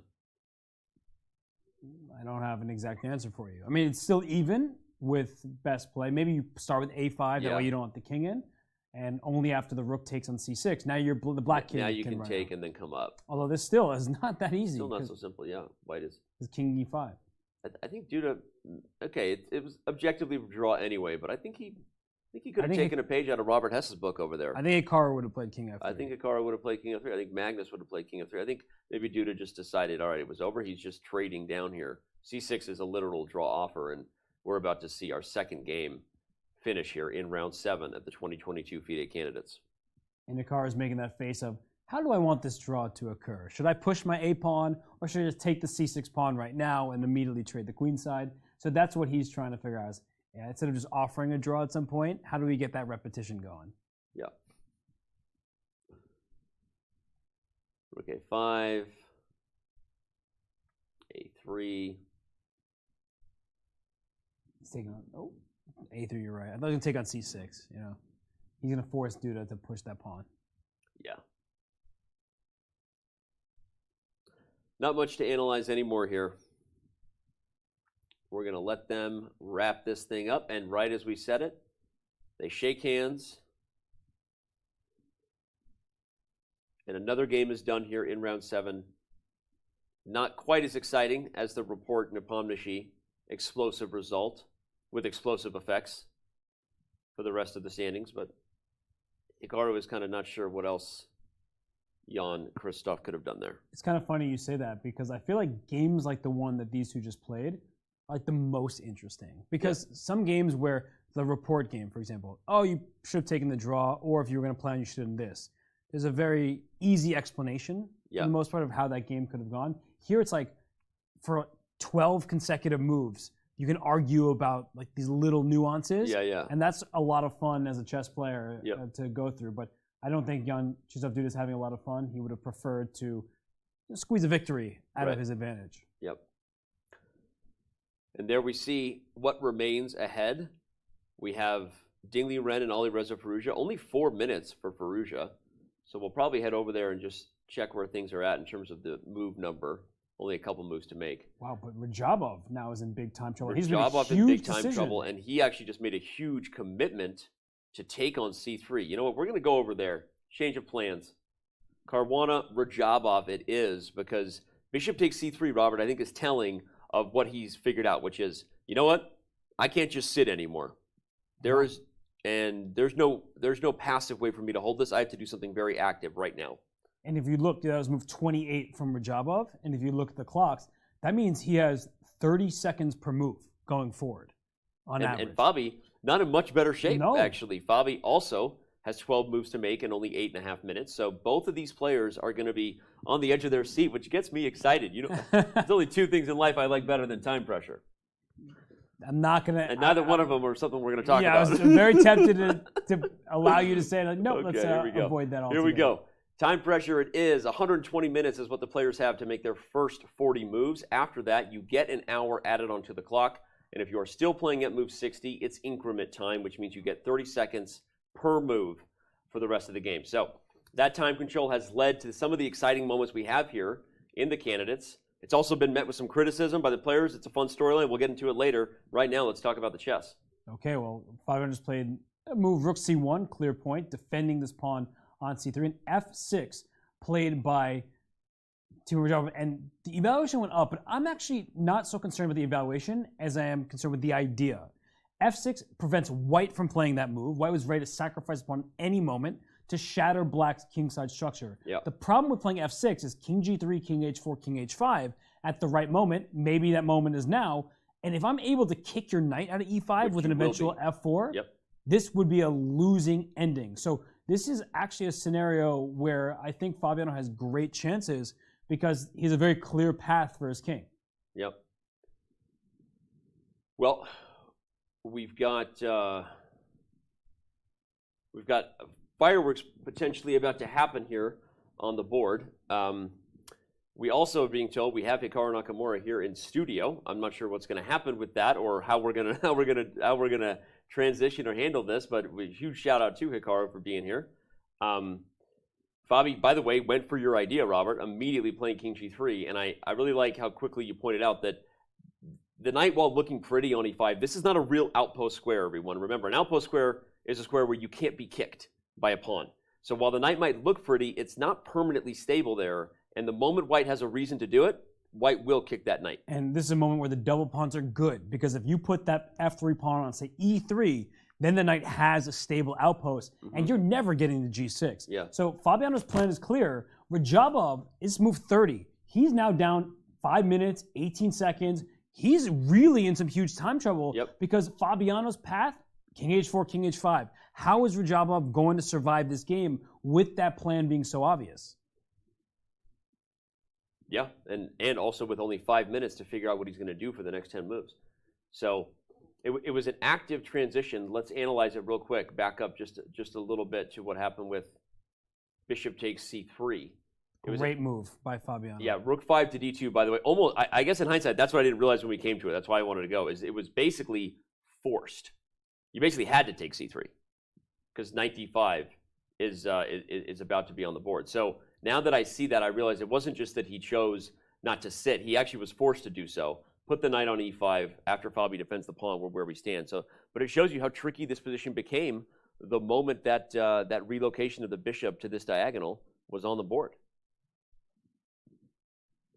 And yeah, all right. Well, we've got a position where Radjabov is in some real pressure here, and we have now a real treat in studio as we are joined by the one and only Hikaru Nakamura. Hikaru, thank you for being here. Yeah, no problem. I mean, it's been an interesting event, I guess you could say. Yeah, I want to get your thoughts about what happened in this round. I would love to get your thoughts on how did you react to what was happening on the board between Rapport and Nepomniachtchi? Yeah, well, I mean, I think the thing is, fortunately, in my game, it was very dry from the start, so it wasn't like there was a moment where I could suddenly change something based on what was happening in the other game. But I mean, when I saw this position, I mean, obviously, white can take a repetition and make a draw, and with the time control the way it is with no increment, I mean, the more Richard thought and finally didn't take the draw, I had a feeling he was going to lose the game. Yeah. Because it seemed like a situation where he should probably think for maybe 15, 20 minutes, and then either you go into it or you take the draw, but you make a decision right there and you leave yourself a bunch of time because in the game it looked like he was probably okay, but he was already low on the clock like everybody else is against Nepo, and it just fell apart, for lack of a better way of putting it. We could... It's unfortunate this is the first interview we've been able to have in the event because there's just been so much that's happened, so many great games. I would love to talk to you about your victory versus Radjabov, the incredible game versus Alireza Firouzja. So I'm saying that because I don't know how to get into all those topics. I'm not sure we'll be able to. But I also would love if you analyze a little bit of this one with me, because you might be able to help me kind of close it out. Sure, yeah. I mean, I think first and foremost, what I would say is this tournament, it has some shades of actually the tournament that Fabiano won in St. Louis. Now, mind you, in St. Louis, Fabiano was the only player who was winning games, but when you have so many strong players, it feels like there are very few opportunities to win games. Yeah. And all the opportunities seem to be in Nepo's game, and I guess to a lesser extent, Fabiano's. I mean, he obviously got a bit of a gift from Alireza when Alireza went insane. But there are so few opportunities, it feels like all those opportunities are happening in one person's games, and there just aren't really, there isn't much to go around, I guess. Well, talk about that, because I was talking about that with Robert earlier. I was saying that in some ways, obviously you have to play well to win a tournament like this, right? Obviously. But you also have to get opportunities, right? You have to, for lack of a better way to put it, not lucky necessarily, but there has to be a chance to push. And how much do you think a little bit of luck plays into who ultimately goes on to win these tournaments? Well, I mean, I think you create your own luck, obviously. Jan has been moving very quickly, very confidently throughout the event, and so he's made his own luck. I mean, but yeah, there certainly is a factor. I think like today, for example, in my game, if the other Jan had been a little bit more aggressive, the game could have gotten really interesting. But instead, he just traded everything off on d5, and there was just nothing there at all, even though I think objectively I might have been a little bit worse if he hadn't done that. So it's what it is. But you know, every tournament is different. And I guess at the end of the day, you hope you'll get opportunities. If you don't, well, that's just life,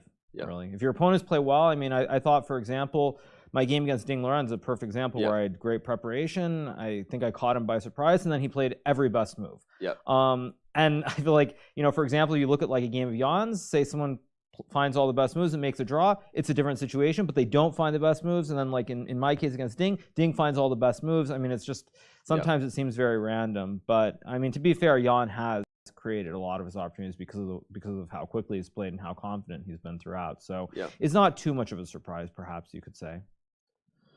Well said. Do you mind analyzing a little bit of this with me? Only because we're right when you came in, we're kind of in the time pressure moment where we've got 3 minutes for Radjabov to make 6 moves, and actually Fabi just playing F4. This is looking a little bit tougher by the move for Black. Yeah, I mean, Timur decides, like this is another example. Timur decides to play a very random Sicilian out of nowhere. We were super surprised by that. Yeah, no, I mean, I think what he did was okay objectively, but he plays a random Sicilian out of nowhere instead of being like rock solid like he normally is. So again, sometimes if you want to call it luck or whatever, that plays a role. But still, Fabiano, I mean, I thought he was surprised in the opening, but he responded in a way that seemed very human. And I don't know where Timur went wrong, but it just looked like he ended up down a pawn. And maybe there's some way with his knight on d4 to simplify. I mean, I didn't really look at it very closely, but now it just looks, I mean, completely lost.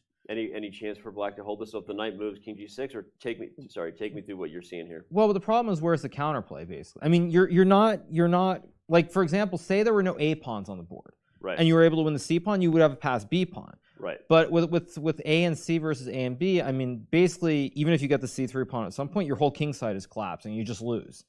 Because you don't have a pass pawn on the queen side. So, I mean, if Timur saves this, I mean, I'll gift 100 subs to the chess.com channel on Twitch, because there's just, I don't see the counterplay, basically. I mean, where is the counterplay? The king's going to G6, and then you can slowly play G3, G4, H4. And I mean, maybe even put the bishop on F3 at the right moment, put the rooks, stack the rooks on the D file, or put them on D4 and E1 even. I don't see it. I really don't see it here. This also looks bad, no? Because now there's bishop D5, knight B6, bishop E6, and king G6, and allez to the up the king side. Oh man. No, I mean this is just terrible. No, I mean this should just be pretty cleanly winning. I mean, if you put the knight on F8. What is the time? Yeah, but knight F8, G4, rook D7. Oh yeah, and there's some kind of mate on H3 if I go rook D1, rook C3. Oh, at the end of the line, yeah. Yeah, maybe. I mean, still though, I think I'm translating Hikaru right, and that you were quickly calculating. You have to be careful of this. Yeah, because like rook E4 would be winning if there's not there isn't some rook H3, but rook H3 is checkmate. Cool. So that would be bad. Very unfortunate. But I mean, the thing is, what is the time situation? Fabiano has 6 more moves to make in 3 minutes for Fabi, 2 minutes for Radjabov. Yeah, I mean, if Fabiano doesn't blunder before time control, he's going to win this game. Yeah. Because if he gets to move 40, then he's going to have an hour to think and calculate all the very long lines, and he'll find something and he'll win the game. So basically, if if Fabiano doesn't blunder the next 6 moves, he's going to win this game. Is that ever in your head at this point? I mean, are you still always trying to just play the most accurate move next, or are you sometimes like, okay, just it's like possession in like NFL, just hold on to the ball to get to move 40? Are you ever thinking like that here? Well, it's tricky because the time control, there's no increment. I mean, as I've said many times, every tournament that I play has increment except this one. So it's a little bit odd that you don't have increment, because when you're getting those 30 seconds, if you run your clock down to like 5 seconds, you make the move, you get 30 seconds, you can think. But if you make a move and you're down to like 5 seconds and you don't have the next move planned, you're in big trouble. Right. So it's kind of, it's a situation where you kind of just like have to make some moves, although now it's getting tricky. Just like I said, it's getting a little bit tricky here, isn't it? Yeah, Fabiano didn't play your bishop d5 move. That probably was a little more accurate. So now he has to figure out how to deal with c3. Yeah, I mean, of course, the eval bar says white is winning. I mean, I can see that, but yeah, I mean, this is very unpleasant. Suddenly, let's say I have 227, so 227, minute 29, 4 moves to make. Yeah, and the problem is like rook d8. If knight c3, you don't have rook d6 because your bishop hangs on e4. If you could go rook 3 d6, you'd mate next move, but bishop's hanging. Okay, so he plays king g6. Okay. Radjabov takes the pawn. No hesitation. Yeah, but see now there's going to be counterplay because you're going to get passed pawns on the queen side. That's great. I spoke too soon. So yeah, no, but that was the idea you were pointing out. That's actually super important. And how does white break through here? Because you got to get something on the 7th rank before g7 can fall. Yeah, I mean, you're going to have to go, what, bishop f3, knight a2, rook d7 or something, and maybe it's still winning. But again, it's getting messy. Yeah. I mean, Timur's going to get counterplay here. He's going to get at least get a hope. Whereas I don't think he should have gotten any of this counterplay. So he's going to at least get a hope. I mean, I still, again, obviously I can see the bar, so I can tell that it's lost. But I mean, considering how bad the position was, at least you have a glimmer of some kind of counterplay here. And he's going for it. Knight a2. Yeah, that means that the chat has a glimmer of hope that Hikaru is going to gift 100 subs. So watch out, everybody. Yeah, I mean, again, I still think Fabiano should win this. I mean, rook d7, rook d7, b4, king g7, knight c3. I mean, it should be winning. It should be winning, but yeah, it's just somehow. It feels scary. Because you could also lose this now. Because if you go like king f6, b3, for example, and then you trade rooks and go rook d2, then I go a5, a4, and just like that, I think you might be lost. Okay, I mean, computer says white's still okay, but yeah, it gets very, very messy, very messy out of nowhere. So I mean, yeah, it looks like one move now to make with 1 minute for both players, roughly. Yeah, I mean, this move is very obvious. I mean, you just go b4, knight c3. I mean. With some combination. Which one do you play? Plays knight c3 first. Okay, yeah, I mean, and this is also dangerous because now, I mean, there's no increment in second control. So like if Fabiano thinks, which I expect him to think for like 20 or 30 minutes after king g7, b4, he's still going to have to use time on every single move. So yeah, I mean, you assume he'll find a way, but I really wouldn't like this position. I wouldn't like to be white here. Yeah. Based on the trajectory of the way the game is going versus where we are now, I would not have I would not be happy if I was Fabiano here. I would not be happy at all with this. But he's got 30 seconds to find one more move. Once he does, we'll probably take a breath and have a couple more questions with the man Hikaru here. But don't go anywhere, everybody. We still have 2 games in progress in this round.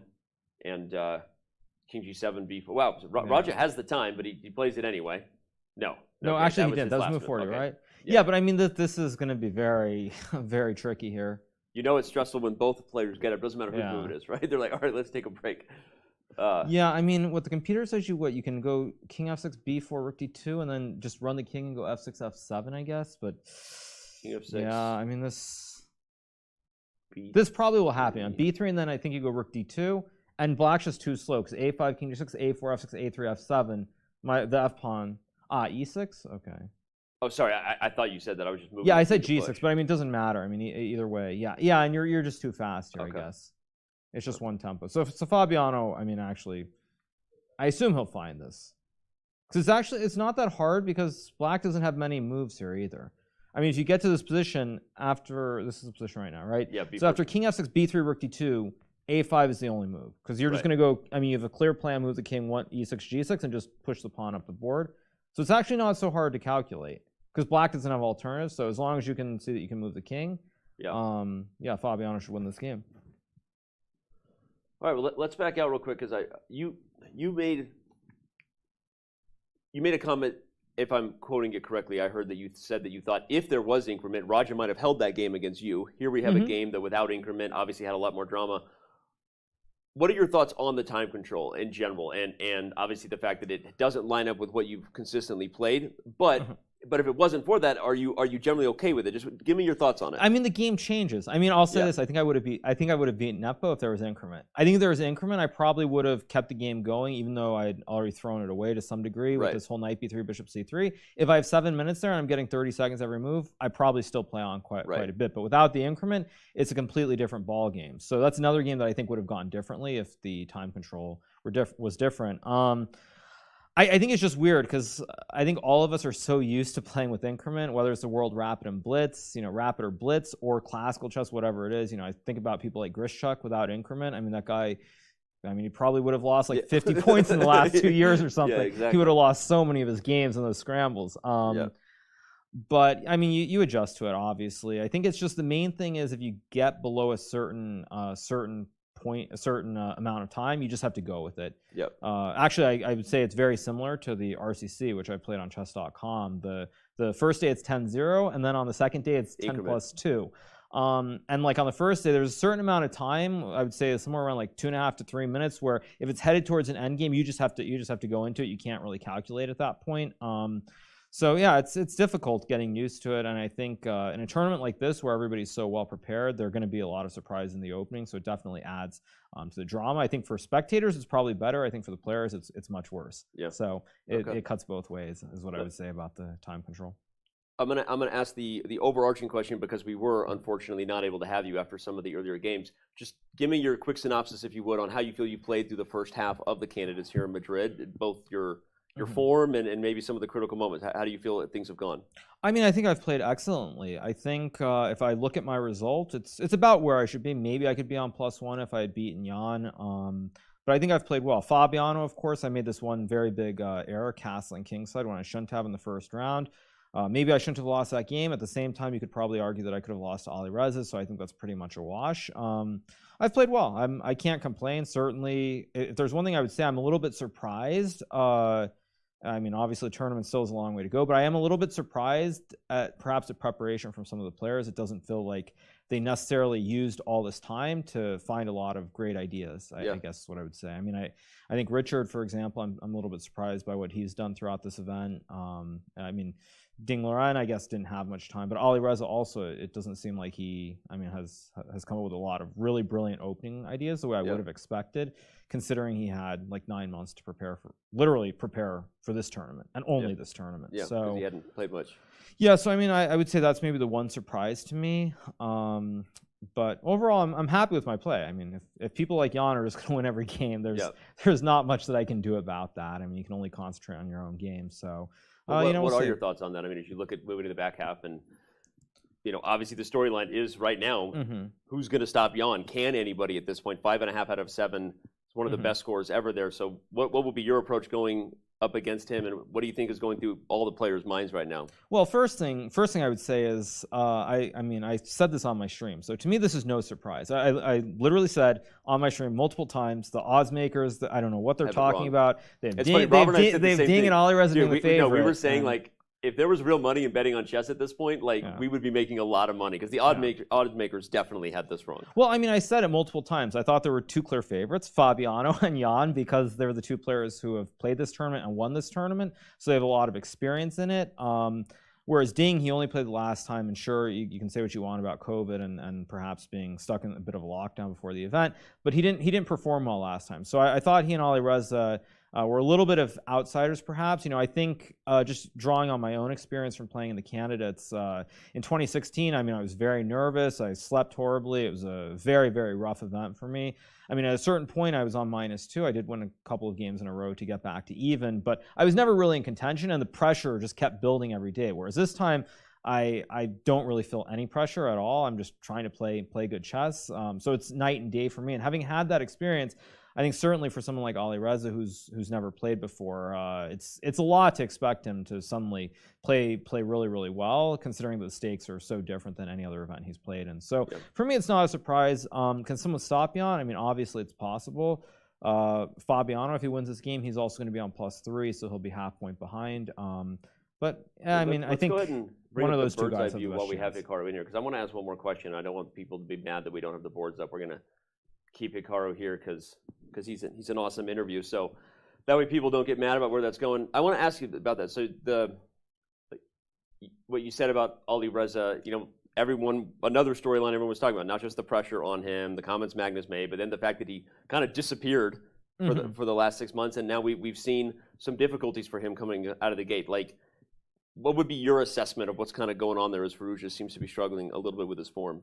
I mean, there are a couple of things. First thing is that I think actually, again, drawing on my own experience from 2016, when you put all your eggs in one basket and it's all about this one tournament, it really does feel like every single game there's this massive pressure on you. And I think Alireza and probably his father and his brother, they perhaps didn't realize just how much pressure it's going to be. And then secondly, as well, like when we talk about the pressure, I've said this many times on my stream, the Candidates generally is a tournament where people play the worst objectively. If you look at the quality of the play, the blunders that you see, for example, Bishop H2 that Radjabov missed, I mean, if this is, I'm just going to use a tournament, there's nothing against a tournament, if it's a tournament like Norwich has, I mean, Radjabov finds a move. He finds a move in 5 seconds, no issues whatsoever, but suddenly in the Candidates, he doesn't find it. You know, I made this huge blunder. I mean, Richard didn't win that game against Alireza, and so it's just a different beast completely when you play in the Candidates. Is it just because of the pressure of what's at stake?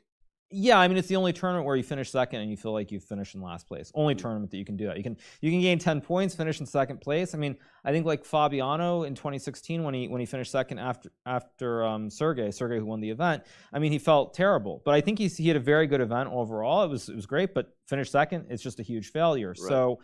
Yeah, I mean, I think there's a lot to be learned for Alireza. Certainly as well, it's also a different tournament because players have a lot more time to prepare. For example, if I look at the Grand Prix, which I played in Berlin, I mean, I maybe did like a little bit of casual prep the week or 2 weeks before the event, and that was all I did. Yeah. But here, everybody has months to prepare, so it's much harder to find surprises and catch people off guard. And I think, I mean, that also makes it a lot different, a lot more challenging in many ways. So. Yeah.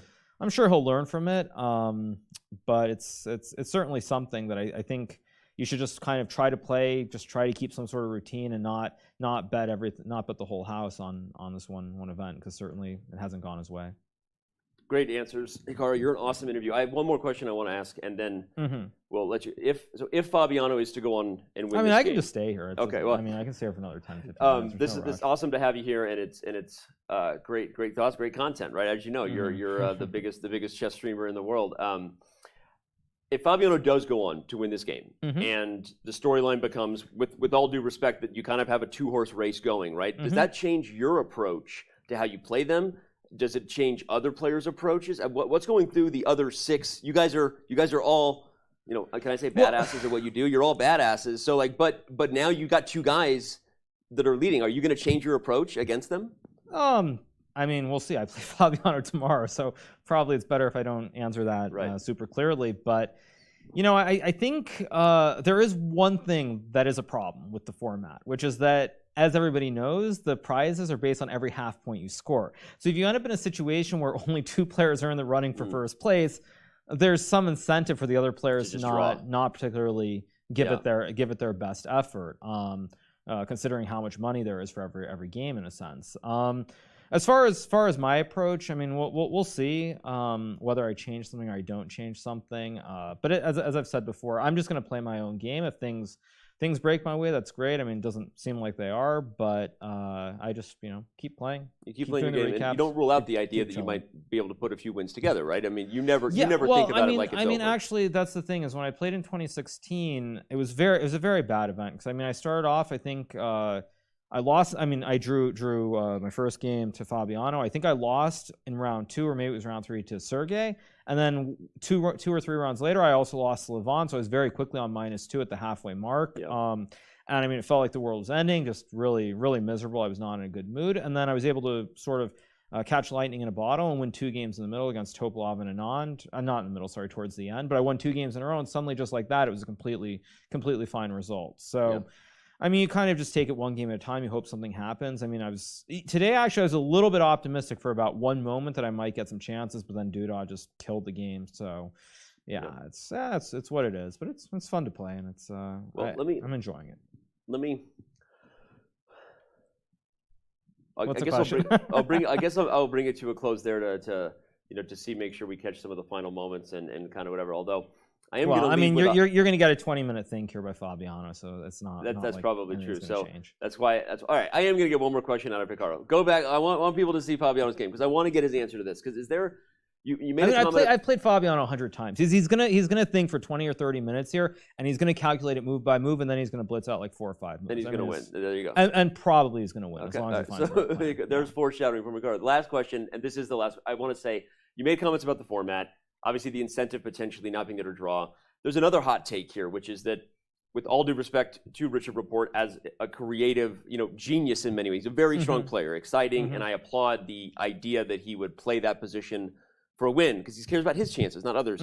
But the hot take is his loss in a round robin is very different than him taking his fate into his own hands in a knockout, right? And if you're looking at a format, is it fair to the other players if someone makes a reckless decision in hindsight because of the round robin format versus a knockout where you're only responsible for your own life? If you screw up, you're out of the tournament. So your thoughts on that format comparison? I think he's tried to take his chances against many players. Some of them just haven't capitalized. I mean, you could say the same thing about his game against Timur. I mean, it was completely fine, and then he made a 1-move blunder and should have lost that game, and he didn't. I mean, I think it's really you roll the dice. A situation like today, he's rolling the dice, but I really felt that without the increment, he had to make a decision. Just make a decision after 15, 20 minutes, and not just think. I think he thought for 40 or 50 minutes at that moment. And you just make the decision. You live and die by the sword, kind of. I don't think you can say it's reckless. I mean, it's obviously he's trying to play his best. But it certainly. I guess what you'd say is that it feels weird when against Jan he does that. When you have a feeling that against someone, I'm not going to say like myself, but someone who's in the middle of the pack, like let's say myself, say I don't know Ding or someone, he's actually probably less likely to take that risk. But. It's what it is, and I can't really fault him for the decision. I think it was just he should have made the decision much sooner. He should have thought for 20 minutes, make the decision, and then he would have had more time to figure it out. Although to me it seemed very I don't know, it seemed insane to do it because I saw 0 winning chances and only losing chances with the queen versus the 2 rooks. I mean, I feel like actually on that note, I feel like I've had probably at least like 3 or 4 games against Fabiano, and actually not in classical, but like in rapid and blitz, one in classical, I guess, but where he's had the queen, I've had the rooks, and it's just been like a queen against 2 rooks, those type of ones, and somehow Fabiano just holds it with the queen. And so having had those experiences, when I was looking at the Jan game, I was just like, there's no way that the rooks are ever going to beat the queen there, and so it seemed like an attempt to lose, but yeah, I mean, obviously there's a lot of pressure, a lot of things probably were going through his mind, so. That's what it is. All right, man. Thank you for being here. This was awesome. Yeah, no worries. You're awesome. Your stream is awesome. Shout out to everyone tuning in here. You can also go check out Hikaru's channel, which is live as we speak as well. I'm sure you'll be joining that soon. Yeah, at some point. Yeah, so everyone, that's the content. Go check out Hikaru joining his own channel here, probably in the next, little bit. But well, it's awesome to have you here. Awesome to have you in Madrid. We'll hopefully catch up with you again at some point. We still got 7 more rounds to go. Yeah, something like that. Yeah. So we're gonna head to break here. Round 7. Can I say one last thing though? I will say that at some point, like in the last day or two, I've started getting a little bit antsy, and I'm just like, I am kind of counting down the days till I can actually get back to streaming. I do have to say that. So you miss it. You miss the community. You miss it. I think it's like 10 days or 9 or 10 days, and so I am actually in my mind counting down and getting kind of excited about that return. I have to say. Cool. Well, your videos have also been incredible, by the way. There's never been someone playing at this level giving that type of insight and content. So it's been anyway. All right. I'll just say one thing on that too, though. I mean, it's not unprecedented, though. I mean, sure, the medium for doing it is different, but I mean, I remember in '95 game. I think it was game 10, the one that Gary won against Vichy, the very famous Open Spanish with the whole knight g5 sack. the towel sack and everything else. I think he wrote up an analysis of that the day after for USA Today. So I mean, it was for a newspaper. It wasn't, it wasn't like for the internet per se. But I still think it's quite similar, and so I don't think it's like that unprecedented or that unheard of. And also for this event, everybody's done so much prep that I don't think that, say, as long as I'm careful with what I say about the openings, it's not really taking away from the overall my overall. And is it helpful for you? Do you enjoy it? It's like good therapy a little bit? Oh, I mean, I love it. I mean, I think at the end of the day, we're all here to try and raise awareness for the game, and I think the fact that I'm doing that, giving people insight, it's something no one else is doing, and so yeah, I enjoy it, and it's fun. Cool. So it's all good fun. We enjoy it as well. The fans do, and on that note, we will officially let you get to it on your own stream, and eventually a video later on Hikaru's YouTube channel, which you'll want to check out. So. All right, everybody, we are gonna, when we come back, I'll be rejoined by Robert Hess. We'll see the next series of moves Hikaru predicted maybe that from Fabiano, and the next moments for round 7 of the 2022 FIDE candidates in just a few.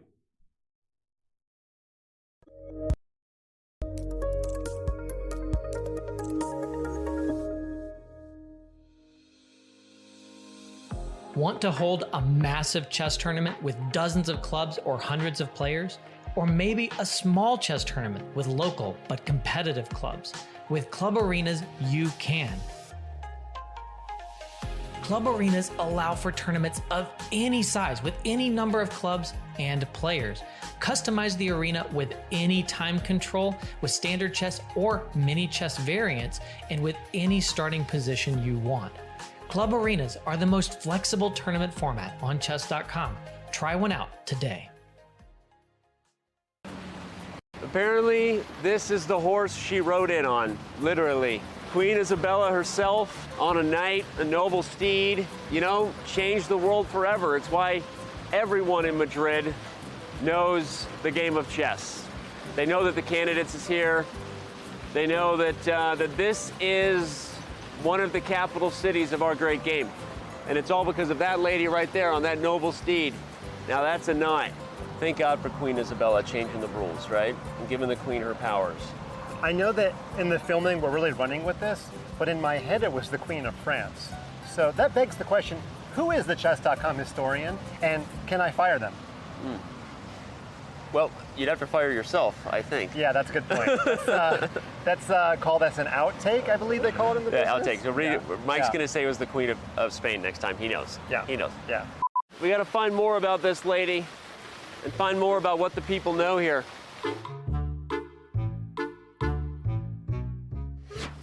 You guys excited for the candidates? Hey, can we talk for a second about this? Here we go. To the plaza we go. Which way's the plaza? You guys play chess? Yeah. Yeah? There you go. Are you excited for the candidates? Yeah. Yeah? You don't know what it is? I do. Actually. Okay, what is it? We watched the Queen's Gambit. Oh, you watched the Queen's Gambit? No, Me too. Okay. You guys actually play chess, like on your phone? No, he does. Yeah? What are you playing on, chess.com? Yeah. You're about 1,300 on Lee Chess. Yeah. So it means you'd be like 900 on chess.com, actually. Yeah. Give me your username, I'll give you a diamond membership. No way. Not kidding. He's gonna be a contender in like 3 years. There it is. He's up and coming. So I'll give you a premium membership, and then you won't have an excuse. Then you can use our... Yeah, I'll go back to it. Yeah, all right, man. Oh, you're an IM? That's me, man. Crazy. Yep. Magnus, he's like #1. Oh yeah, the guy that like beats. Yeah, so this tournament decides who plays Magnus Carlsen. So the next challenger comes out of this tournament. All right, guys, enjoy. Thank you so much. Have fun. Thank you so much. See ya. Great trip, guys. There you go. No drinking. No drinking. Actually, yeah, we're 18. Still true. no drinking. That's true. You guys are connected now? Yeah, no, we're buddies on. We're gonna send each other some ticks. Do you think they already talked about and then this? we'll talk about it. Is that your phone buzzing? Are they already Yeah, talking? they're already hitting me up for my digits. Okay. Yep. Maybe wearing a pager wasn't the smartest idea to fit in with them. Want to play chess online or learn how to improve? Join us at the #1 chess destination in the world, chess.com. With thousands of people playing at any moment, you'll quickly find a game with someone at your level, whether you're a beginner or a grandmaster. Chess.com makes learning fun and easy. Sharpen your tactics with puzzles and enhance your strategy with our lessons by top masters. Learn from your own games with our easy-to-use analysis tool. Chess.com has everything you need to take your game to the next level. Signing up is free and easy. Join Chess.com today.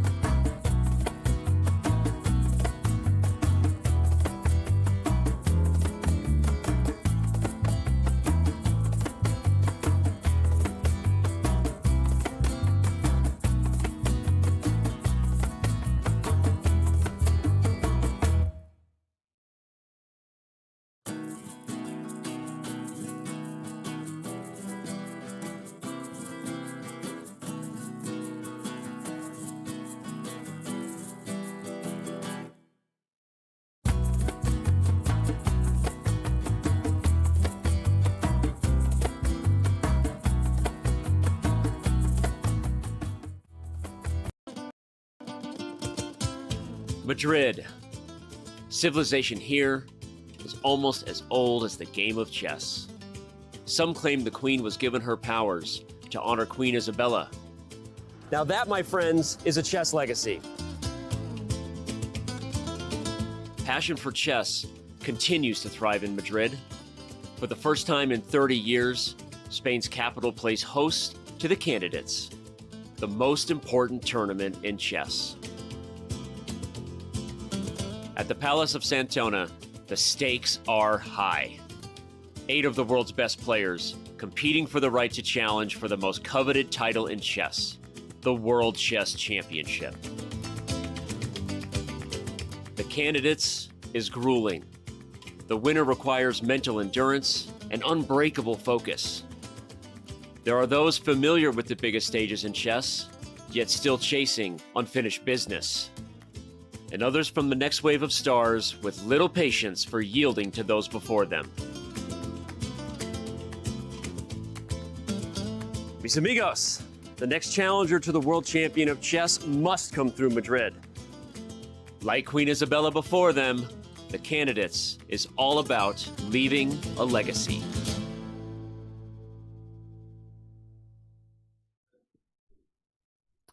We are back. Fabiano Caruana wants his legacy to be that he challenged not once but twice for the World Chess Championship at least, maybe even becoming the next World Chess Champion. He's not into this whole Jan Nepomniachtchi is going to run away with it thing, Robert. He's got different plans. Yeah, no, he made time control. He has several extra pawns on the king side that are about to go rolling down the board, and he wants to keep pace with Jan Nepomniachtchi. The last thing he wants is to see Jan start to run away with it, because kind of what you and Hikaru were talking about, like the pressure on people. He said that Rapport wouldn't have done what he had done if you're playing someone in the middle of the pack. Yeah. If you're a full point down entering the second half, you feel like you just have to catch up no matter who you're playing. Whereas if you're only down a half point, you don't need to risk all that much to start with because you still have your crack at Jan Nepomniachtchi. Yeah. Interview go okay, by the way? Do you like it? Do you need my approval? Yeah, I do. I need your approval. Okay, I thought you did a great job. It was really funny because you sound like every streamer who's about to end their stream. You're like, one more. Okay. One more. Like, last one, I promise. Well, it was so wild for everyone. Hikaru just showed up in studio and shout out to him, and it was awesome. And so me and Robert were kind of nervous, time pressure, all the stuff, but it worked out great. Thank you again to Hikaru, and we still haven't missed any final moments of this game. But let's dive into this game. We'll also, of course, check back in with Liren and Alireza Firouzja at some point. But Hikaru predicted King F6, Rook D2, and said A5, and it's kind of a forced line. You slide the king and push him, baby. And Fabi is double checking all of those things to be true, of course. But you see this game going any different kind of way than what Nakamura predicted? Well, if you can just calculate a line to the finish, that's exactly what Fabiano will do. He just gained an hour in the clock, so he's going to use it. But I think the other temptation, besides sliding your king to the side and pushing your pawn, would be to make a move like rook to d8 at some point, right? Because your rook goes to a8, that king is not very safe for black, and you could have a checkmating attack. So we see Fabi, nope, he's moving his king, and he slides it towards the center. That was the one that I accidentally did because I thought Hikaru said it. He actually had said king to g6, which might have actually been the more accurate approach, but it seems like it's still winning. I mean, because at this point, the king isn't really touchable there because of how powerful the bishop is, right? There's no real ways for the rooks to bother. The knight is too many squares away from delivering any kind of check that wouldn't work anyway. So it seems pretty straightforward, and the threat of pushing the pawn perhaps is actually now more clear because the king protects the rook, Robert, so there's not even any like b2 shenanigans, right, trying to distract the rook. But it's just one of those moments where you're so accustomed to keeping your king away from the middle of the board. Like, they still have 2 rooks and a minor piece and all these passed pawns. But Fabiano calculated that his king's in no danger. There are no checks, right? The knight is quite far away from the king. And so f6, f7, f8, that's the game plan. And that might just be the game. Yeah.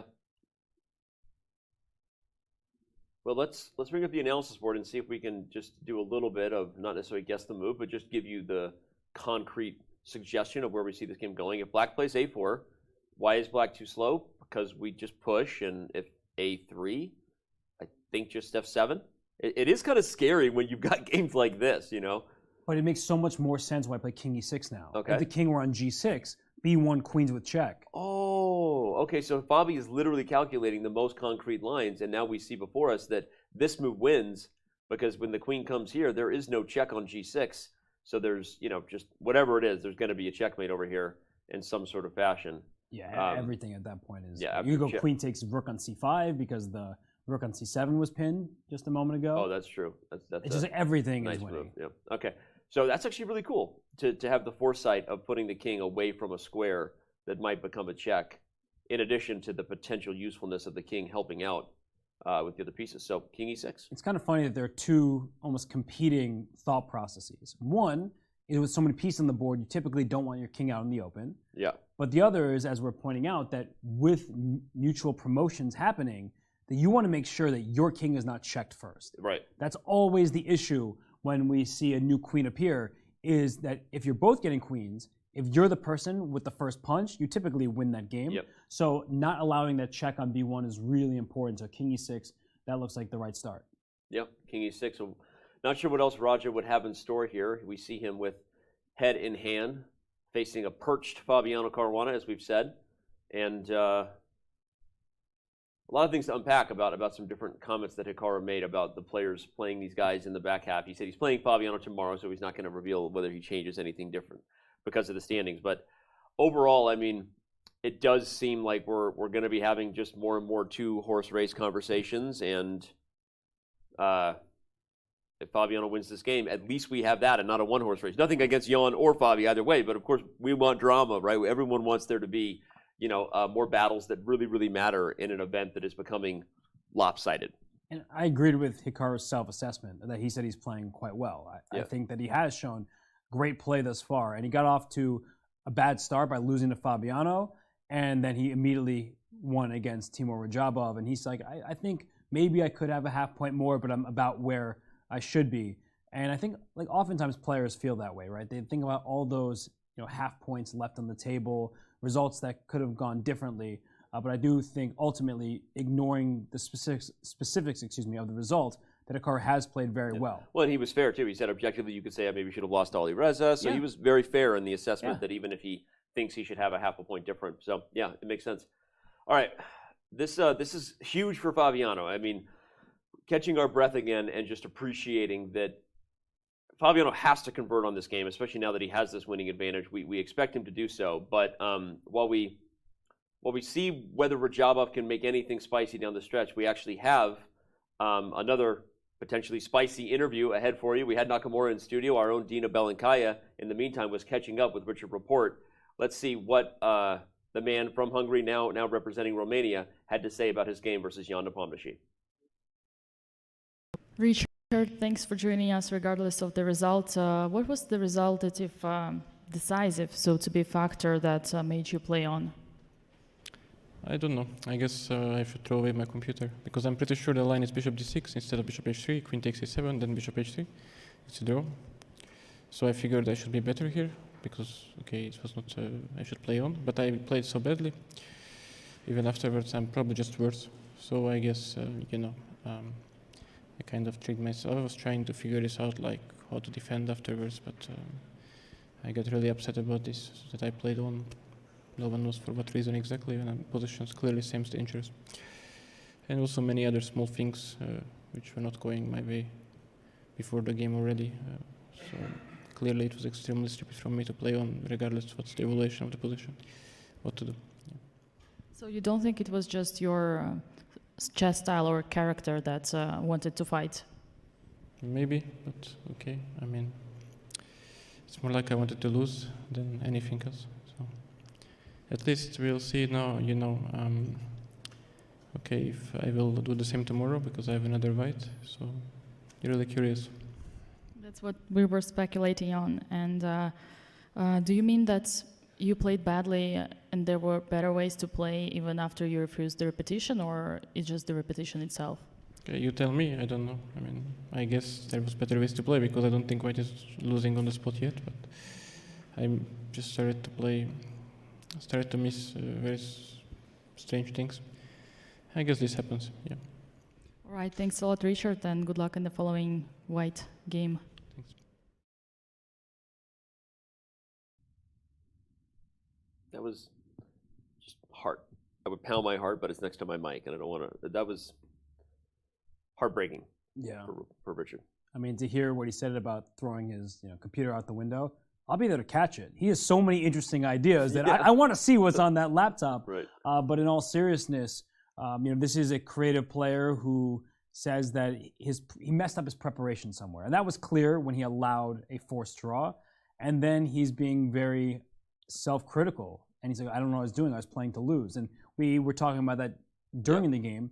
Yeah. But with every jubilant player who wins, there's somebody on the side of that, and it's clear how much Rapport cares, how much this means to him, and it is heartbreaking to see somebody feel that dejected. And Richard's a great player. He still may have a say in this event. It's not looking like he will necessarily be the champion here, but he can win a few games and he can change the storyline. Yeah, that's true, and that's only one of the only other storylines I didn't ask Hikaru about, as far as whether or not a player ever truly feels like they embrace the role of playing spoiler. And we know that they're going to stay the course and have the approach that they have. And, he referenced the tournament where he kind of caught lightning in a bottle, won a couple games in a row against Topalov and Anand, respectively. And I think every one of these players here knows what they're capable of if they get on a roll. You get maybe a lucky break based on prep. But do you ever really embrace the role of spoiler if you're in last place, for example, in the standings? And because you never really want to admit that. Because you never want to admit that you are in that role, and that's an interesting thing to consider. Well, all right. Radjabov took on d7. Now Fabiano is considering where to go next. It feels pretty straightforward still with f6 to me. It's just so clear why the king's on e6. Like at first, my instincts were like king in the center. That's wrong. But the more we look at it, you're saying f6 looks like the obvious move to you. But after f6, black will push his own passer, right? And it's just so important that the king is not on g6, because if you play f7, b2, b1 equals queen, there would be a check if the king were on g6. So once again, showing the importance of the king being on e6. And this looks crazy still, because black queened first, but the big issue for black is look at the c6 square covered by the bishop on f3. So the only available checks that black has are either on this a2 e6 diagonal, g6 square, or on E1.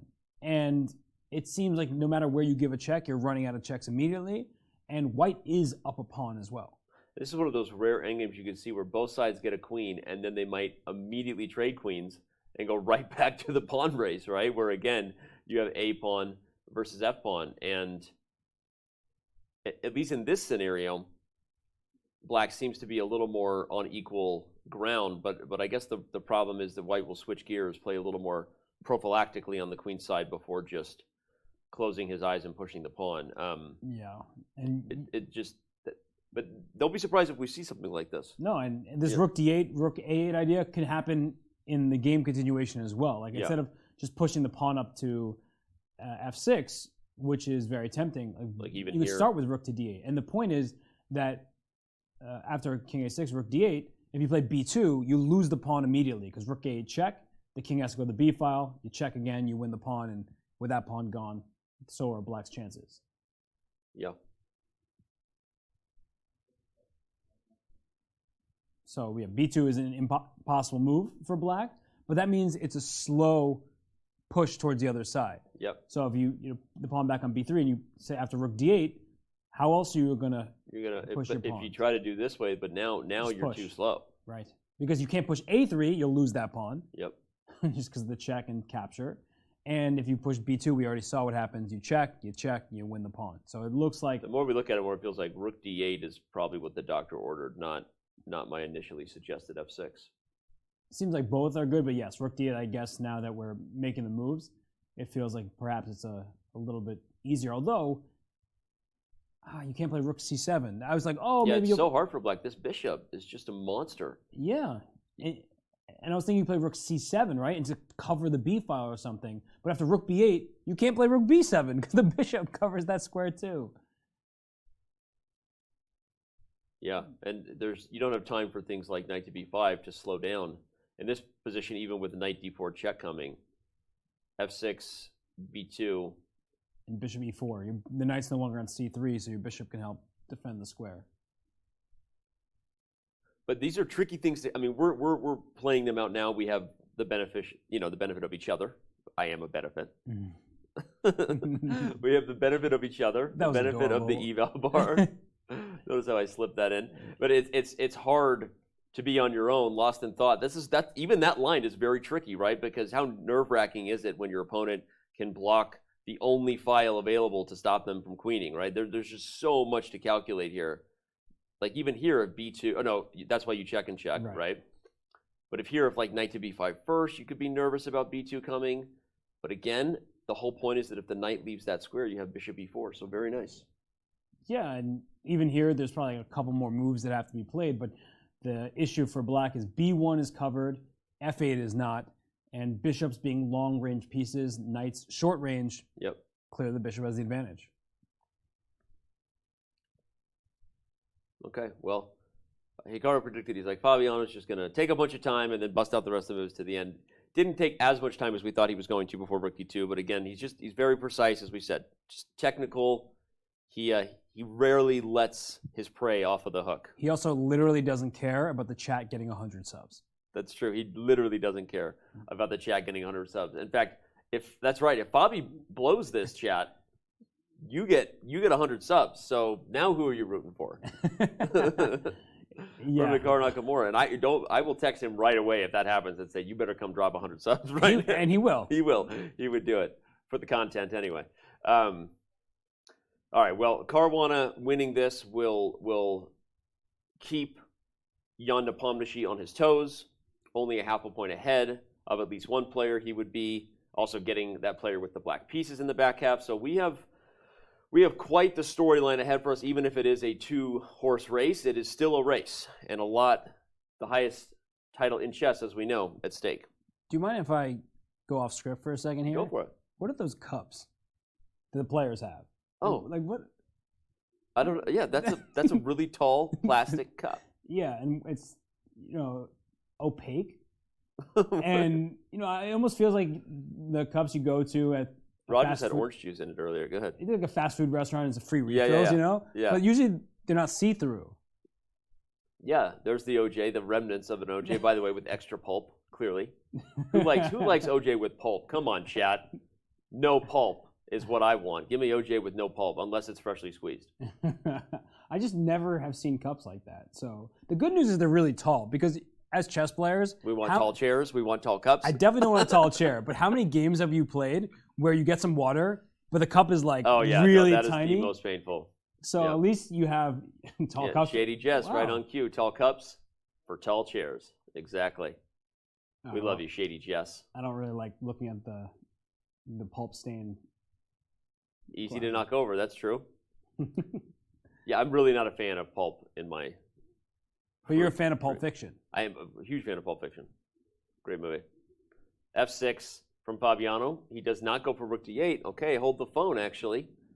Easy to knock over from... By the way, look at that username. Prof. Oh. That's a creative little username there. We like that. Okay, Fabi doesn't play rook d8, so we still have a little bit of a thing to calculate. Now we're back to the line that I was looking at. If we analyze b2, f7, both sides get queens, we could get something like that check and queen trade line. So let's go for it. Okay, so I think now you got to go for f7. We have no choice because you don't have time anymore. Yeah, you got to go. When you got to go, you got to go. Yes, me too. Yes, this is true. And the problem for black, right, there are those 3 checks. Or sorry, there I guess are 4. But the a2, e6 diagonal, as soon as you play a move like queen a2 check, the king goes to f6. And then there are no more checks. Yeah. So the checks run out very, very quickly on the diagonal here. King f6, you don't have queen b6 check because rook d6 just simply pins and wins your queen. So... Yeah, I think that we could get that line I was looking at with queen g6. I think it's the best check. Right, and then queen f6 is the reply, as you were showing. I think you got to block. And this is much easier, though, because before, and Hikaru was saying this, it looked scary because there were 2 pawns coming down Main Street. Now it's just one off the side over there. Easy to see how you get behind it. The f-pawn is running again. Yeah. And if we get another mutual queens, that would be funny, but I don't think the a-pawn is fast enough.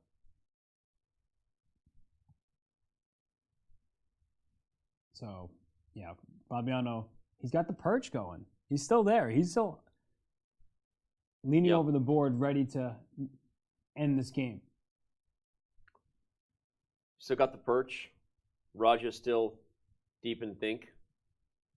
Deep in think. That's not a thing that you would normally say if you're speaking correct grammar from the kids who do grammar good. But I said deep in think, and then when I said it, I liked it. I liked how it sounded. Yeah, you did it earlier today, and I didn't correct you on it. But I thought about it. Deep in and think. I've thought about it It sounds like the title of something, you know? Deep in think. Oh. Chat is rooting for Pulp. That better stay under 50%, chat, or I'm going to mute all of you. That better stay under 50%. I am not happy about the vote for there to be more. Okay, no, it did stay under 50%. Good, that's right. But the fact that it's that close to 50% is really a problem. That's a little scary. Yeah, a little scary. Kind of a monster, are you, chat? What do you want to chew your orange juice? What's wrong with you? All right, let's head over and take a quick look at Dingley, Liren, and Firouzja. I think we should. I actually forgot that game was still going. I didn't, but it doesn't seem like much has changed outside the dynamic we talked about, right? Which is you have the outside pass B pawn versus the extra pawn on the king side majority. Evaluation is right at 50% for a good reason. It's the kind of game where if either player does anything too crazy, they could lose. But it's not over yet. I mean, maybe we shouldn't just dismiss that this game is going to be a peaceful result. They are playing for a reason. You know, wonder which of them thinks they have the better chances, right? Because at this moment here, the knight f5 is well placed, but the h3 pawn is an easy target from Black's perspective. The other rook a3 or knight f4 check, both of them will scoop up that pawn on h3. So there is a little bit here, but where's that king going? That's the question that Black needs to answer, is where are you going to put your king? Yeah, you'd love to run this way because then the king is ultimately helpful. There's a little bit of danger from a discovered check, or at least you always have to double check. But the truth is, there isn't really anything that. Well, king e3. Right, the king moves over. Now you're on the side of the board where you can help with the pawn. But in some ways, maybe that's the opposite of where you want to be, because if white gets aggressive, and I don't know that this works or not, but if white gets aggressive, now you may wish your king was actually back home. In fact, Alireza says, yeah, I like that idea. I'd like my king where I can see him. Like that king where I can see him, right in front of my king side there. I think that's a good choice, because there's no real reason to take any sort of risk. And I think to many people say there's no risk whatsoever, but there is, right? If you totally ditch your king side, white already has one extra pawn there. And if I can kick your knight, which is a nice blockader, then my e-pawn at some point might start rolling. So black is the one with the best pawn on the board with this b5 pawn. It just can't get very far, and now rook c1 activating the rook makes perfect sense. And the h3 pawn, I don't think you want to go like knight f4 check and take that pawn. That knight, as I keep saying, really important blockading piece. As soon as you do this, e6 happens, threatening both e7 and rook c8 checkmate. So this is how you lose a game that should not really be losable. Good tip for me. No. Dan, this is how you lose a game. You know, Danny, I have a lot of faith and respect for your chess. You heard it. It was on camera. Someone clip it. Clip it and ship it. He can't take it back. But, yeah, somehow I have this feeling that Liren is looking at the situation, looking at the clock. By the way, they still have 13 moves to make before they get increment. So this is, again, objectively, we're at a deadlock eval bar for a reason, right? This is an objectively equal position, but equal positions aren't just drawn. You still have to draw them. Right. And I would always used to tell my students, you know who wins equal positions? The person who plays better. Magnus Carlsen. And Magnus Carlsen. He wins from both sides. Yeah. So there's something to the fact that this game is still going. We're obviously going to keep a slightly closer eye on the Caruana-Radjabov battle over there. But nothing has happened yet in that game. And Firouzja earlier in this tournament against Rapport, in that rook endgame, right? He went wrong despite the computer evaluation. This one is a bit easier, quite a bit easier to play. And against Magnus Carlsen, that's been one of Alireza Firouzja's fatal flaws, is the endgame, where it looks like he's about to make a draw, he's very close, and then something goes haywire. So right here is not a moment where you just assume that the draw is within reach. You have to prove it. And that's why you never stop calculating. Because as soon as you do that, then Liren gets one little idea, then another. And part of the reason is that white has a much safer king. Right? That we don't dismiss checkmating ideas in the endgame just because no queens are on the board. That this king on f8 is in more potential danger than the king on d3, even though it doesn't look like that much trouble. No, it's true. And again, look at the time. I mean, Hikaru made the observation when he thought maybe Fabi might be slightly misplaying the winning chances. Turns out Fabi was okay. But Hikaru made a good observation, which is, hey, you don't get increment in the second time control either. And so often what happens is you pass time control, you take a breath, maybe you then spend 20, 30 minutes on the next couple critical moves. Before you know it, you're back in a spot where you have to make 20 moves in about 30 minutes. And that's not so easy. Here, Alireza Firouzja has to make 13 moves in 16 minutes. It's in fact, no, he still has to make his 46th move, so he has to make, no, sorry, it is 13. He has to make 13 moves in 16 minutes, and Liren has not offered the draw for a reason. Maybe he wants to take advantage of that time control situation. Right, and if, you know, some of the most tempting moves are just going pawn hunting, and we keep talking about like rook a3 Yeah, check. let's do the rook one, actually. Let's analyze that, because if the rook goes here, king up, you can also get in trouble. Yeah, and I guess after king d5, you do have these knight checks, knight f4, and you're just in time with rook d3 check. Yeah, okay, and now the tables are turning. Yeah, still should be... Probably should still be a draw, but it's... Okay, so if the rook goes for e6, maybe this is what Alireza is calculating, is we already established that moving the knight away from the e6 square is not okay because it needs to blockade e6. But you could maybe go take the pawn with the rook here. White doesn't have a concrete knockout. No, not at all. I want to attack the knight. Right, so king has to go up to f7 because I don't want to allow that pawn to push. Worst case scenario, I can go. Knight f5, you can just make a draw on the spot, at the very least. It's back and forth. Man. Yeah. Is there anything more? Alireza Firouzja plays knight f4 check. He's just going to repeat. He's not taking h3 for sure. No. After king e3, he'll probably play knight d5 check and just do that dance. It's actually an interesting thing to observe that the rook is cutting off the king from the 4th rank, everyone. So there's none of that, which means you can just check this one home. Because the king would love to play king d4 or king e4 to come forward, but no way to do that. Nope. And if you start running to the king side, like instead of king d3, you play king over there to f3, then black maybe can think about bringing that rook forward. Because look at this, king e4 after rook a3 check, big mistake. Knight c3. Booyah. And your king has nowhere to go. Yep. If you go anywhere else, there's a discovery on a2. Mm-hmm. So look at that. Yeah, so we would anticipate that if knight f4 is followed with knight d5, we will get a perpetual check for a draw. If I was calling my shots here.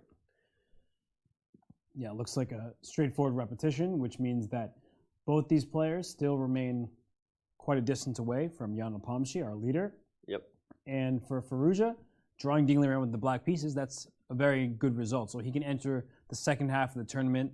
He made a stable draw, right? He wasn't in any real danger throughout the game, so that's a very nice game from Alireza. Yeah. Dina Liren thinking about the check, but as we said, unless he's going to run this way, but that also feels, well, actually, no, if you go there, you get forked, and if you go to c2, that just feels wrong. Yeah, you're just going the wrong way there. Going the wrong way. So the king is going to keep itself in the center, and I think we're going to see the perpetual there. So, all right, let's back up again and reset what we're looking at here because, well, even though Radjabov hasn't moved, that is definitely the spicier of the two games still remaining. Timur trying to calculate his way back into this one. And I'm wondering what it is exactly that he's thinking about. And in his game, we talked about b2, f7, the pawn's pushing, going for promotion, because he can't stop the pawn. He can't play rook c8 in the bottom right-hand side of the screen because then the bishop gives that check on b7 just to win the rook. Yeah. So I mean, he's way far down the rabbit hole at this point. Yeah. He took the red pill like 10 minutes ago. Like he's just, he's not looking at anything we're looking at. He's trying to see, is there some variation where we both get queens and I can perpetual check my way, swindle my way into a victory? Because we have the benefit of the eval bar saying, hey, there is no swindle here unless white blunders, but he doesn't have that. Right? So and if Fabi went for a line, as we go, let's head over to that board. If Fabi goes for a line that allows both players to get a queen, then who knows what can happen, right? So let's look at that. If b1 queen happens and f8 queen happens, he doesn't know like we do that this is just a win for white. He's got a lot of checks to consider. Queen e1 check, queen g6 check, queen b3. Yeah, I just feel like the checks run out so quickly that's really, I think, where his mind is taking him. Yeah. That I'm not going to be able to check the white king. I can't allow the queens to stay on the board because the king on a6 will get mated quite quickly. Right. And if the queen trade happens, do I have any shot whatsoever? It's not looking likely after a queen trade that black can come remotely close to holding. And you're just forced to do it. Maybe he's considering other checks, but then you get to move your king with check. Check. I love when you can move out of check, putting someone into check. It's one of my favorite things in chess. Yeah, it is really cool. f7. Yeah, we're going to get this line. f7 now on the board. Queen, queen. I think we're going to get queen g6 and queen f6 and then do this whole dog and pony show again. We're going to race pawns again up the board. And white, again, is going to be in the driver's seat as far as that contest goes. Gotta love a good bishop. Gotta love a good bishop, That is a bishop not just dominating a knight by keeping the knight out of potentially very useful squares for black, but preventing the rook from doing any damage. Robert made a really good observation, which is why we're going to see both queens, because black has no option of rook c8 because of bishop b7. So this bishop is a bit of a freak over here. I just thought of Heath Ledger's Joker. Yeah? Just a freak. He's like a freak. me. I was thinking of Giannis, Oh, well, yeah. Freak of nature. Yeah, the Greek Freak. That's a pretty good reference. But yeah, this pawns are promoting, and I mean, Radjabov looked up at Fabi there for a second, just glanced at him, and he's trying to find any possible way to make this complicated. Yeah. And the issue is trading queens doesn't exactly leave as many complications, but it's not complicated if you keep the queens on the board because you just get checkmated. Yeah. So It's not too complicated when you're getting mated. Yeah. Yeah, there's no other move here. There is a funny move, rook f5. I just want to say it because it's funny. Wow, that actually is wasn't even on my radar, but it's a good thing to show. Yeah, right? let's show it. If rook f5 and you take it, the point is you get a queen with check. And yet white still wins. What's funny is you move the king and now there's no more checks. So what is the win?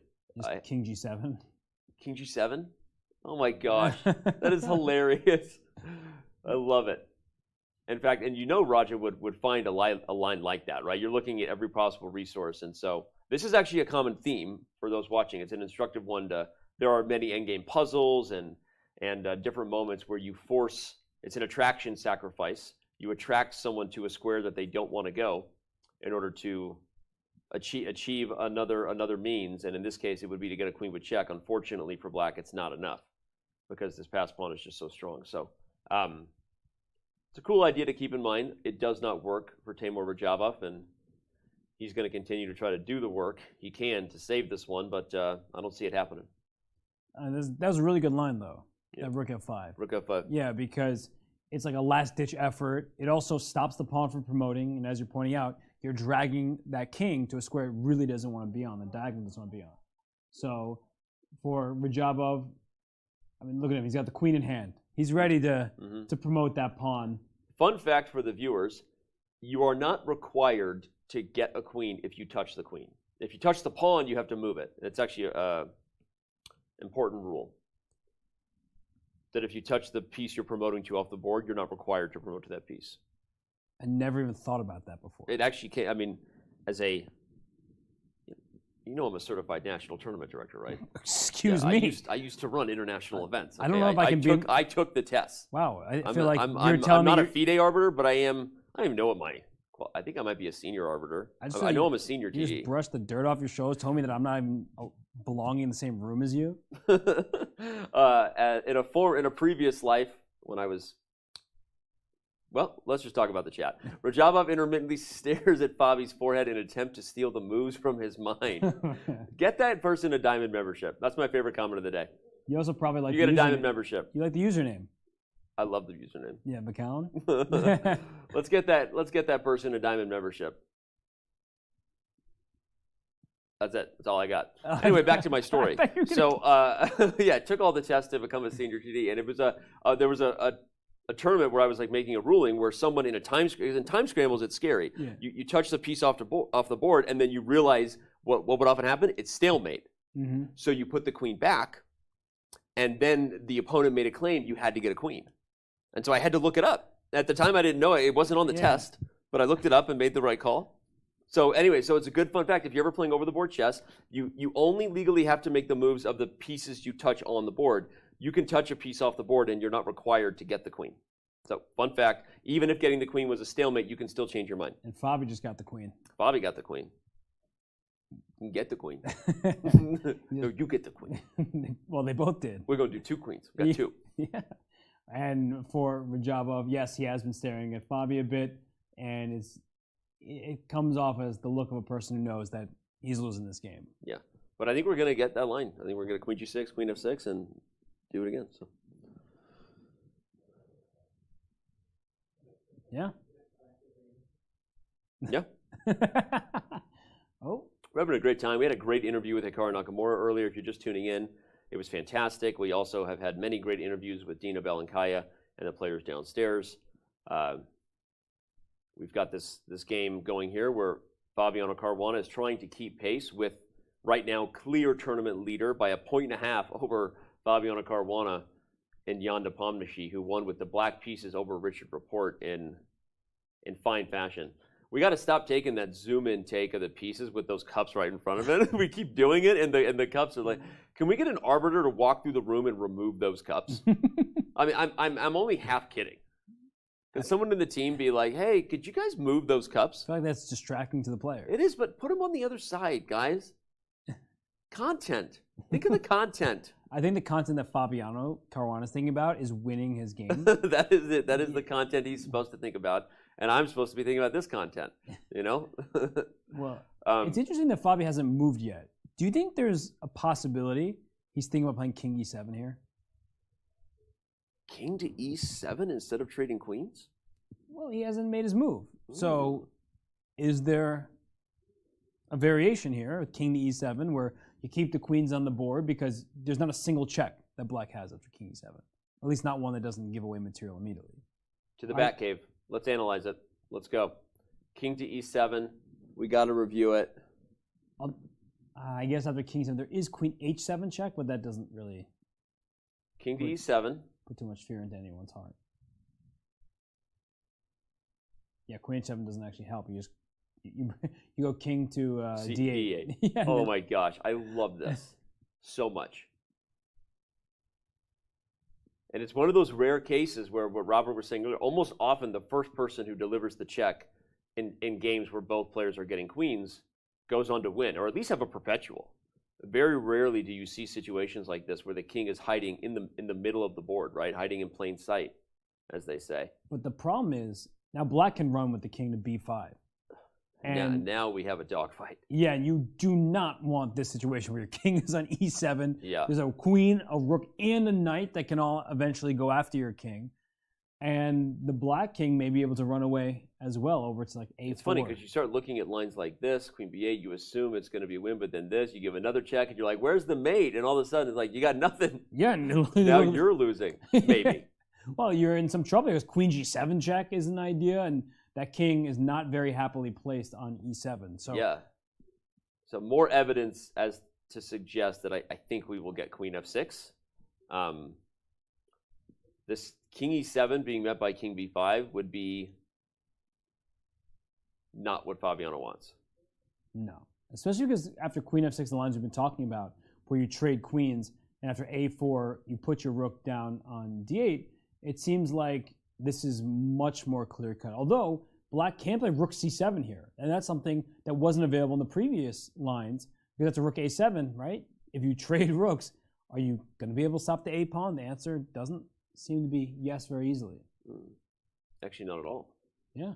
And we talked about the bishop dominating the board, dominating the knight. This is a rare spot where suddenly the tables turn in the open board, and the knight is perfectly positioned. Yep. So the pawn on A4 is very dangerous if you can block the A file so the rook can't chase it down. Yeah.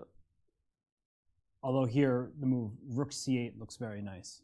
Just to kick that knight away. That way your rook can always come back down to C1 to stop that pawn. And that's a nice. That's okay. I didn't see that. That's key. If you have that, but again, we're making it sound like it's easy, but Fabiano's got to be calculating stuff like this, right? Because this is super nerve-wracking, like you said, Robert. There's an idea that makes your job hard when it comes to calculating the pure race position that is pawn versus pawn. Oops, they don't move like that. Well, they can. They can. If you capture and then go. That's true. That would I'm supporting you. Thank you. The knight is actually in a really irritating spot, preventing the bishop from moving to what could be a couple of useful diagonals over here. So this is why, I mean, that's Fabi who knows that he's in the driver's seat, but I don't think he has a clear vision of where he wants this game to go yet. And he has plenty of time, right? So he's trying to ensure that he does not let this advantage slip. He's well aware that Jan-Nepomniachtchi won his game, and that if he can only draw, that's a full point of separation. So he is doing everything within his power to play methodically and convert his advantage that he knows he has. So, yeah, this is a good moment. By the way, Ding Liren still playing methodically over there against Alireza Firouzja. He doesn't want to just repeat moves, some sort of perpetual check. If you had asked me like 2 hours ago how much longer the game would have gone, I would have said 20 minutes. Yeah, 15, 20 minutes, and yet they're still Ding Liren and Alireza Firouzja duking it out in a game that we don't have on screen, but a game that is still going. You can go to chess.com/events and choose your own adventure. Always remember that option is available to you at all times. You can also watch this show from chess.com/events. It's embedded in the upper right corner. So if you want to toggle back and forth between games and keep the commentary going, you can do that. An invite sent to all those watching on Twitch, YouTube, and everywhere else. If you want to head over to our events portal, you can do so. Some people are looking for chess coaches out there. Let's head over to that, CTA. We call that a call to action in showbiz, kids. And we're going to remind you that now Fridays, every Friday at 6 p.m. Eastern, 3 p.m. Pacific, we've got chess lessons happening brought to you by Coach James Canty. It's the Chess Kids Summer Clubhouse Camp. Level up your chess this summer. If you have kids, get them involved. Grandkids, anyone who's a kid can be involved in this, but that's the only requirement. Got to be a kid and get coaching from James Canty. All right. You like how I threw that up there? Yeah, but I had no idea where you're going with it. You said anyone wants a coach. I was like, are you offering my coaching services? If there are very few joys remaining in my life when I do commentary with you. If there are a few things I really enjoy left, it's when I can actually surprise you, throw you off your game. Wait, that sounded very sad. No, I'm kidding. Obviously, that's not. That hurt very deeply. No, I didn't mean it that way. I'm going to go. No, Hikaru's still over there? You sit down. We're not going anywhere. All right. This is super messy. Honestly, again, this is where I feel like our commentary information can be really misleading, not doing justice to how difficult this moment is, right? The pressure is on the line. Fabiano knows he has to win this game. And with two queens on the board and your king in the middle, you are a one landmine away from it blowing up in your face, right? So literally, you have to be so careful in positions like this. I mean, we'll probably, if he does indeed win this game and comes for an interview, we'll probably ask him. But I think something that a lot of fans get curious about is how many moves ahead do you think Fabiano's calculating right now? Yeah. Well, we'll ask him about that. If he wins this game, we will get Fabiano in studio. So that is another reason why all 23,000 of you on Twitch and tens of thousands other places should not go anywhere. We got plenty more ahead, even if the result is what we expect it to be. But that question is often asked half-heartedly, like, oh, like how many moves can you see ahead, without expecting an answer. But this is a good moment to illustrate that sometimes players really do think towards the exact end of the game. Yeah. We'll ask him about this moment too, because I just saw the dive in there from Fabio. He missed something, and it doesn't mean he doesn't know he's winning, but he clearly missed something in this line he went for. And you could argue that, you know, rook d8, as Robert was saying, was much better than pushing the f-pawn right away. And whatever it is that he's struggling with right now, he clearly missed something. Not super thrilled about the tactics on the board and his king coming under fire on e6. I wonder what it is. And sometimes players see ghosts, right? Yeah. They think that a position isn't winning, but it's because in their head they're mistaking where the pieces are. Mm-hmm. That happens plenty often. And right now, you know he's looking at queen to f6, right? That's like the move you'd want to play, just offering a queen trade. You are up a pawn. You have a bishop and a rook teaming up very nicely that can stop the a pawn. Mm-hmm. But there, as you're saying, there clearly is something that's making him nervous right now. Mm-hmm. And it could be in part the magnitude of the moment, but it also is probably something in the variations that he, you know, when the pawns were still on the board before they promoted, he was like, okay, I have this. And now he's like, whoa, not so fast. Maybe that's not such a good idea.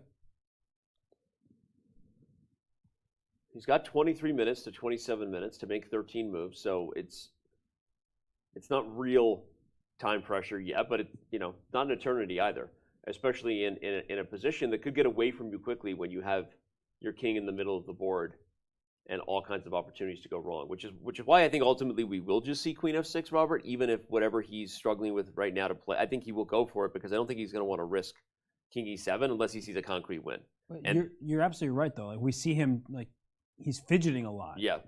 And normally he just kind of sits and thinks. Yeah. But it does seem like he's very uncomfortable with some sort of variation. Yep. Let's bring up the analysis board and show what I think was.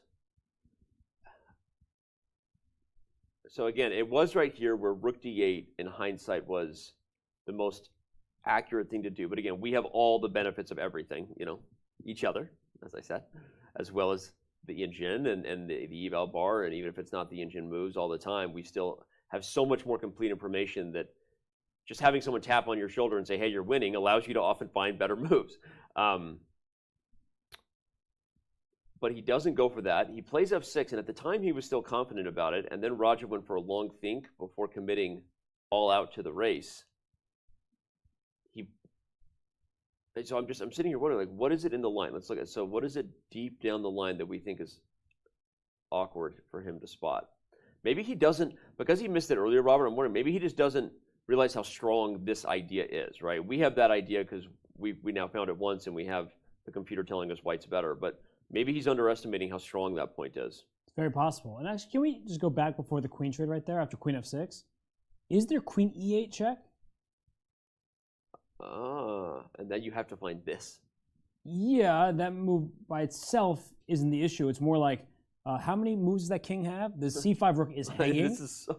Because otherwise, knight b5 would be checkmate. Yeah. Yeah, if the king were on b6 here, that would have been a puzzle. Knight b5 is checkmate. So this is the kind of thing, perhaps, that he's working his way through, because it's really not fun to have your king out in the open.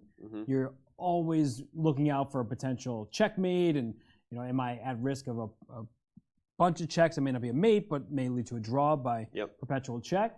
So I could see this making Especially when he knows he has to win, right? Because you start even looking at this sort of stuff, right? And I know, oh wait, never mind, that's check. Yeah. I was going to say, I thought there was like a queen e3 check, and like it's just an absolute mess, right? But that is one important benefit, is that you have the check coming to the black king in discovered fashion. But even here, like let's say you play queen c8 just to protect your rook. Yep.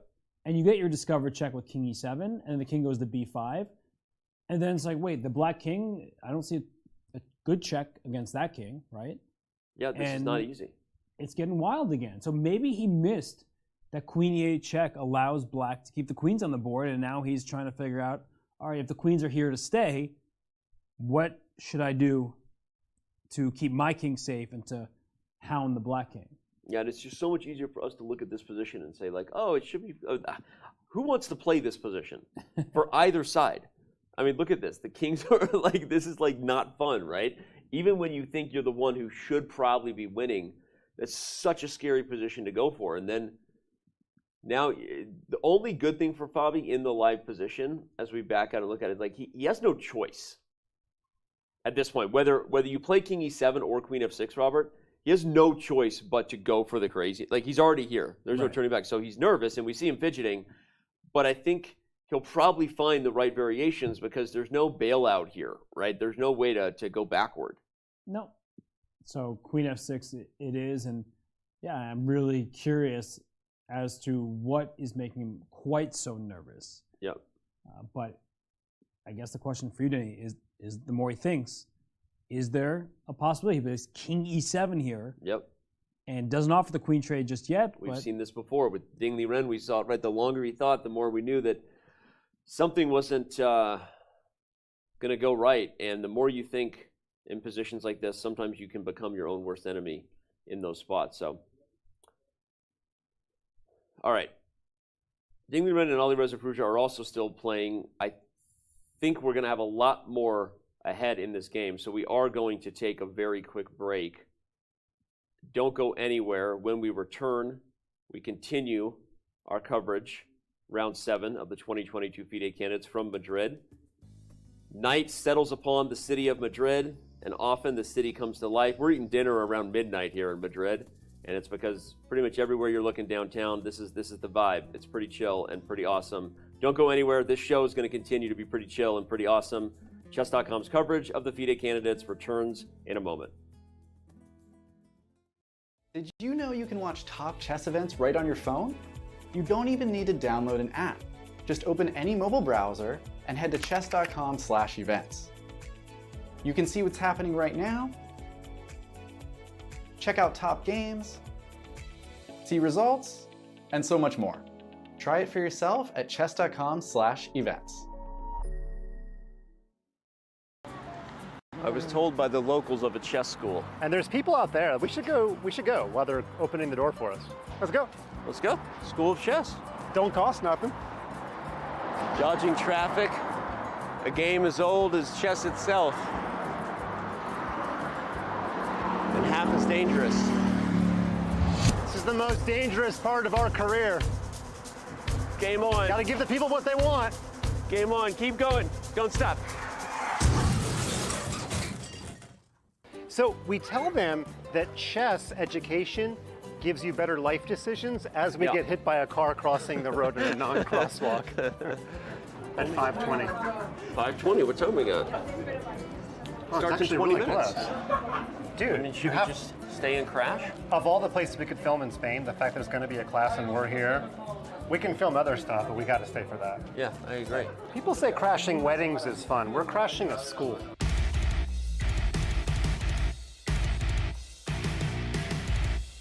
If the chess is not taking place, check it out. Flamenco dancing. Huh? You thinking what I'm thinking? You want to be my partner? Are there partners in flamenco? We're not even graffitiing a building. We're like trying to help local kids, and yet somehow I see this going poorly. This would be like, you know, being at the public courts and like Federer comes.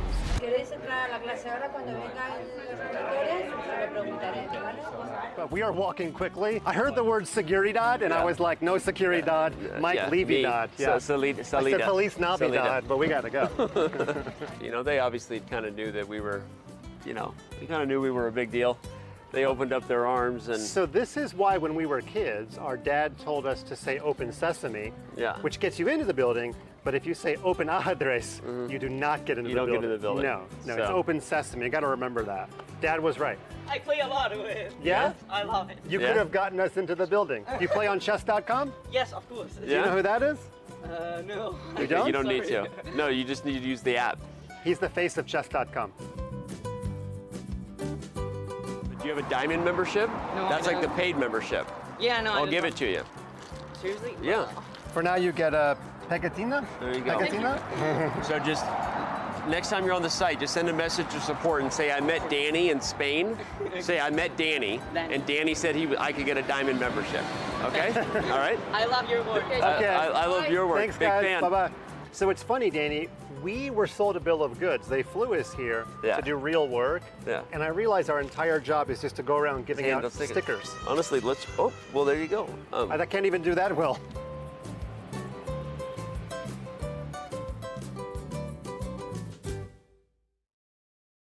Chess Kid is fun. Chess is great for the brain, but it's also fun to play. And Chess Kid makes it easy to have fun. Whether your child is a total beginner or a prodigy, they can hop on and find a well-matched opponent from around the world at any time. Chess Kid is the safe, parent-approved way for your child to play chess online.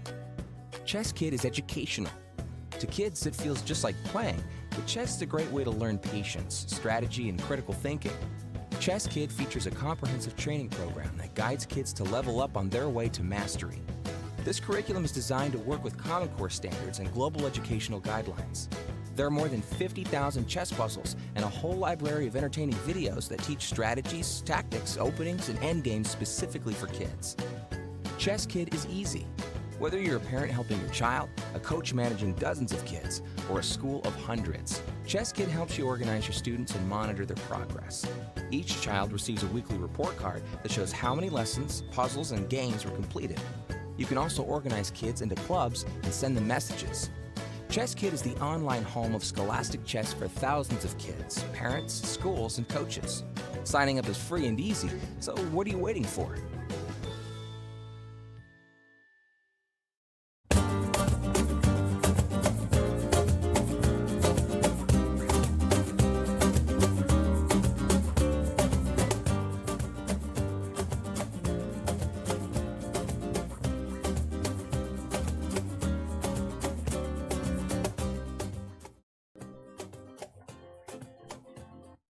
And while we were away, actually right after we went to the break, we had a result come in. No surprises, Robert. Liren and Alireza Firouzja did end their game in a draw. I think we have a lot of fighting chess ahead today. It's going to be awesome. Robert Hess here with me, Danny Wrench. We are in Madrid, and we have one game still in action. It's been an awesome day once again. Players delivering tons of fun chess. And right now that guy needs to deliver in order to keep pace with Jan Nepomniachtchi. Yeah, because Jan Nepomniachtchi keeps winning. He has 4 wins out of 7 games. So people are sometimes complain, oh, too many draws in chess. Jan Nepomniachtchi is saying, yeah, hold on to those complaints. I'm going to keep winning games. Hop on my back here. I got some decisive chess for you. I got your decisive chess right here. There you go. How you like them apples, Jan Nepomniachtchi? Says he's on fire. And Fabiano Caruana is looking nervous. This game slips. You got a real problem. Yeah, he still has his head in his hand. Yeah. So something about the ensuing ending, likely without the queens, but maybe there's some queen e8 check stuff that as we were discussing. Yep. Something is really bothering him. Yep. And it might be that he assumed, not really assumed, but he calculated, but missed something, that he was easily winning. The game was just going to be over. He was going to get that full point. Now he's like, I don't see the finish line. Mm-hmm. And that's really nerve-wracking. Hikaru was talking about game trajectory when he was here for the interview. And the trajectory of this game has improved for Radjabov. You know, the king went up at h5, and it looked like it was over. Right. But now there are chances. Yeah. And the longer that Radjabov has some semblance of hope, I feel like the more stressful it is for Fabiano, and the more stressful it is for him, the more likely it is for him to go wrong. I'm not saying it is likely, but it just becomes increasingly so. Yep. No, well said. And it is also fair to say, like you said, it might just be that he lost sight of the finish line. Thought he was winning in a line, lost sight, so now he's nervous because he's got to do the work again, right? But it doesn't necessarily mean that he doesn't know he's winning, but it can be super scary when you thought you had the win in hand and all of a sudden you're resetting. Plus, there's no way he's not feeling the pressure of just how much is at stake in this one particular game. At this point, Fabiano has to mirror Jan every step of the way, and then he would still have to beat Jan in a head-to-head battle to have a chance to win. So Jan wins, he's got to win. Jan draws, he has to at least draw. And head-to-head, Fabi would have to get it done to catch Jan Nepomniachtchi. But, all right. Right now, we've got this game here. Radjabov is on the clock. Now, he's considering moves like queen g8 and queen e8. Also could be just very deeply down the variations of queen takes f6, trying to figure out if he has any chance to hold there. And I feel like the assumption both players have, their instincts, not just assumption, is that the queenless position is winning for white. Just because it's an extra pawn, the f pawn is running, the king is very close by, and that rook d8 move, as soon as you see it, you kind of realize that, oh, okay, that's going to stop my a pawn from advancing. Yeah, as soon as you see the idea, you recognize, okay, this is kind of hard for black, and it's easier said than done because sometimes you get tunnel vision, right, Robert? Like you're calculating lines, beating your head against the wall, forcing a variation that you thought was winning, and maybe sometimes you're not looking for a different type of idea, a different type of approach. So it's quite possible that is what was the struggle for Fabiano. Though the longer Radjabov thinks, and then when you can work on your opponent's time, you use their clock as a weapon, helps you get things back on track. Yeah, I think what Radjabov wants, and he's just making sure that his king doesn't get checkmated immediately, is to keep those queens on the board, get that black king up to b5 at some point, maybe continue running with that king up the board, and while that will prevent you from promoting your a pawn, white's f pawn isn't going to be promoting very easily when there's a queen, rook, and knight aiming towards the white king. So I think that Radjabov here, he's just trying to find a variation. There it is. And he goes for it. Queen e8. Queen e8 he wants rather than trading queens. He wants to make sure the queens stay on the board. Yeah, which makes sense. So probably let's bring up the analysis for it. Probably what that means is that first and foremost, he calculated deeply enough in this line and saw rook d8 coming and just knew he was busted. So even if this gets the game to last longer, players at this level aren't trying to keep the game lasting longer, right? They want it to be as messy and as complicated. And if you lose 20 minutes or 20 moves faster, but there were real opportunities for your opponent to go wrong, you'll go for that line.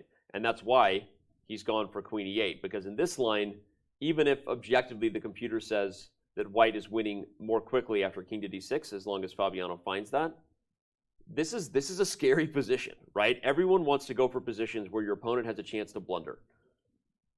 Fabi could play king d6, and I wonder what Raj's next move will be. It's going to be something subtle, I think, but keeping it a mess.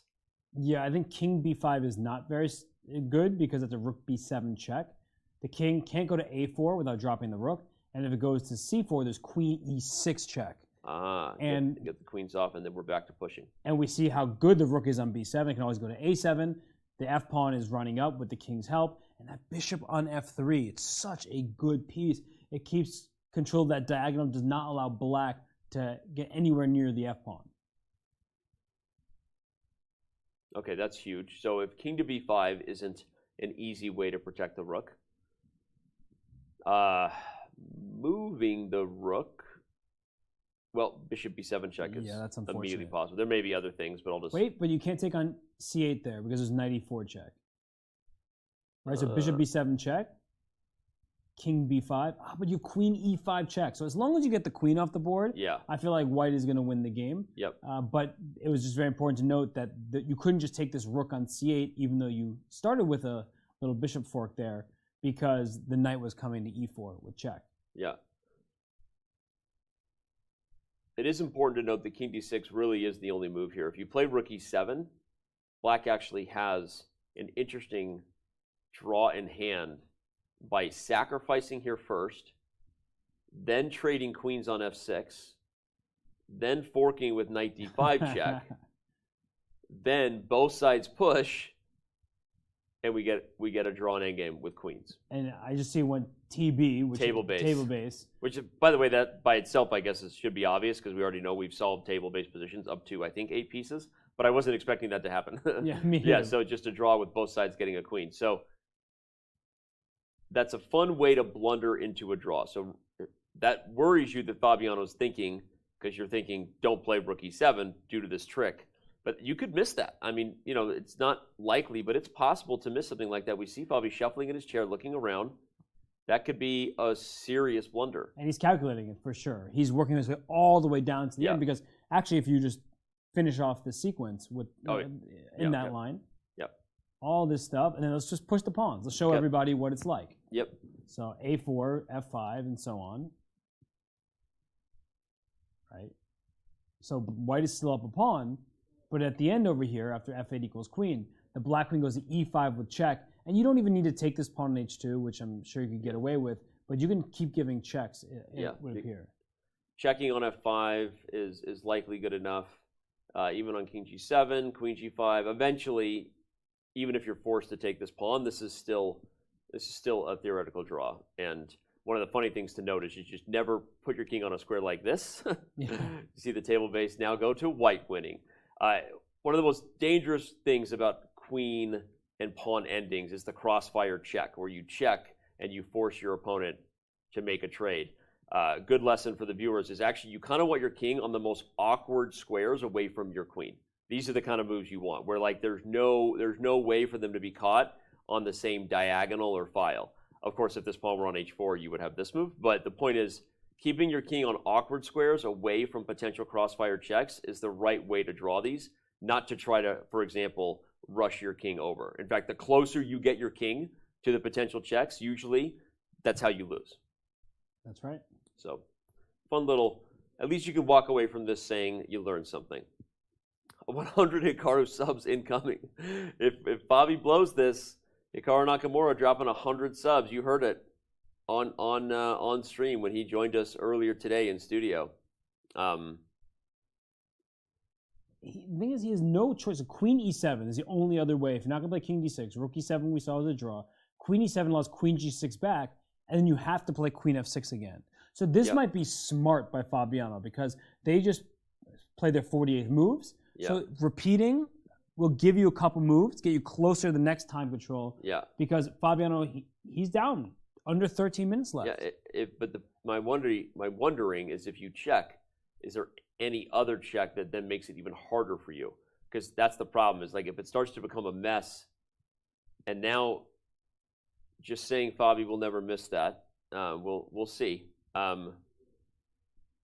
Rook d5 check. Yeah. So, but the thing is, after queen g8, you have queen f7, right? In that variation. Okay. And then you're done with your checks. So now, if you have to trade queens, we're back to the spot where white is in control with the queens off the board. So that's not what black would want. But still, I mean, this is, I agree with you, Chad. I don't think Fabi would miss it either. But the problem is if you're playing with so much at stake, you're super nervous about keeping the queens on the board. Perhaps you're even seeing a little bit of a ghost, right? You're more nervous than you should be.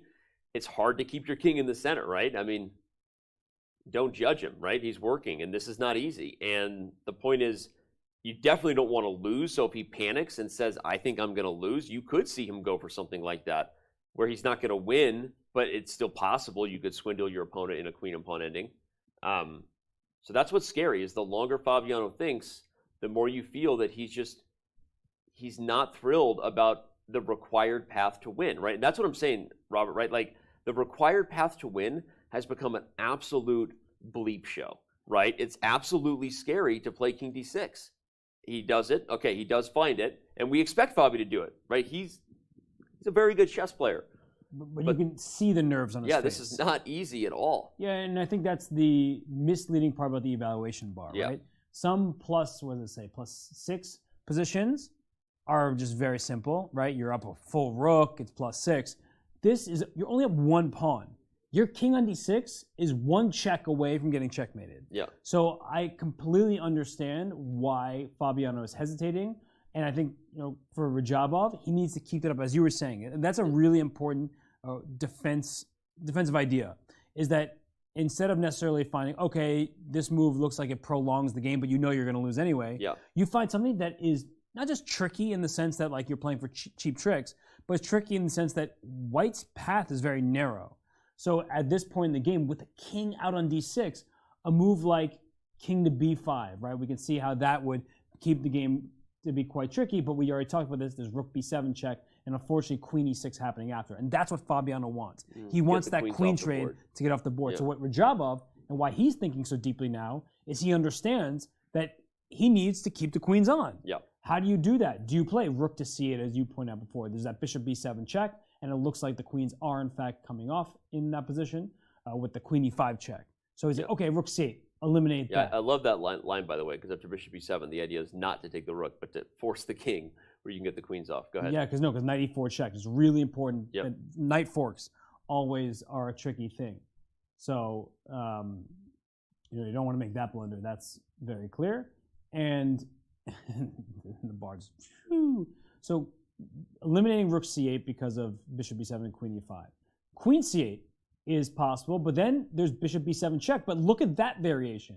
Queen c8, bishop b7 check, queen takes b7, right? Then it's like, oh, if I take on b7 with the rook, there's knight e4 check, which protects the rook on c5, in addition to checking and forking the king and the queen.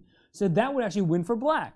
But the move is, instead of rook takes queen, is king takes c5 with a check of your own, and then you take the queen. I mean, this is really complicated stuff. Really complicated stuff. And again, we're sitting in these chairs, right? We're chess engine armchair quarterbacking right now, and they are trying to solve this with everything at stake. Big, every one of these games is at this time the biggest game in their career, right? I mean, you've got to keep pace if you're Fabiano. Timur Radjabov wants none of it. He wants to make this an absolute mess to keep Fabi just on his toes. And again, everything about Radjabov's strategy here is lack of clarity, right? It's guerrilla warfare out there, right? It's just make it messy and make it complicated, and that's where your opponent might go wrong. And after king to d6, I'm saying that because it means we might see this game end quickly, right? Because Raja's not going to go for a queen trade where we get, where it's all just, stop the pawn, push the pawn. That'd be too easy. So what other moves? We've eliminated rook c8, we've eliminated queen c8, the rook on c5 is hanging. So a move like, I don't know, knight a4 or something, like that's a way to protect your rook. Where else can we go? Knight a4 feels so awkward, but what's funny is I don't have any discovered checks. Right. I can't move the king and check you. That's actually a really tricky move. I'm not sure what the best move would be there. Oh my gosh. I think there's a mating net. I think white has a... On knight a4? Does it work though? Maybe I'm right. Knight a4, can you play rook a7 check? Right away? Yeah, because if you take it, I have queen g7 and queen b7 mate. Oh, nice. So, yeah, this bishop on f3 is just a really baller piece. How crazy would that be if the game ended that way? I'm sure Fabiano has seen that idea of sacrificing the rook onto the 7th rank. We have a move. It is rook to c4. So he can. By the way, the rook do a7 check idea is still in the air. Your idea is actually maybe the most straightforward win. Again, we got to show that. Rook a7 check, if takes, queen to g7, king moves, and we've got checkmate.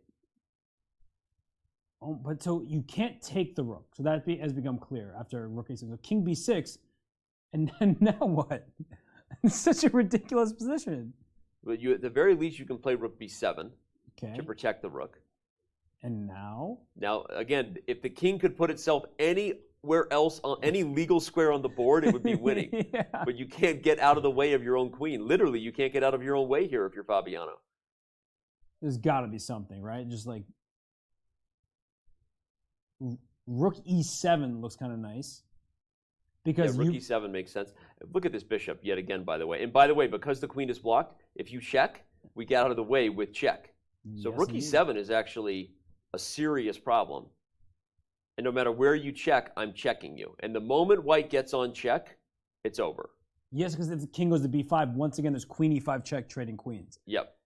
As soon as you have the opportunity to trade queens, if you're Fabiano, you do it. And that's probably why he paused for so long. Yeah. Is when he was visualizing the initial position after both sides queen, simultaneous promotion, he thought the queens were coming off immediately. He was going to win.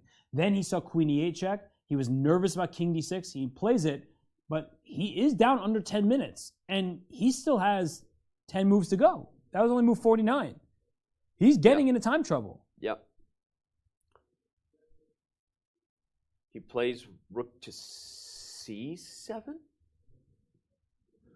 Oh my God, that was so nerve-wracking. I was like losing my breath there. Rook to c7. It looked like a blunder initially, but black has no good checks. And look at that, knight b5 is check with a fork. Knight b5 checks and forks and fails to king to d5, and white is winning. Gosh. What a friggin' game here.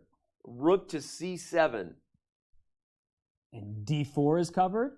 Although after rook d4 check, queen takes knight b5 is a check fork. is a fork. But the problem is you have king c5 check. That's so my goodness. now that we've seen this idea, repeated a few times, now I'm just spotting it. Yeah. Every time I can move the king, the game is over. You can't let me move the king. This is so awesome. Radjabov going into the think tank here. Everything is at stake for Fabiano. Not as much at stake, but it's not like he's here to, just kick the can either. Radjabov wants to win, but right now this is this entire game hanging by the balance of whether or not Fabiano's king can get out of his own way. And it's a situation where if black could just give a check with some piece that doesn't exist on the board, it would be checkmate. Yeah. But you move the knight. This is where you start yelling at your partner in Bughouse, like knight mates. Yeah, exactly. Knight mates. Get me a piece. No, it's true though, right? If you could just plant a knight on b5 while still covering the d5 square, that works. But as soon as the knight leaves, that square that previously was covering, is now available to the white if you king. could drop a knight on b5, it's mate. It is. But you can't drop. You got to move, and then you lose. If and when we have Fabiano in studio, depending on whether or not he wins this game, if we do, I will ask him just how nerve-wracking. This got to be one of the most nerve-wracking games he's ever played in his life at this point. When you miss that the queens can stay on the board, Yeah. you go from, okay, I'm just smooth sailing to, oh my goodness, my king's out in the open. And I have to walk my king into the face of danger, right? And you laugh in that face. And you laugh, right? Danger's my middle name. Oh, gosh. Okay, Austin. Oh, my heart just skipped a beat a little bit. My heart skipped a beat. It's groovy. What? It's groovy. Groovy, baby. Don't get me on that movie. The quotes from that movie are no longer okay. They are no longer okay. Radjabov might be realizing that his position is not okay. He has 11 minutes to make 10 moves. Fabiano only has 9. But they both know that a single move could be the end at this point. looking. Yeah, I don't see any more moves for black. That's okay. I think we're back to king running out of the discovered check is the best option, but that allows the queens to get traded, and that's actually the opposite human option. Yeah. Right. So even though the computer might say like king to b5 is the best, if you trade queens, the human beings take a breath and it's over. Okay. If I play knight e4 check, which forces you to take because you want to move that king away, but you lose your queen, so you can't move your king. For the first time, I can't just move my king to d5. Right, because you lose your queen and then you resign. Well, you would resign. So you take on e4, queen takes e4. Is there a way to trade the queens yet? I know it's still bad for black, but but actually this seems. Oh, you can trade queens. You're right. How? Well, if you go king d7 and then queen e5 check. But does it? I didn't calculate if it wins. If you take it, you're too slow. The e pawn is too fast here. Okay, so this wins because what we saw before. Just actually, let's show the end. I think it's important. That after rook takes c7, king c7. Weren't we just talking about how we both queen? It's a draw. Here it's not because white queens with check, and then stops. Then you're like you start pushing, and you're like, wait, what? Let me do it. Okay, that's nice. So you can't trade, but you could play a move like this, perhaps. But then I still trade queens. And then I push. Okay, and you're still just too fast. Okay. So that means that knight e4 would go for a forcing line that probably is not forcing what Radjabov wants because of, I can't see anything else. Yeah, this would be forced. So simple as it is also he's got a one-track mind right now if he's Fabiano, which is get the queens off the board, get my king out of this, out of this crazy situation he got himself in, and start pushing the pawn. And it's just amazing how sometimes we think a game is, it's a foregone conclusion. Yeah. And then the opponent puts up such stubborn defense. Yeah. Like, whoa, this isn't easy at all.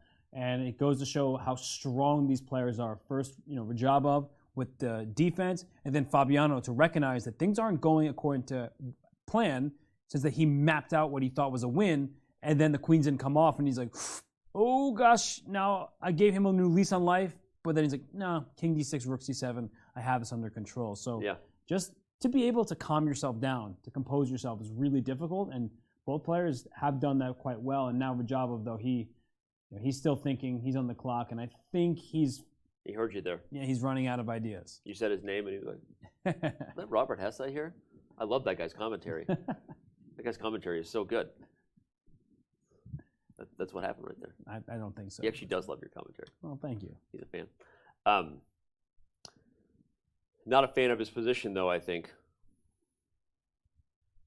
No, that's pretty clear. And I'm just wondering what move he'll find here.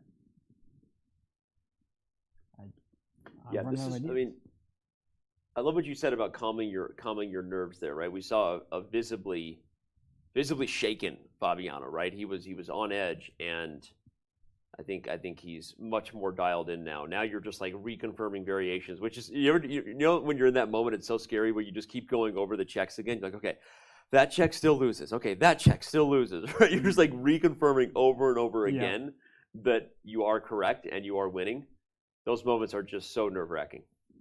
And you can mix up your move orders so easily in a position like this. We're like thinking, in this variation, I move this piece here. And in this other variation, I move my pawn first. Yeah. Whatever it may be. When you have your pieces scattered like this, your king out on d6, it is easy to just make that mistake. But I think that rook c7 was a really, really nice move. Black can't afford to trade rooks because you lose your queen on the spot, which is pretty cool, tactically speaking. So, yeah, this is looking like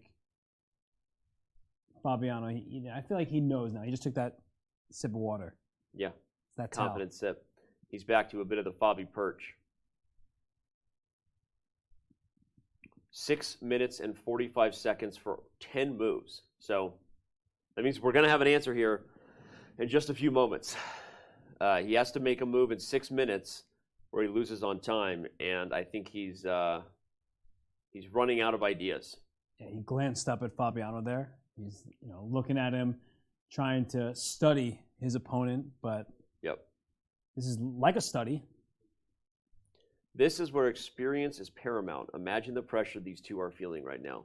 Great comment. From one GM to others. From one GM to another. I loved your work in The Phantom Menace. The one Star Wars he wasn't in. I'm also just glad you didn't start making Chewbacca noises. Yeah. You said it. The way he would have actually said that in Wookiee speak, is he a Wookiee? I stopped following the series closely when Dumbledore died. I stopped paying attention. Dumbledore. You did that Was to troll what the happened chat. after Dumbledore died? Didn't Frodo lose his Gandalf. way and then Sam saved him? Yeah. Yeah, just in time for Luke to realize that he couldn't kiss Leia because And then she's his Ant-Man sister. got like really tiny. And, Yeah, that's what happened. Oh yeah. Man, that was a great series. Shout out to you, Captain Kirk. You were the best character in Star Wars. Okay, here we go. 5 minutes to figure this thing out. We have liftoff, king to b5. Okay, but that means the queens are coming off.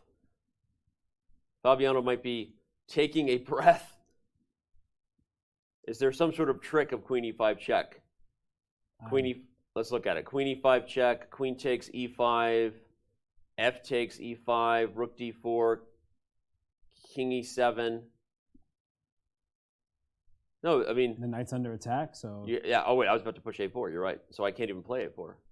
And that e-pawn is just... E-pawn is too fast. Sprinting to the finish line. Is there anything more forcing than queen? I think Fabi will play this move because it's the human move. It's like, oh my god, now I can get the queens off.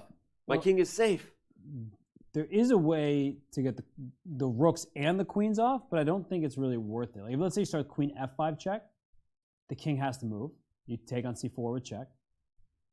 King takes, queen e6 check, this whole thing. And what's going on here? We're going to have another promotion going on. Another promotion fest? I don't want any more of this shenanigans. 2 times in one game. Yeah, this is not what you want. This is not what you want. Forget the eval bar. Human beings don't play this with that type of certainty. This has blunder into a draw written all over it, right? Some sort of check and perpetual. So I don't think that's what Fabi wants. I think he's going to look for the much more straightforward queen e5 check, because also when the queen trades, you kind of gain a tempo, right? Yeah. You gain a full move with the pawn. Advance. Oops, sorry. Again, mouse slips continue today. Takes, shake and bake. Yeah, you want that pawn just running up the board. So that's what's happening. And Fabiano, he has plenty of time, right? If he can trade queens, the calculations get easier. Mm-hmm. So that's why he has plenty of time, as both players have made their 50th move. And Fabiano, he's just... Well, you still have to reach move 60 before you get more time. Right. Yeah, okay. Right. He's just reassessing, like, queen e5 check, that's my intuition. Is that for sure winning? Because the last thing you want is to make some queen trade that just seems winning, but you haven't actually thought it through, and then allows Radjabov to escape. So you're always calculating. Always be calculating the ABCs of chess. Mm-hmm.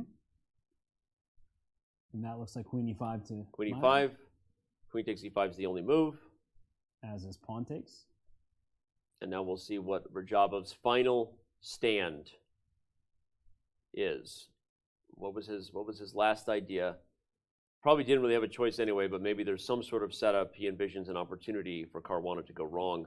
That's why I said my instinct was rook d4 check, because I thought at least it forces the king in front of the pawn, right, which slows things down. But you made the great point. I played rook d4 in my line thinking I was playing a4 next and forgot my knight is hanging. And from a distance, that's exactly what happens, when you're trying to calculate and visualize. But it's a little bit too late for that whole thou shalt not pass. That pawn, that's a passer, and it's going. Don't quote Merlin on this show. Thou shalt not pass. All right. Rook d4 check. King e7. And that white rook is going to have an easy time. Rook d4 king. There's no rook ending chances, right? You check to make a fork, but it doesn't matter because the pawn is just too fast. E6. Right. And what's funny is even if you somehow got an endgame where both sides were sacrificing rooks for the pawn, white still wins because it's actually a really fun thing to visualize. The king will be here and the white king will be here, way too close, right? The white king is, and that's, you know, it's likely not possible, but it is kind of an important instructive takeaway, right? That in any kind of variation where both sides somehow had to magically sacrifice their rook for each other's passed pawn, white is still winning, and that's a security you have. Absolutely, and not only is your king closer, we can't forget that white's up a pawn, right? We've been so focused on the passed pawns that you can forget to count, and white has an extra pawn here. So you can create another pass pawn if the e-pawn was not good enough. Yep. Okay, well, I think we're gonna have a two-horse race officially, and not a everyone's looking at Jan's score like, hey, slow down. Slow down, Speed Racer. Yeah, wait for me, big brother. Believe in me. You with your teenage. Everyone remembers that when your big brother's leaving you behind and you're like out of breath. Yeah. Slow down. Oh, Danny, what are we gonna do with you? Well, right now. Oh, what? Wait. No. Okay. That was one of those DGT errors.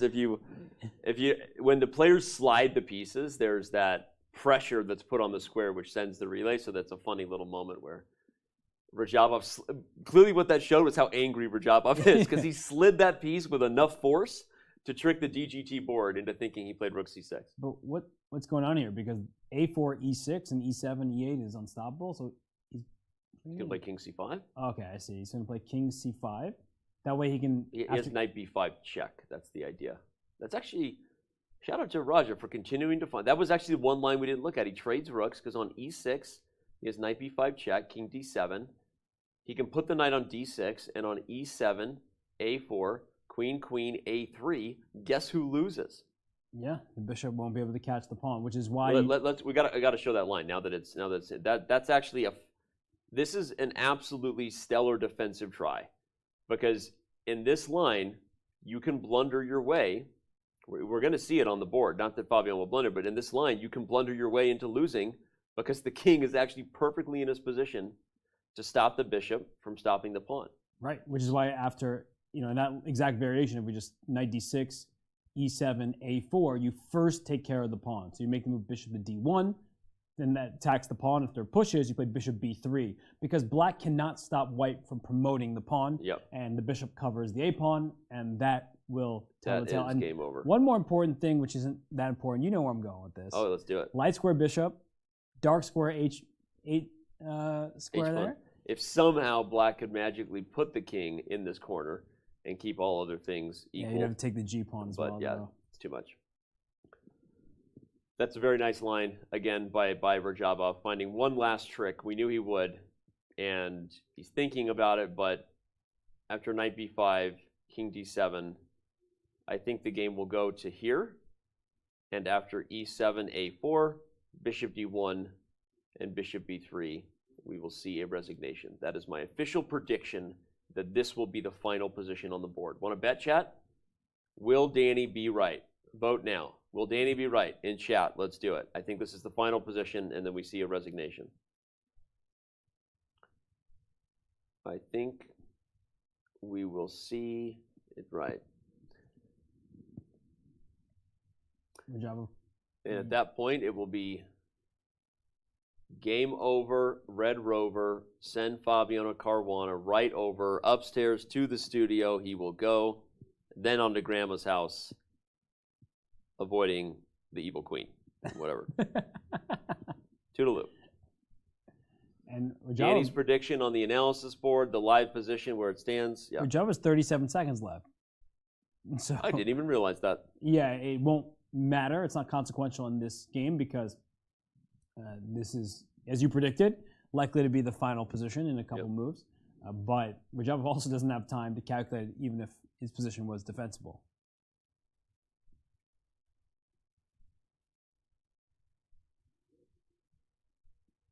Will he play knight d6 or will he just resign? I made a prediction. It was bold. Hopefully chat's voting. Down under 20 seconds. Under 15. 15. He probably hasn't even looked at 10. his clock. He might just lose on time. Yeah. Well, wouldn't be the first time I was wrong today. Okay. And Radjabov resigns. Fabiano Caruana maintains pace. Look at that breath, that sigh of relief from Fabiano. You see that? Like his body like visibly took like a huge deep breath right there. Yeah, no, he is definitely ecstatic on the inside. They're just talking through the game. And somewhere Jan Nepomniachtchi might be punching a pillow because he thought with his win today, he could distance himself from Fabiano. But Fabiano is just clipped onto his heels. Yeah. He will not let go. Trying to shake him loose, but Fabiano will not let go, and analyzing some variation. We'll maybe pick Fabi's brain when he comes upstairs and lets us know what critical lines he and Radjabov got up to here in this little post-game chat. But what can you say about, you have to win, right? When it matters most. Right now, Fabiano's doing that, keeping pace with Jan Nepomniachtchi. I cannot wait for their head-to-head battle in the second round of the second set of games. I will tell you that. Yes. No, that is going to be epic because Fabiano Caruana will get the white pieces against the player he's currently trailing. And we see them continue to talk about the game. And that's what happens. You had so many unplayed variations that you want to discuss with your opponent. Good on Radjabov. Sometimes when people lose, they're disgusted. They just want to run away. But Radjabov here, he wants to talk about the chess, and he knows that at this point his chances of winning the candidates, they're like Rapport's laptop out the window. but he still is a chess lover, and he wants to talk about all these possibilities. And Fabiano equally as perplexed by some of the moments in the game, just like, that was an absolute mess. And oh man, boy, am I happy. Yeah, a little bit small smile there from Mr. Caruana. Stands up. It is officially a two-horse race here in Madrid, with all of the results from round 7 in the books. And we will give you a snapshot of what those were in just a moment. In fact, right now we'll do so. It starts at the top, the Richard Report. If you missed it, it was an interesting game, interesting things to discuss about how that game went down, but ultimately all that matters is the scoreboard, which is Jan Nepomniachtchi getting another victory, Robert. Yeah, and this is starting to look familiar, right? What happened in the round before the rest day, in round 6? Only 2 players won their games. That was Jan Nepomniachtchi, Fabiano Caruana. So these are the 2 players. Round 1? Round 1, round 6, and now round 7. Round 1, Fabiano Caruana, Jan Nepomniachtchi, round 6.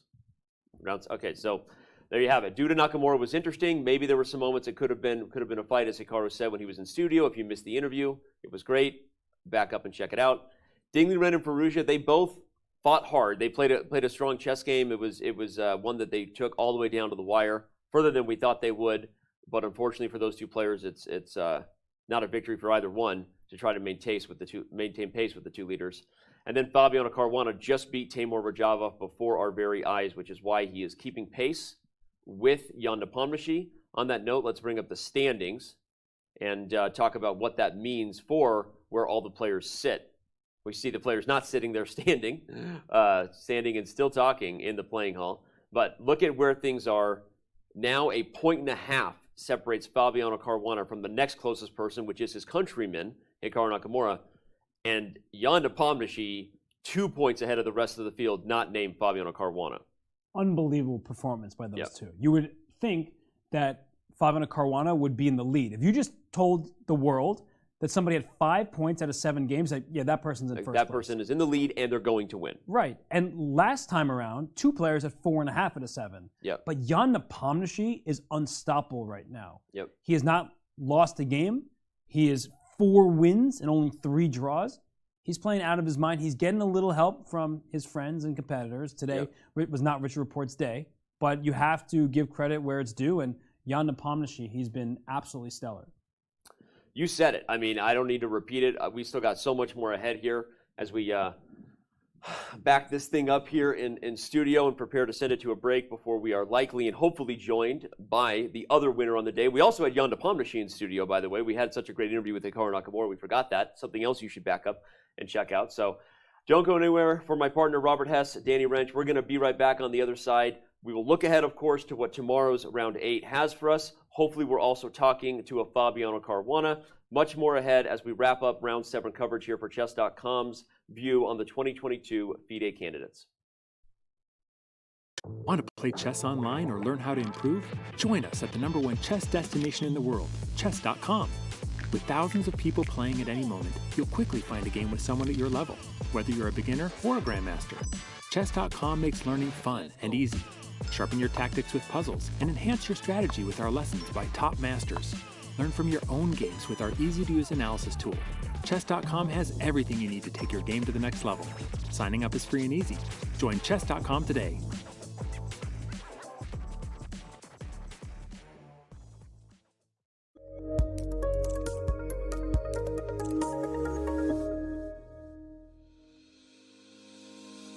Want to hold a massive chess tournament with dozens of clubs or hundreds of players?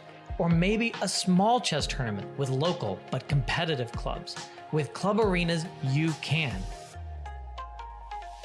Club Arenas allow for tournaments of any size with any number of clubs and players.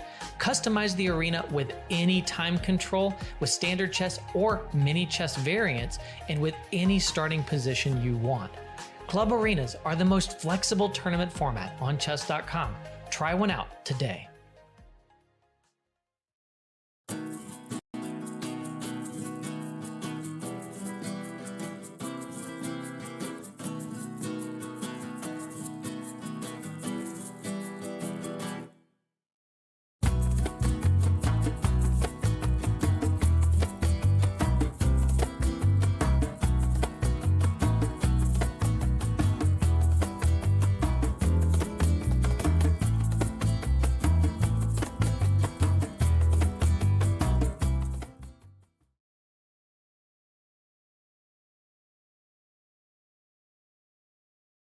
Pretty popular choice for winning it all here in Madrid.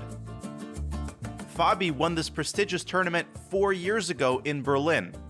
In his challenger match against Magnus Carlsen, Caruana came just one endgame moment away from his first world championship. I wasn't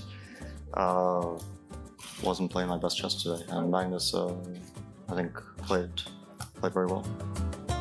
Soon to be 30, Caruana's chess resume is matched by few in Madrid. Born in Miami with dual citizenship, Fabi became the youngest grandmaster in US history at age 14. A decade ago, he made history at the Sinkfield Cup, winning 7 straight games on his way to a 2844 rating, the third highest of all time. Precise calculation and deep knowledge of opening theory are Fabi's calling cards. The Italian-American used both to great effect in the FIDE Grand Swiss to qualify for this event. Caruana now aims to become the first player since Vichy Anand to win the candidates in non-consecutive years. But perhaps more importantly, Fabi looks towards another shot at the world title.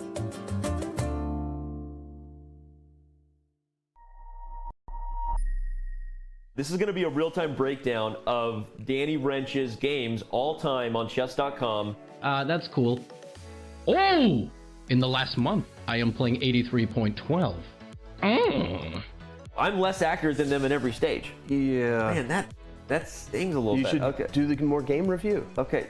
Yeah, thanks a lot. Okay, so Tuesday sucks. I gotta stop playing chess on Tuesday. Oh, it's because it's Title Tuesday. Look how many blunders there were back in December 2020. And now December 2021, 1,600. Don't look at this number. look at this number. Best. Let's go to tactics. Mates. I'll probably need to work on these ones. Yep. Every single rook fork that has presented itself to me, I have found. No one has a higher percentage of rook forks than I do. Yes, correct. These are literally the knight forks that you missed. I missed knight d6? You saw it just now. What the is wrong with me? I could have done here and then taken this pawn, and I'm winning because my pawns get held together. That's probably the coolest part about this feature. Like these positions against Hess? Rook there for rook e2. And he blunders mate in one. Oh my goodness. I'm awful.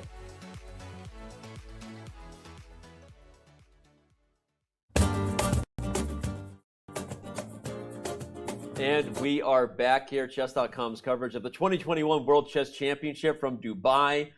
Oh, sorry, wrong event. A couple familiar faces here, though.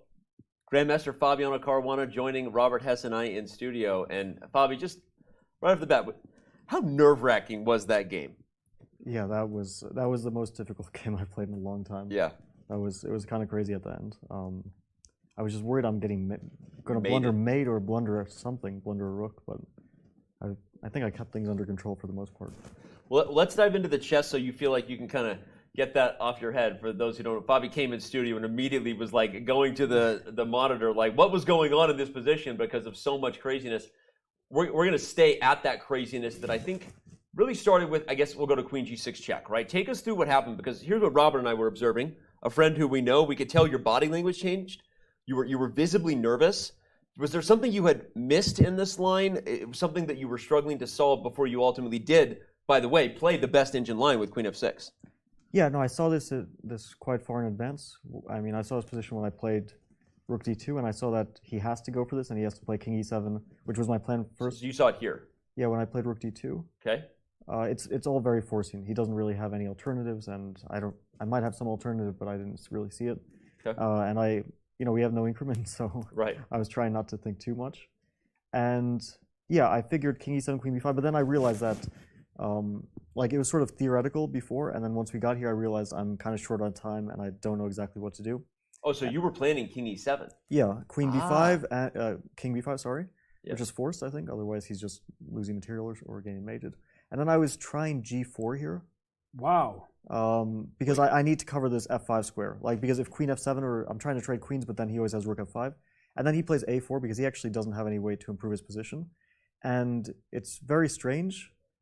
He's pushing his pawn and he can't really move his pieces. They're all in a perfect place. So he can't really improve them. But also, I didn't see what to do here. Yeah. I was thinking about Rook B7, King C4, F5, and I realized that I could easily Queen G5, and if King E8, there's Queen E3. So then I realized that I could easily lose this position, and I was a bit scared of the A pawn as well. Yeah. So then I thought Queen F6. I wasn't sure about Queen takes F6 to start with. I thought Queen 8 should be losing, but this I wasn't sure of. Take A4.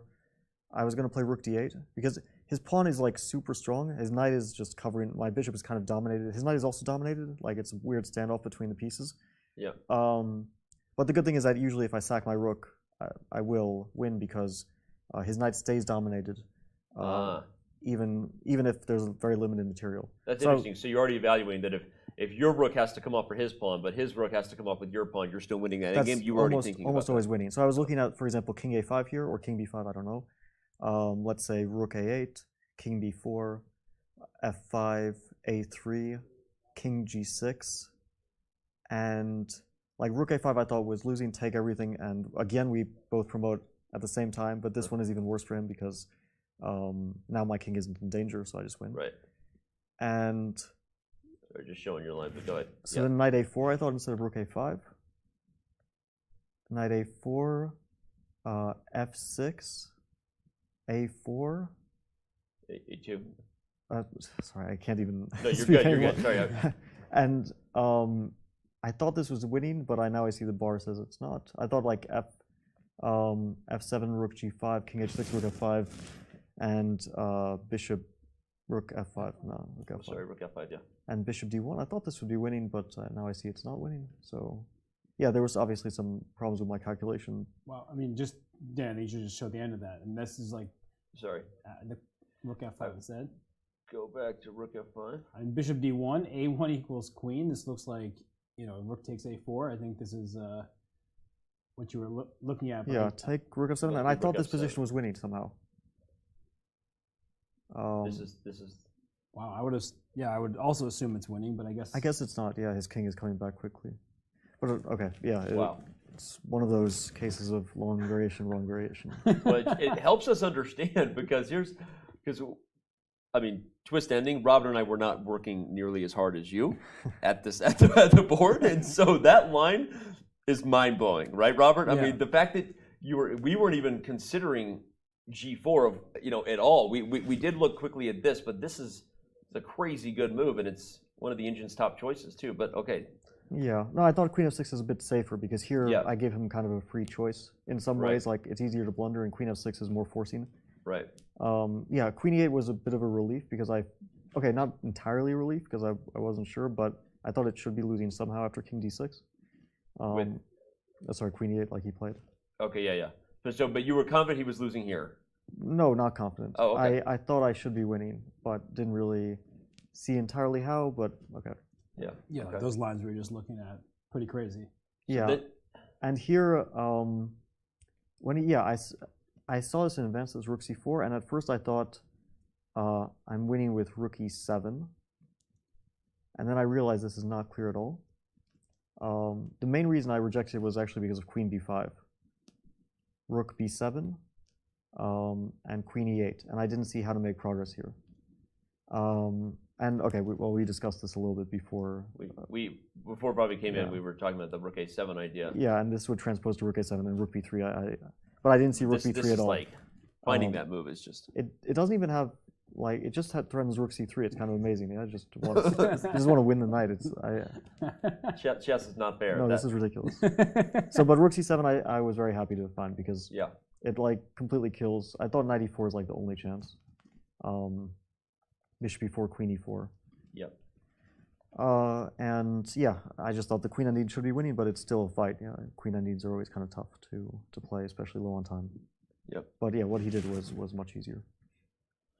What he did was, after rook to c7, he played king to b5, for those who missed it, and then the queens came off the board. Were you breathing a sigh of relief as soon as the queens were off? Yeah, here there was not much more to calculate, and I also couldn't blunder anything.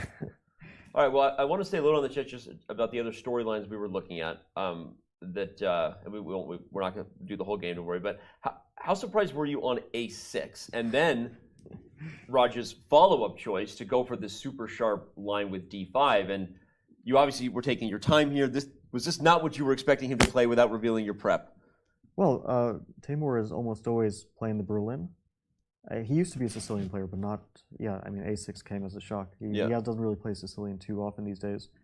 And okay, I was hesitating c3 or c4 after a6, and I couldn't quite recall the lines, so I decided just to improvise with this.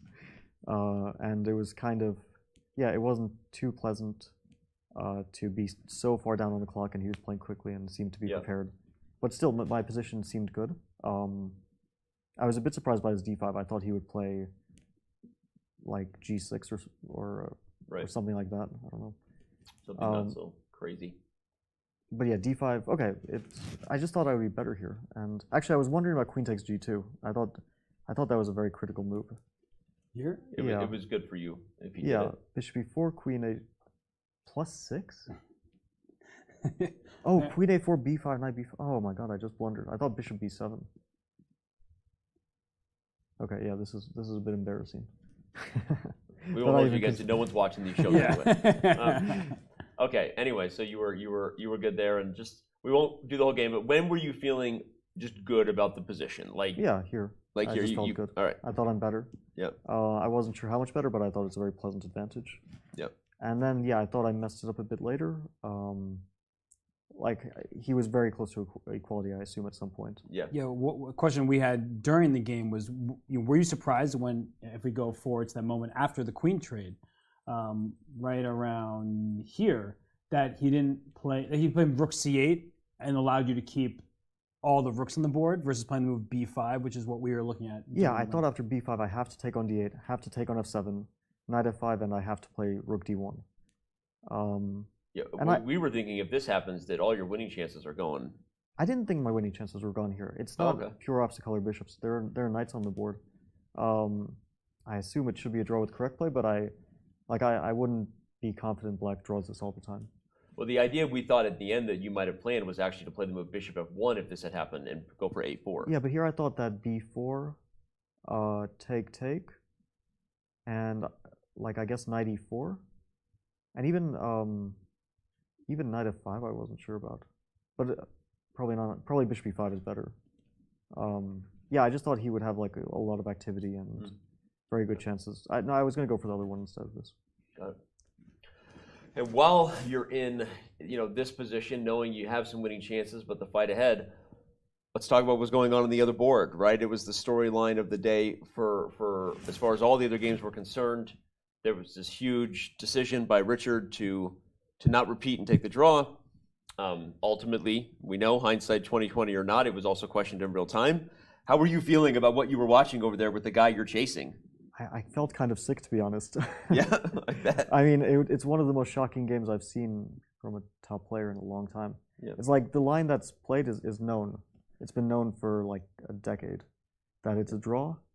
Like you don't really go for this for white, and if you do go for it, you take a draw because F3 is just worse for white. You actually showed us this line in studio for the World Championship. You were mentioning this like. Did I show? Yeah, we went over some quick Petrov line. It didn't happen on the board between Magnus and Jan, but you were saying there's some lines where with these Bishop H3 ideas. Maybe I showed it. Yeah, it's very very known. I really don't know why Richard didn't know it or what was going on. And like once you end up in that situation that like your preparation has gone wrong, he's down an hour on the clock and he's out of preparation. Why is he going for this? I mean, it's totally insane. Yeah, it's like some sort of hypnosis or something went on because I can't explain it otherwise. Well, sorry. At that moment, though, when you see, you're walking by the board, you see it happening. You still have to win your own game. So how were you feeling? Of course, you were saying you don't understand his decision, but did that affect your own game? Like, did you feel like emotion was settling into your game when you're trying to be objective? No, it didn't really, because I basically the only way I could play for a win in this game was in a safe way. It was just a pawn up, slightly better position. It's not like I could do anything crazy, playing for a win, and I probably wouldn't do that anyway. So yeah, it didn't affect me. It just really upset me. Yeah. And we were wondering whether it would, upset you. Obviously, you have to focus on what you can control, right? So have you ever been in a situation like that? I mean, where your fate is kind of in the hands of someone else, and you're not happy about what's happening? Well, your fate is never entirely in your own hands. I mean, it is possible for someone to win all their games, and that's just bad luck. But you can only play your own chess, and if you play well, overall it works out. In the long run, it doesn't always work out in a tournament. Sometimes you play well, and someone still manages to just be a bit better. Right. But okay, overall, I'm still happy. I'm only half a point behind. Yep. It could have been more. It could have been really disappointing today. So overall, it's a positive day. Well, we're gonna bring up your head-to-heads and the results you had rounds 1 through 7 real quick, just to get your view on it. Because if someone had told you coming in, Bobby, that you would be 5 out of 7 heading into the back half, and regardless of the specific results of the players, that you wouldn't be leading, what would you have said? I'd probably take it anyway. Yeah, you'd be okay. But I don't know if there's a single candidate where halfway through someone's +4. Yeah, as far as our knowledge right now, it's definitely a record in the last couple decades. We haven't gone farther back, but yeah. Yeah, like in 2018, I was +3 after 7 rounds. I think I was at least half a point clear of the field, maybe even a full point. I don't really remember. So yeah, it's quite. I mean, +4 is a tremendous score. You just can't expect things like that, but sometimes these things happen. Yeah. Looking at your results, we switched away from it. Let's bring it back, rounds 1 through 7. I just want to say what stands out for you in I mean, obviously wins here, but any particular game you can take us back through at a certain point. I'll ask you this: when you kind of felt like you were on form, feeling good. Yesterday. I'm not yesterday. Yesterday during the rest day, I felt amazing. You were hanging out with Robert, so you were feeling good. Yeah, that was the best part of the day. No, I mean my game against Alireza the day before yesterday, I really felt like I was seeing a lot and playing well. Yeah, overall I feel like I'm playing quite well. Yeah, we're gonna look at your. Oh, sorry, Robert. No, I was just gonna ask because throughout these 7 games, the only game where you were slightly worse, to my recollection, was against Ding Liren, where you're down the pawn. So what kind of confidence does that build where you played 7 games, in 6 of them you were in pretty good shape, never in too much trouble? Does that help build your confidence for the second half? It makes me feel like I'm controlling the situation well. But yeah, I know from experience that the second half is a whole different story. Yep. It just feels totally different. Well, we're going to bring up the rounds 8 through 14 that are on their way here, and just we won't make you go round by round and reveal all your preparation against every player, but we will just ask you, circle a game or two. Obviously, you've got round 9, Jan Nepomniachtchi, right, with the white pieces. But what game are you most looking forward to right now? Well, tomorrow. I mean, Tomorrow. Okay. I don't think there's any point thinking about any game besides the next beyond one. that? Yeah. Okay. Well, that was anticlimactic. You knew he was going to say it, though. Of course you shouldn't. But still, it's great to look ahead. Obviously, you're playing every player with the opposite color. That's how a double round robin works, in case you want us to remind you. So at the end of our coverage of the World Championship, we asked you which was harder, playing or commentating. And you made the mistake of saying on camera that commentating was more exhausting. You still feel that way now? No, I was definitely wrong. You're definitely wrong. Okay. Well, we are enjoying the show, enjoying the chess very much, and excited to see what the back half brings. So I have a quick question for you. After a long game like that, obviously you're exhausted, but are you happy that another game is tomorrow? Like, does that help you get in a rhythm, or would you prefer tomorrow or another rest day? I'm actually kind of glad that I'm playing black, because it somehow takes more energy to play with white. You have to create more. With black, you're a bit more reactive. So it's, yeah. But I think that despite the fact that I'm exhausted now and I have no energy, I still will get energy tomorrow. Usually it renews, after a good night's sleep. Yeah. Well, that was awesome to be visited by you, Fabi. And again, it's right now kind of a two-horse race between you and Jan. So let me leave you this last question: do you watch his games closely from here on out, and does that have any effect on decisions you might make? Not yet. Maybe going into the final rounds, but definitely not yet. But of course, I follow all the games very closely. But especially now that it kind of seems like, I mean, I don't want to, say anything too speculative, but it seems like nearly 100% chance that one of us will win the tournament. Right. Because I 2 points lead for the rest of the field. It's kind of difficult to surmount that. So, but again, I guess crazier things have happened in the history of chess. But yeah, it does feel like pretty much a two-horse race. Okay. Well, I don't have any other questions. We really appreciate your time, and I know you've got so much ahead because there's a lot more to go, as you said, and so we'll let you go, and Robert and I will finish talking about the standings and giving our opinions of how you're all going to do tomorrow, because our opinions really matter. Although, by the way, I predicted for the vote guess result thing, and I was kind of just throwing. I mean, I don't take that stuff seriously. Let's be honest. But I predicted Jan was going to win his black today. I also predicted you would win. You're doing better than during the World Championship. That's where you say that's the stupidest bleep and bleep you've ever seen. Anyway, all right. Well, this has been Fabiano Caruana in studio. Of course, we're all wishing him the best of luck, and hopefully we'll be seeing you again soon, because that probably means good results for you. So good luck, Fabi, and Robin and I are going to bring up the standings and break things down as you head on home. See you. See you, Fabi. All right. Well, that was the other man of the day. You had Jan Nepomniachtchi, Robert. You have Fabiano Caruana. And those are the two guys to beat at this point. Yeah, I mean, they're having tremendous tournaments. You asked, right, if you had 5 out of 7, someone told you 5 out of 7 before the tournament started, how would you feel? You would feel great. Like, he's playing great chess, and he himself said, yeah, we have to... Reach for me. Reach for me. You're so close, but so far. Okay, go ahead. But we look at up and down the standings here, right? Yeah. You see 7 total victories by Jan Nepomniachtchi and Fabiano Caruana. Hikaru Nakamura has the only other win in the entire field. It shows how difficult it is to win a single game, but also shows the kind of form that Jan and Fabiano have in this tournament, right? Fabiano, I asked him, he said, I'm feeling good. Like, I haven't had problems, really. Ding Liren game, that was maybe for a few moments looking scary, but he's been in control.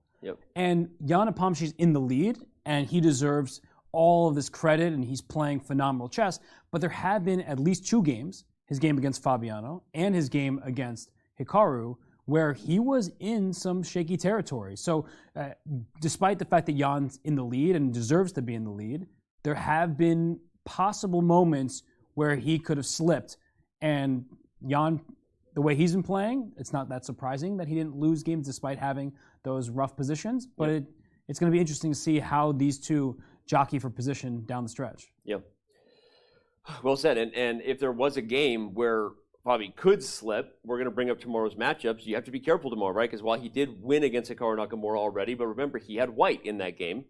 Now, Hikaru, who's arguably the only other player in the field who, like Fabi said, could make it not a 100% certainty that either Caruana or Nepomniachtchi wins, right? And it would probably have to start with a Hikaru Nakamura victory as white against Fabiano Caruana. So that's, to me, is the game that I immediately have circled as the biggest matchup of tomorrow, Robert. Yeah, because Hikaru's been playing some great chess himself, and he gets the white pieces. Now, Fabiano made this parting point that the onus is kind of on the player with the white pieces to prove some sort of opening advantage. And what we saw the last time Hikaru had the white pieces was extensive preparation, but that didn't lead to an advantage. Objectively, the position was fine for Ding Liren. He found every accurate move, which was extremely impressive. So maybe Fabi's, sitting right now, he's behind Jan Nepomniachtchi, but he also realized that, the burden, of kind of like you got to prove that you can win with the first move. Just the first move advantage isn't much of an advantage if you aren't showing that you can get it done. And in this tournament, the only players getting it done are Jan and Fabiano. Speaking of the other player, we just talked about Nakamura and Caruana. Jan Nepomniachtchi will have the white pieces versus Ding Liren. The highest rated player in the field, at least coming into the tournament, was Ding Liren. Jan already won as black. What will he do as white now that he's the clear tournament leader?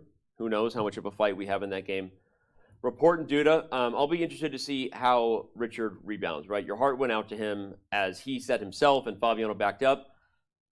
Kind of a crazy decision today, and obviously had effect on a lot of things, and this is why the game is played, right? We have drama, we have interesting stuff to talk about, but how will Rapport rebound against Duda? And then last thoughts, Robert, from you on the Firouzja-Radjabov matchup there. They have played one game in their careers against each other, and it was a draw. Yeah, that was the first round of this tournament. Yeah. So I'm not really sure how the games will go, because Jan Nepomniachtchi still has 7 full games left. So if you think about it from that perspective, it's a long event. 7 games is a lot. So will he go against Ding Liren and just be like, let me play peacefully? I'm not so sure. He beat Ding Liren last time in the candidates with the white pieces. He lost in the final round when he'd already had the tournament locked up, but he did beat Ding Liren with some really nice play. So I don't think that either Jan or Fabiano are looking for specific results against players. It's too early for those two, but it's getting too late for the rest of the field. So for Hikaru with the white pieces, I agree with you, the game of the round, because will Hikaru use preparation that's maybe a little bit more dangerous than the preparation he used against Ding Liren? Will he take a big risk because it's now or never for him? Right? If he doesn't beat Fabiano and then also try to beat Jan later in the event, then as Fabiano said, it's nearly guaranteed that one of those two will win. Yep. Oh man, a lot could play out. A lot has happened so far. A lot might happen tonight, right? Sun's going down here in Madrid, and we're gonna probably go get some dinner. Danny, Rich, Robert Hess. We're missing Almira Skripchenko and right now Fabiano Caruana. So shout out to Almira. And so many. This is just Robert. It just feels so awkward. Should I go back over there? You don't have to. But is that what you're? It seems like you have your hand. Shut out the chair. All right, everybody. This has been a lot of fun, and we have much more ahead. So make sure you tune in tomorrow. We will once again be live from Madrid at the Palacio de Santoña. It is beautiful. It is now empty. It's time for us to shut off the lights and head home. We will see you for round 8 of the 2022 FIDE Candidates tomorrow at 3 p.m. local Madrid time. Tune in then.